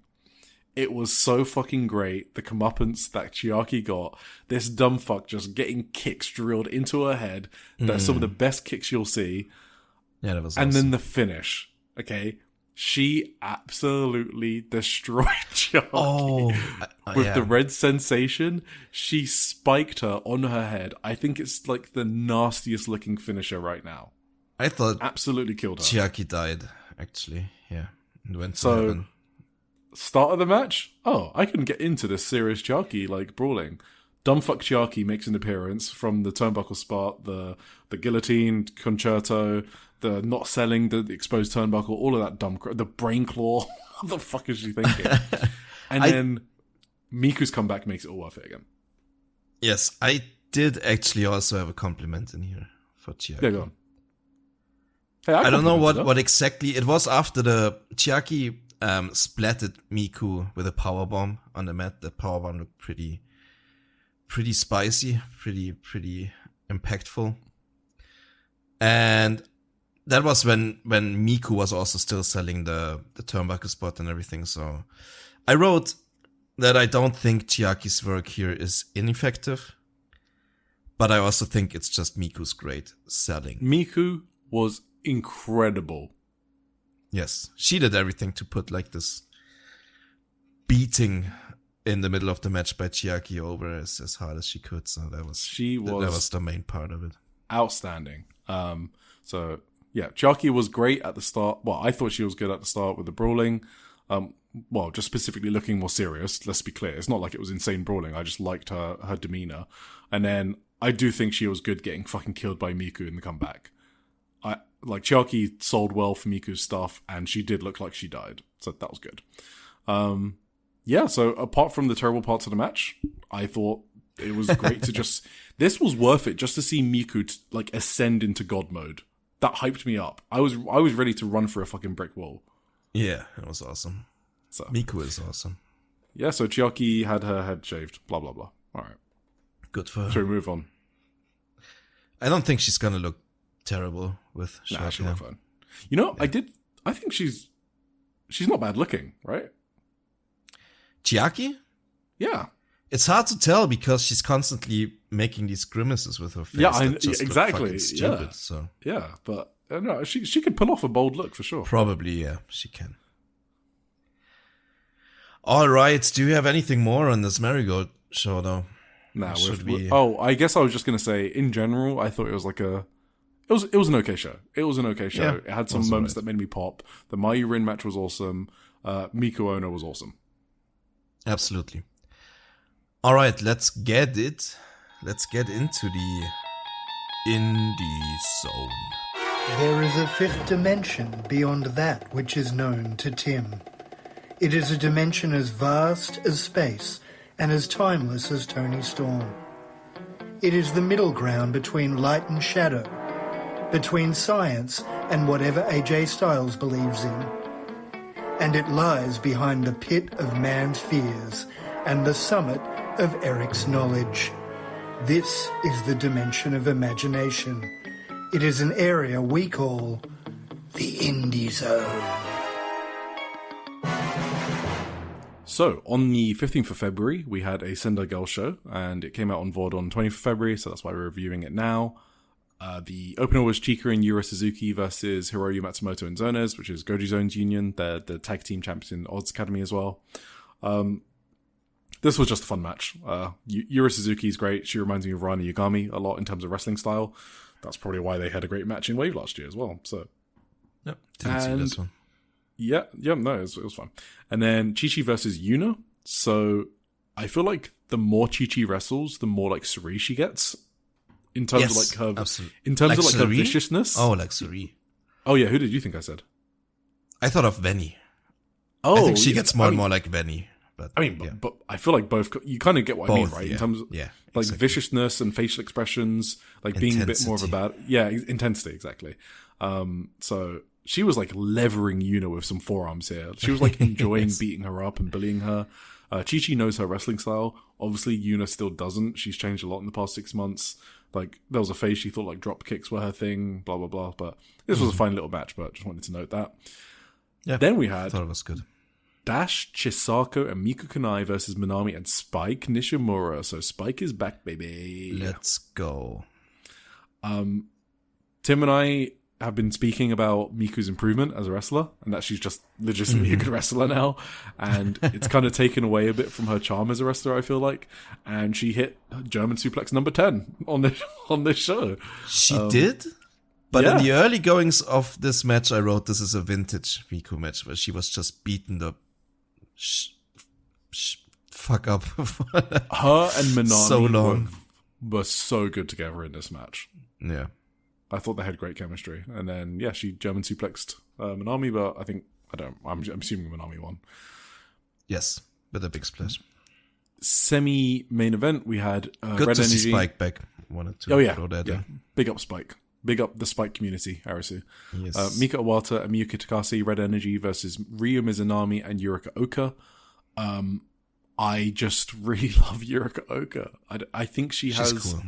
such high potential, and I think she's an underrated comedy wrestler. And I don't mean that disparagingly. I mean, she's very good at integrating comical spots into her sick wrestling. And that's a really difficult thing to do. Yeah. And she's only 22. Yes. Also, our friends Chris and Arisu have been recapping the Sendai Girls documentary for us. And she's like just a funny person. I think she's very endearing. Same with Manami, by the way. So that's fun. Just say what you mean, Tim. They're dumb fucks in like a lovable way. Yeah, They're lovable dumb fucks. They are kind of fucking brainless. Yeah, they are. But they're really mindless idiots, I think I'm Yes, meant to say. Whatever. exactly. But lovable and funny. This was a good match besides the 5 minutes of chops, I thought. So Yes. And thank you, Now- Chris and Arisu, by the way. Shout out yes, to thank you, Chris and Arisa. for doing this. The main fucking event. All right. Chihiro Hashimoto versus Senka Akatsuki. What's Hell that? Who's that? To the fucking yeah. So I got spoiled by this. And by that I mean I had some channels unmuted and I saw people say how good it was, and that is a spoiler. And if you don't think that's a spoiler, you're wrong. A spoiler is anything that alters the way you view something. That's simple. So anyway, that was my bad because I forgot to mute some channels. But I need to say something. I do need to say something, Tim. Okay. Please. It's a short one. I just need to say I've been reevaluating my opinion on who the best wrestler in the world is. I used to think it was Saori and no one was even close. That was my opinion. I now think Hashimoto and Miya Watanabe are on her level, and I'm slowly coming to the view that Hashimoto is the best wrestler in the world. I think it's a fair thing to say. I think she's legitimately the best wrestler in the world. I don't think that she has like the volume that Saori has, because Saori just shits out like 3.5-star matches for fun, right? But Hashimoto is so outstanding that it kind of like outweighs any lack of volume she has. Like if she was in a promotion that wrestled every week, I'm confident she'll like blow everyone away with like volume as well. It's really hard to describe if you haven't seen her, to be honest. I don't think a single match of hers is the same. Yeah, that's unless it was Team 200 kg with you. But aside from that, like her singles matches, they're just all super, super unique. And just on the other side quickly, and I'll let you go. I think for anyone that doesn't understand why Senka is like rated so highly as like a pro wrestler, needs to watch this match. I think it's time to like stop the Senka and Seri Yamaoka comparisons, because they're both good at their individual thing. Both had matches with Hashimoto. They were both excellent, and they were both completely fucking different. Yes. They were both entirely different. Yes. They're both excellent like rookies, and this is I think the best Senka match. I'm not going to say it's the best match of her career because you know she's had a few, but I think it's the best match to show people this is what Senka is about. No, that's fair.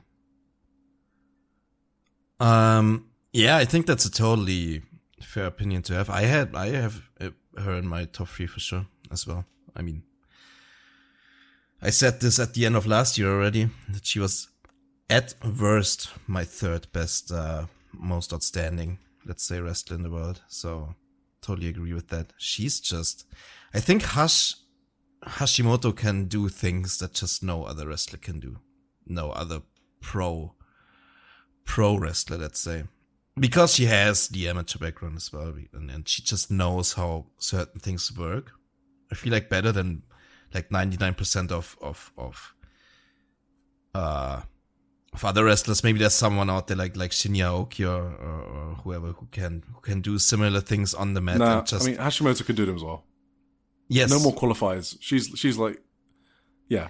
But she can is, wrestle on that level. She is that, and then she's also like everything else she does, like spectacularly. That like these pure grapple fuckers are kind of missing for me. So, and she's just like, she's amazing at building matches. She's amazing at just like telling a story in a match, like just the way she gets people over, but also like stays the dominant force. Anyway, like at points she lost some, what do they call it? Like some, what is it called when two wrestlers measure their strengths? I forgot. Oh, like, yeah, I know what you mean. Like strength duel? I don't know. Whatever. I don't know. Strength match. She kind of got like overcome by Senka a bit in the early goings of this match, but then she still returned and like slammed Senka so hard that Senka looked like she just got hit by a truck. Anyway, so she kind of like, she gives wrestlers the certain thing, like she did it similarly. You just said we shouldn't compare it, but she did a similar thing with Saori too, where she like gave Saori a little bit, but then proved how much she was like still the stronger wrestler and put her away. Oh, you can compare the matches. I just mean Senka to Saori. We shouldn't compare. Yes, but I think like structurally this match was a lot different as well. Like, but exactly. This one aspect was present in both matches, that Hush, just like the way she decided to give these two rookies something in these matches, you know what I mean? She gave her a fucking main event. She's not even a Sendai Girls wrestler. Yes, that too, but like, I don't know. I think Senka, she made Senka look very impressive here. She did, yeah. And still fucking everything Hush does is so flawless, and it's just so incredible. Did you see the fucking start of this match, Tim? Did you see she did a fucking cartwheel while keeping a headlock in place? Yes. What? That's the kind of things I mean when I say she does things that nobody else can really do like this. And she doesn't do that every match. This isn't like, oh yeah, Hashimoto always does a cartwheel to keep a headlock. No, yeah. She wrestles I almost think she doesn't plan out the first 5 minutes of her matches. No, I almost so think she well. just shoot wrestles. Yes. That's what it comes off like.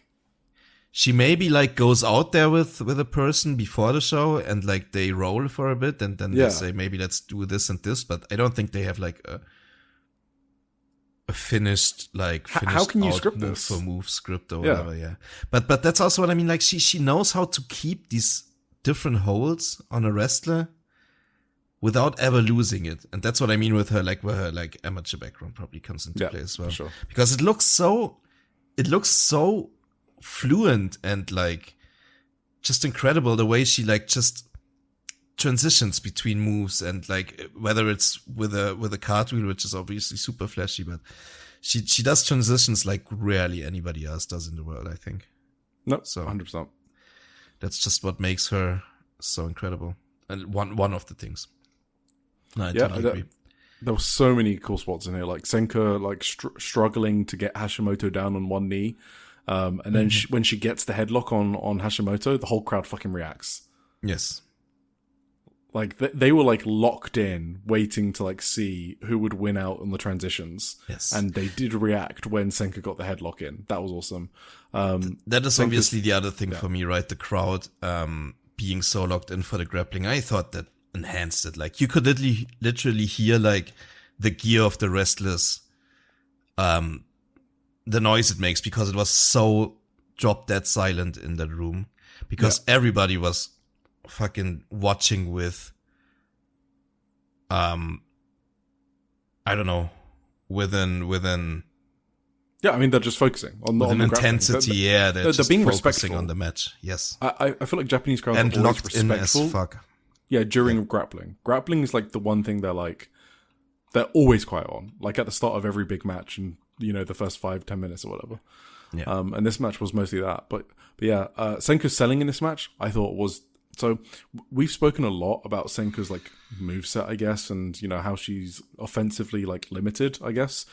One of the things that she has improved on in the past 6 months, like crazily, is her selling. She is so good at it right now.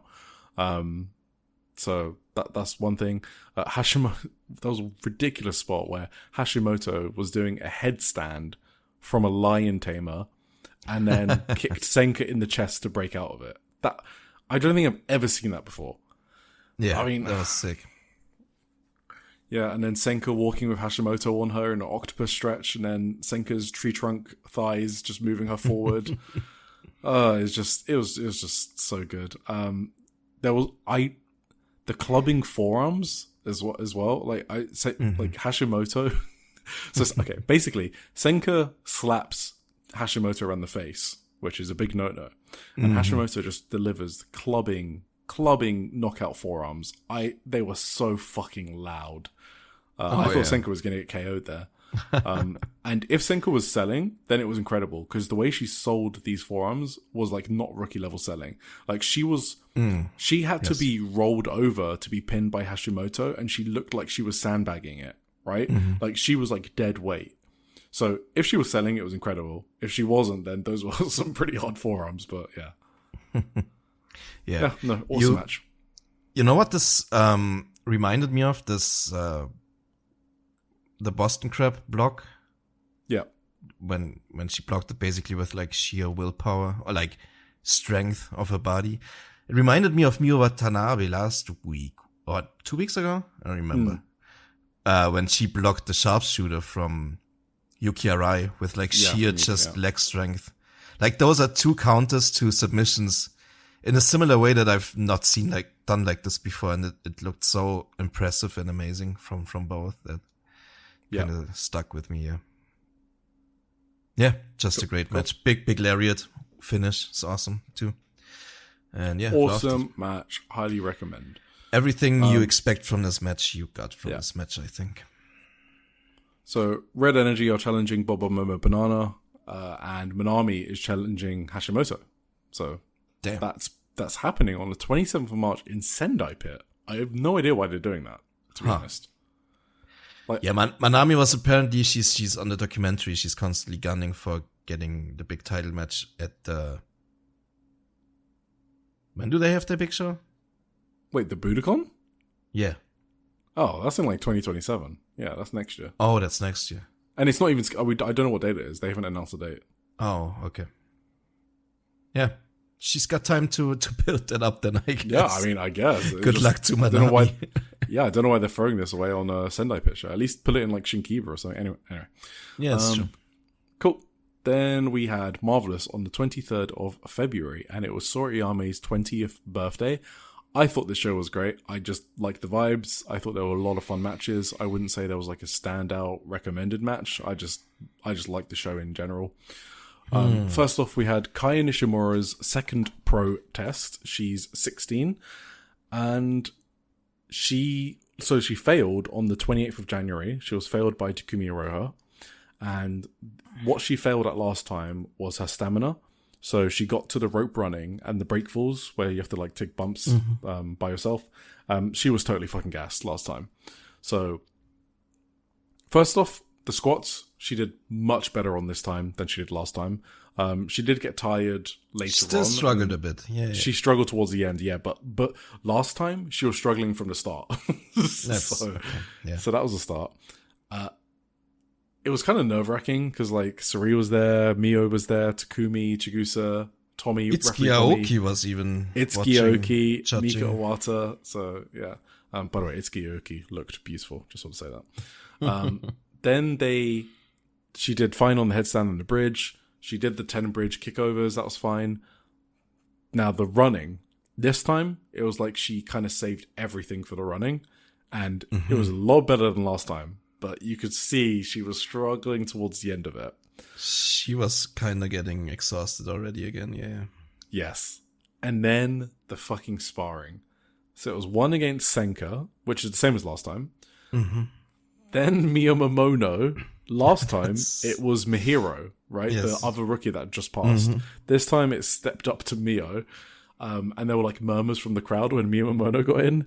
And then lastly, it was Takumi Iroha. Fucking Iroha gets in there. Yeah, who obviously failed her last time. Yeah. She did terrible at these sparring rounds. Like, she didn't get a single pin. She didn't get a single pin. She was do they tired. ever? I don't think they are supposed to get pins, right? No, but I think Mahiro might have got one also. I don't remember exactly, but she definitely. I remember my hero got pinned a lot as well. So yeah, I mean, yeah, they obviously get pinned a lot. Yeah, and then I did like her grit though, and she really she didn't give up against Takumi till the end. Really, she tried at least her hardest to put every last bit of energy into that. So yeah, I didn't mind that actually. She was trying to get a single leg takedown on Takumi. Yeah. And every time she got close, the crowd would like, oh, come on. And then eventually Takumi was like, fine, you can have it. And she just gave it to her. That was funny. She did not give up on it. Yeah, she did not. And then Chigusa Nagayo passed her during the intermission. She asked Kaya how she thought she did, and Kaya said 100 points out of 100. Chigusa said it was good that she had a cocky attitude, and you don't become a cocky wrestler unless you get smashed down, so she's passing her so she can get crushed at Yokohama Buntai on the 5th of May. Nice. Yeah, good for her. Oh, and Chigusa did confirm that there are no other trainees, so there you go, if you're wondering. They are so that trainees. was someone else. Because we thought we saw a third one the other show. No, it's just Fuka, who's 13, it's Mahiro, who's 18, and there's Kaya, who's 16, and that's it. And they're all now rookies. They haven't all debuted, but they've all passed their protest, and they will debut on 5th of May. Okay. All right. Here's a fun tidbit quickly.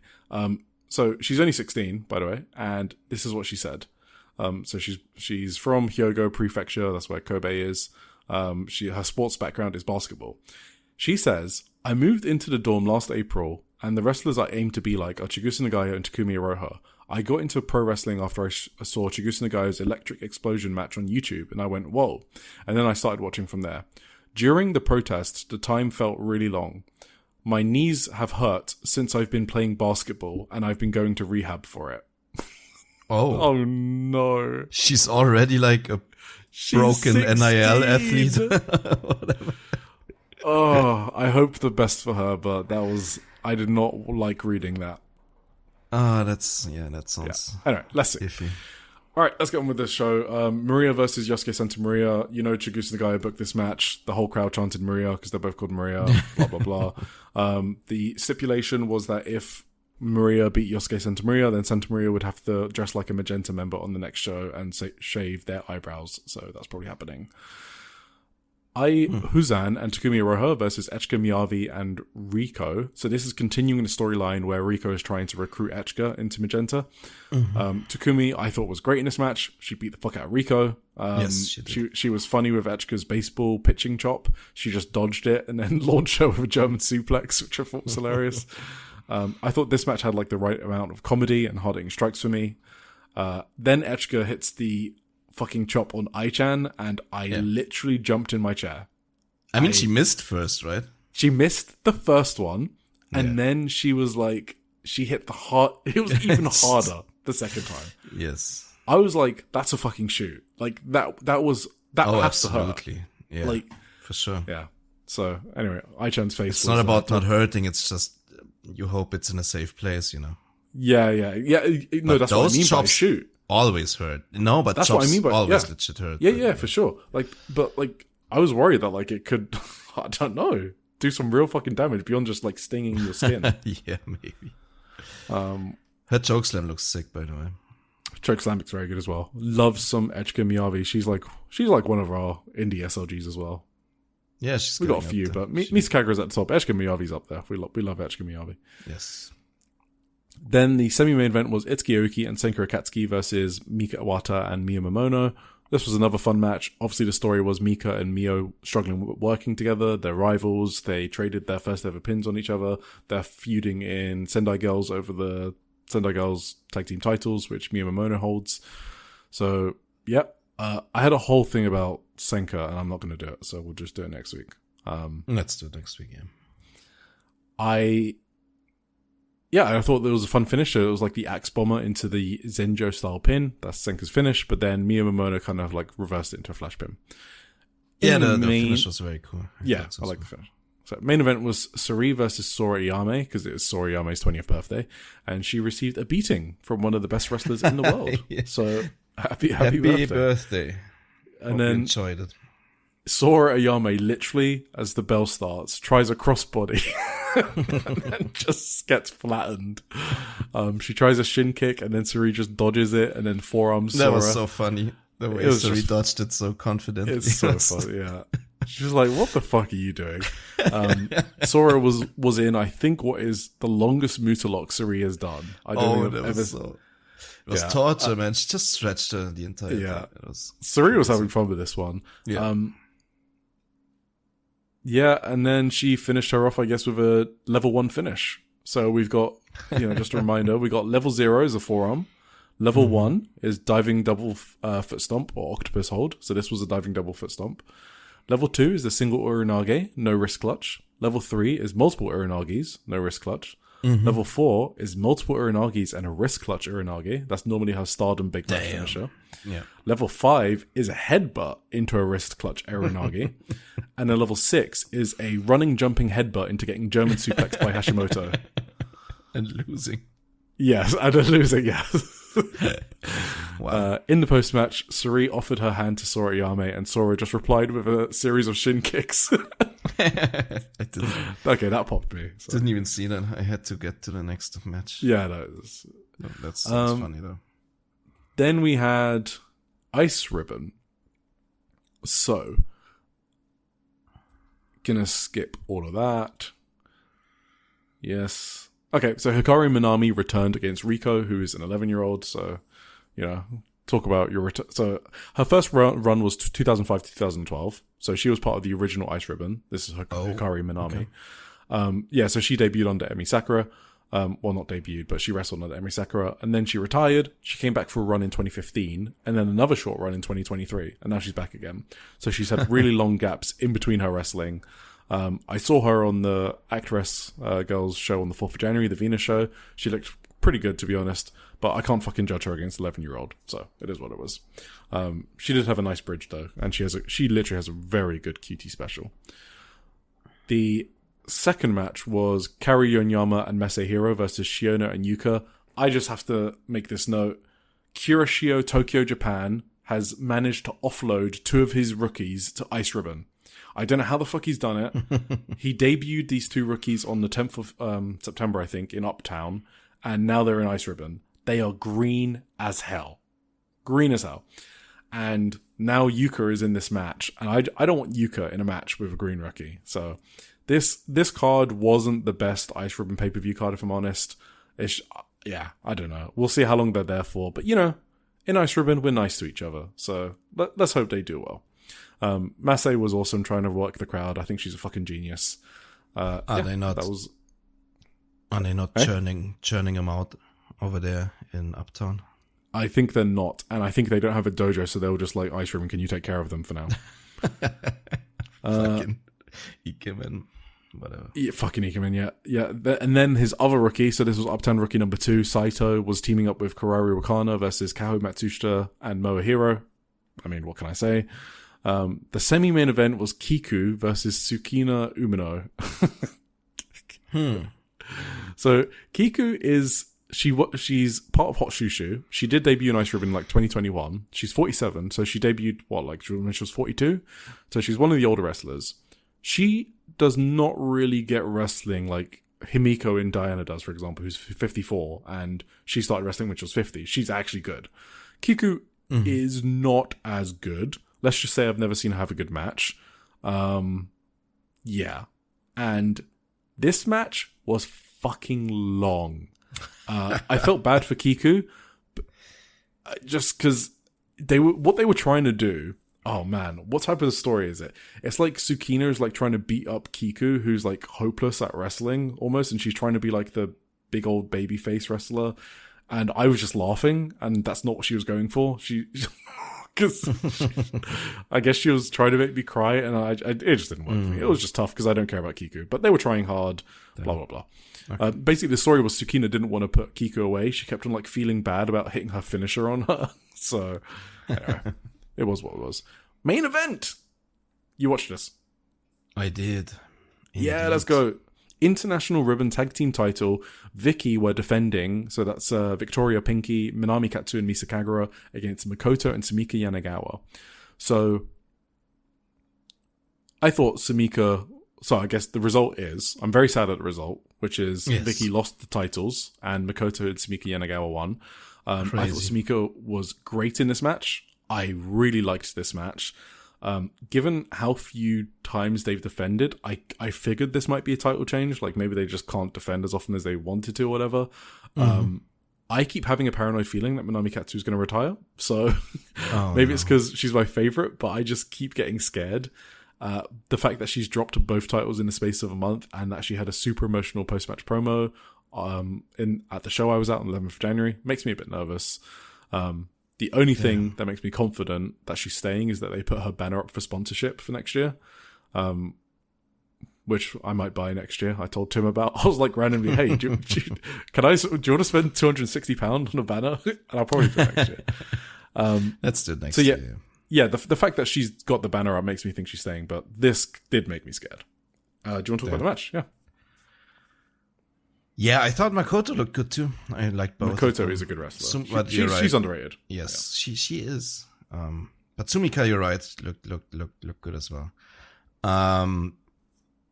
So yeah, this was overall. I thought it was definitely a good match. I was kind of surprised and not pleased by the finish either. Obviously, so sad. Misa Kagura got pinned. With that, what's that move called? I've seen this like 5 times in the last couple of weeks, and I never know what it's called. It's like a fireman's carry into Michinoku driver or whatever. Oh yeah, it was something like that. Yeah. It's like a sit down. I think it was just Michinoku driver, probably. Yeah, or Falcon Arrow, one of them. I don't know. Yeah, it's kind of a mixed Falcon Arrow Michinoku driver thing. I don't know. Anyway, that's just one random note. Makoto does these spears. She has very good spears. Hell yeah. And yeah, overall, just great work. What else would you expect? I think Vicky like has a really like chaotic tag team match style. Like there's just like a lot of things going on, a lot of great fucking near falls. Maybe some misfires sometimes. Minami's good as well. I mean, obviously Minami's one of my favorites. She did like a double foot stomp on Sumika as well, which also stamped onto Misa, but she didn't give a fuck about. And Sumika and Misa were obviously throwing hard forearms on each other because they're old tag team partners, so that was kind of part of the story. Really, really good match. It's kind of they do some like calculated stuff though, I think. To isolate their opponents. It was kind of like, it was kind of funny at one point, but how they did it was like, I don't know, they had a double down, I think, Manami Katsu and I think Sumika Yanagawa, and like Misa just dragged Sumika in her corner so she couldn't tag the other opponent in. No, you're and then like Makoto did the same thing with Manami Katsu, but Manami Katsu wasn't really like hurt, so Manami just stood up and walked over to her own corner and tagged Misa in, and so they had Sumika isolated for like quite a big portion of the match, just through this little like, I don't know, misdirection they did. So I think that is like a nice Ruben special. I kind of noticed that a lot. Maybe it's just the Misa Kagura and Minami Katsu special. No, I've just noticed it in their matches. I think it's a nice Ruben. They're just so smart that it feels like a real tag team match. Do you know what I mean? Yeah. Exactly, yeah. That's like the way they're like panicking for like the near falls and actually trying to like protect the pinfall and stuff like that. There is like a bit of an old school vibe to it. Yeah, I'm glad you pointed that out. It's a good point. Cool. I do have maybe a hot take. Go for it. Because I asked you, because it can't be about Minami Katsu. I swear to God, I will kill you. I was pressed for time. I asked Eric if I should prioritize Ice Ribbon or Actress. Because I had recommendations for both shows, and I managed to watch both shows. Oh shit! And you said I should prioritize the Ice Ribbon match. I liked the Actress Girls match better than the Ice Ribbon match. So that's why I think this might be a hot take, because obviously you like the Ice Ribbon match better, right? Yeah, but obviously I'm emotionally compromised when it comes to Minami and Misa Kagura. I mean, Misa Kagura is one of my SLGs as well, but I wasn't like this actress girl. You want to go through the whole card? Probably, Yeah. I'll go for it. Yeah, I am a bit surprised. I'm interested to hear your thoughts. 15th of February, we had Actress Girls Step 70. So I guess on the undercard quickly, there was a rare trios match because Actress Girls, just believe it or not, don't do trios matches very often. That's good. So good, it was Osaka Army. Oh, trios. Yeah, trios. I thought of a freeway right now. Okay. Yeah, Osaka Miya, Arisa Nagai, and Maru versus Kana Yufuku, Marina Sahara, and Sakura Mizushima. So I'm getting into Osaka Miya matches the more I watch. I think it's finally clicked for me. She has a hilarious gimmick. She tried a diving crossbody on Marino and just bounced off, and Marino just looked at her in disgust. And then she tried a combination of forearms, including a rolling forearm, which just looked hilarious because, that's not what Osaka Miya does. So, it wasn't a great athletic display from Osaka, but it was enjoyable. So I liked it. She's one of the funnier characters I watch, I think. Mm-hmm. Then anything else? Yeah, so Haruka Ishikawa and Mari versus Natsuki and Riko Fukunaga. So this was pretty great match. I liked it a lot. So it was Natsuki and Riko who fought each other for the title just the show before, and then they were against Natsuki's training partner, which is Haruka Ishikawa, and then Natsuki's mentor, which is Mari. So obviously, Natsuki's retiring, and I just thought there was some great grappling between the training partners, Natsuki and Haruka. They were doing like fucking 5 minutes of mat wrestling. It was so cool. There were some really good submission transitions between Riko and Mari. I love Mari. Mari's obviously amazing, but Riko is definitely not a slouch at some parts of wrestling, even though I criticized her last show. So the pairings I felt in this tag match had really good chemistry. And 2v2 tags is literally what Actress Girls does better than pretty much any other promotion. So yeah. Then the main event, we had Nagisa Shiitsuki versus Yukina Uehara. So Nagisa was defending her King title. So I was very much looking forward to this because these are like the two rising stars in Actress Girls in 2025. Anari is like the third one in that group. And it was like the battle of kicks versus chops. Nagisa's style is chopping, and Yukina Uehara is an awesome kicker, despite being a rookie and only under 50 matches in, by the way. 25 debut, under 50 matches. Her kicks are honestly ridiculous. So I'll just say one thing. She hit an axe kick that I thought fucking KO'd Nagisa. Like, her axe kick was so good. That was the first axe kick that ever looked good, I think. She should show Yuki Arai how to do that before the Mio match. Go on, the floor is yours. I have a question first. Was Yukina Uehara the one that I kind of like yes, rated lower than everyone else?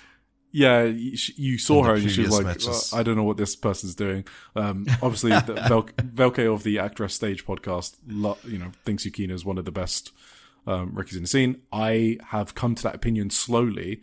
I thought she was quite terrible like 6 months ago, and that's why it's scary to me how much she's improved, and that's why I mentioned her in my top 5 rookies last episode. It took me a while as well, I guess, because the previous matches I wasn't very convinced of her, but like she might have messed up in those matches. She rocks. Yeah. This was hell yeah. This was sick. Like these kicks that Yukina throws are just crazy. But like overall, both like not just her kicks, her forearms as well. Like they had this forearm battle, and like I watched this with headphones on, and like I thought like these forearms were so loud in my ear. Yeah. It was almost like uncomfortable, honestly. They beat the ever-loving shit out of each other, and it was amazing. I really liked this match. Like, this blew me away. Like, I was still watching this when we met in the Discord earlier. So this is really, like, fresh in my mind, too. I was watching this while I had dinner, too. So, So I need to recommend more Yukina matches to you, then, is what you're saying? Maybe. I should just, in general, probably watch more Actress Girls because like every match I'm seeing I like a lot. Isn't it just good? I don't know why it has a weird reputation. It's just good wrestling. I think it's literally just the name, right? I think it is. People hear Actress Girls and just immediately don't take it seriously. I think it's similar with Sendai Girls, honestly. They hear Sendai Girls, it sounds like a fucking idol group or whatever, and they immediately don't think of the promotion as like a actual. And it's one of the hardest dojos in the scene, yeah. Yes. So that's... Yeah, no, Actress Girls maybe the downfall is just their name already for Western audiences, at least. I don't think the local audience, who is the one that matters, cares that much. So yeah, I mean, you've heard me nerd out over some of the matches in this promotion over the past few weeks. It is one of the promotions that I get really excited that a new show has been uploaded, right? I'm really excited to check it out. It's always the first promotion I check out when it gets uploaded. I prioritize it over anything else. So yeah, Actress Girls is just a really good promotion. So yes, one thing, and maybe this is also what Belke sees in her. I don't know, but I can't exactly put my finger on it what it is. But Yukina Uehara carries herself kind of like one of the old legends, like one of the old All Japan women wrestlers. No, you are completely correct. I mentioned it when we're doing the top 5, I mentioned this. It's a confidence thing, right? Yes, exactly. She feels so comfortable being in the main events when she really shouldn't be, when she's got 50 matches and maybe just a year under her belt now. And she just feels like she's been there forever. That's why I thought it was crazy. Maybe you should go back and when you have time, because obviously that pod you mentioned the Korakuen. Yeah, the Korakuen Hall main event is a really good match, and I think maybe you were pressed for time when you watch it or something. And but that was an insane performance from her, where she looked so comfortable in that venue. That was oh shit, there's something here. So no, I completely agree. It was at one point Yukina, I don't know, kicked the shit out of Shotsuki at one point, and she smiles, but she covered her, and it was like a near fall. Shotsuki kicked out at 2.5, whatever. Yeah, and just the way she reacted to the near fall, and also looked at the ref and was angry in a way, in such a confident way. That was straight out of I don't know, Akira Okuto or Jagger Yokota playbook. I don't know. It reminded me so much of something like that. It's hard to really describe, but do you know her background? You probably told me before. But... Yeah, I have. But just guess. I know you've forgotten, so just guess. Was she one of the actresses that was in the actor group, and the one guy just? No, she is from beauty pageantry. Oh, she was a beauty pageant. Yeah, she ranked really high in the. She was Miss Earth Japan, which I think is third in Japan or something. I remember that for sure. Yeah, so the fact that she's such a good kicker is it doesn't make sense. She hasn't got an MMA background or anything. She just likes kicking. My favorite Actress Girls, just quickly, of 2025 was her against Anri, the two rookies, and she was delivering kicks with a smile on her face to Anri, and it was fucking sick. And it's only a 7 or 8 minute match, and I loved it. That's awesome. That's when I was all in on Anri and Yukina as the two rising rookies. So Yukina kicked out a 3.1 because Actress Girls hate losing. So they all see that. There were 2 3.1 kickouts on this show. It's kind of funny. It's a good bit.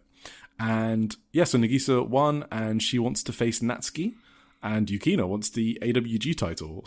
Classic. Yeah. Oh, can I really quickly mention the finish was really awesome as well, because it was this tiger vertical suplex. I don't know what you call it.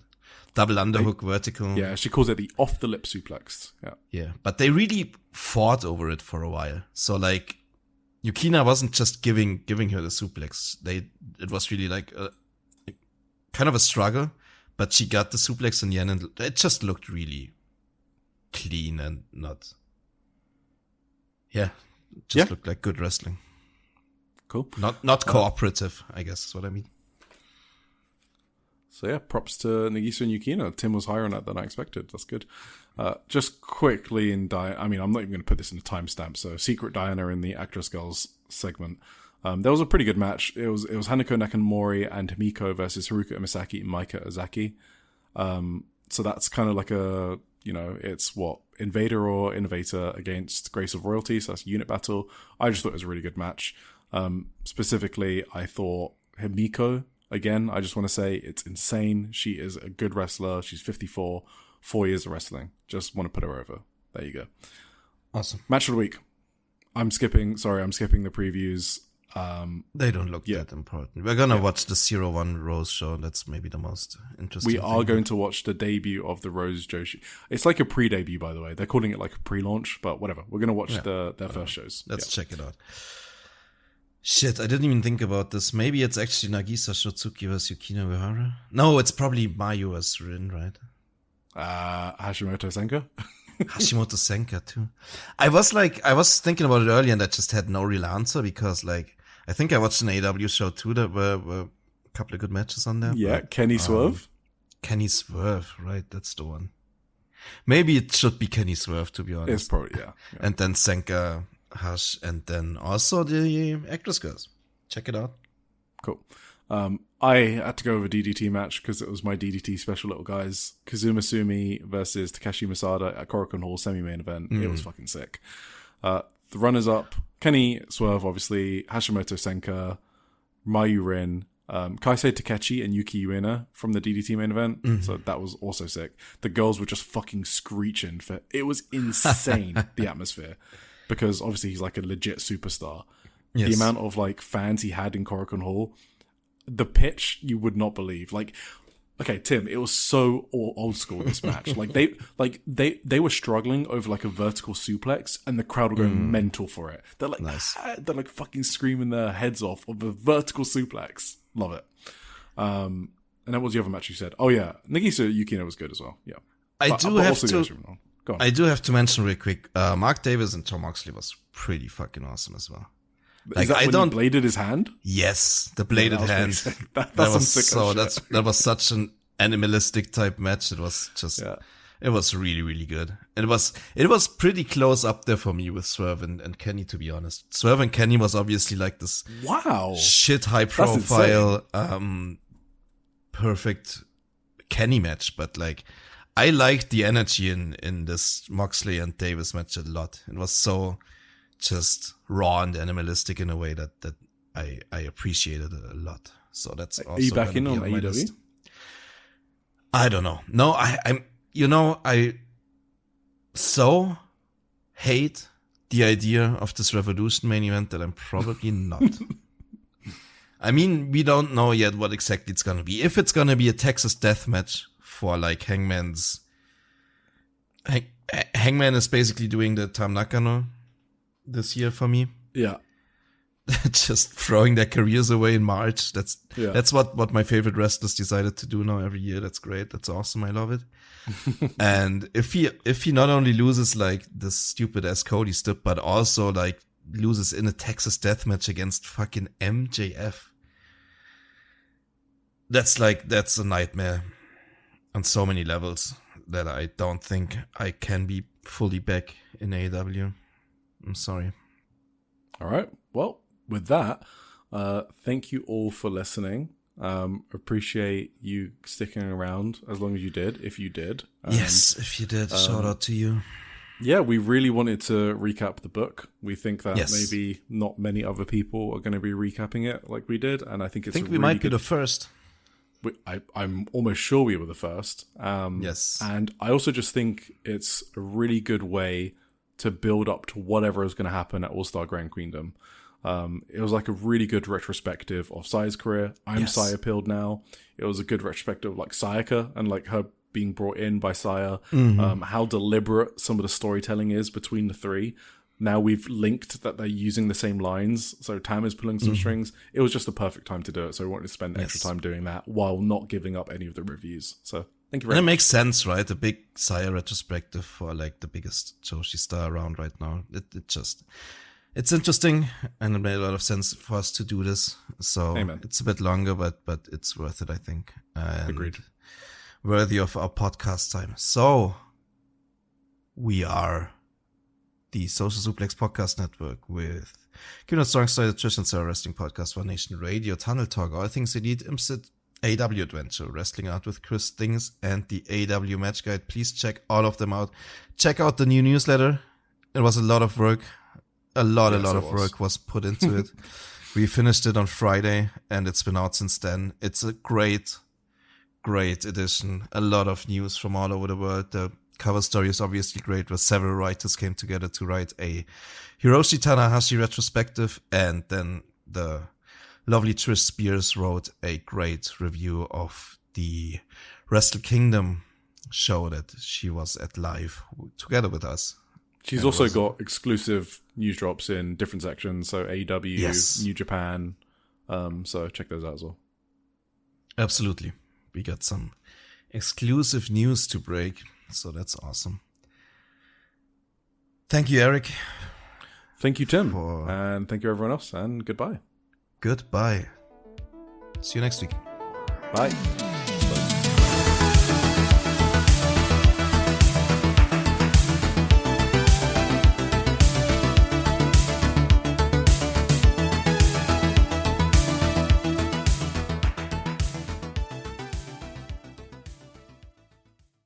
Studies show that 100% of everybody in the world wants to curl up indoors and do nothing because it's so darn cold out there. That's why many people are turning to Bombas, whose pillowy plush slippers and warm merino wool socks have been said to be the most comfortable in the history of feet. Bombas products have been found to boost coziness by up to 1,000,000%. Okay, enough fake statistics, but could Bombas socks and slippers really be the cure? Go to bombas.com/audio and use code AUDIO for 20% off your first purchase. That's BOMBAS.com and use code AUDIO.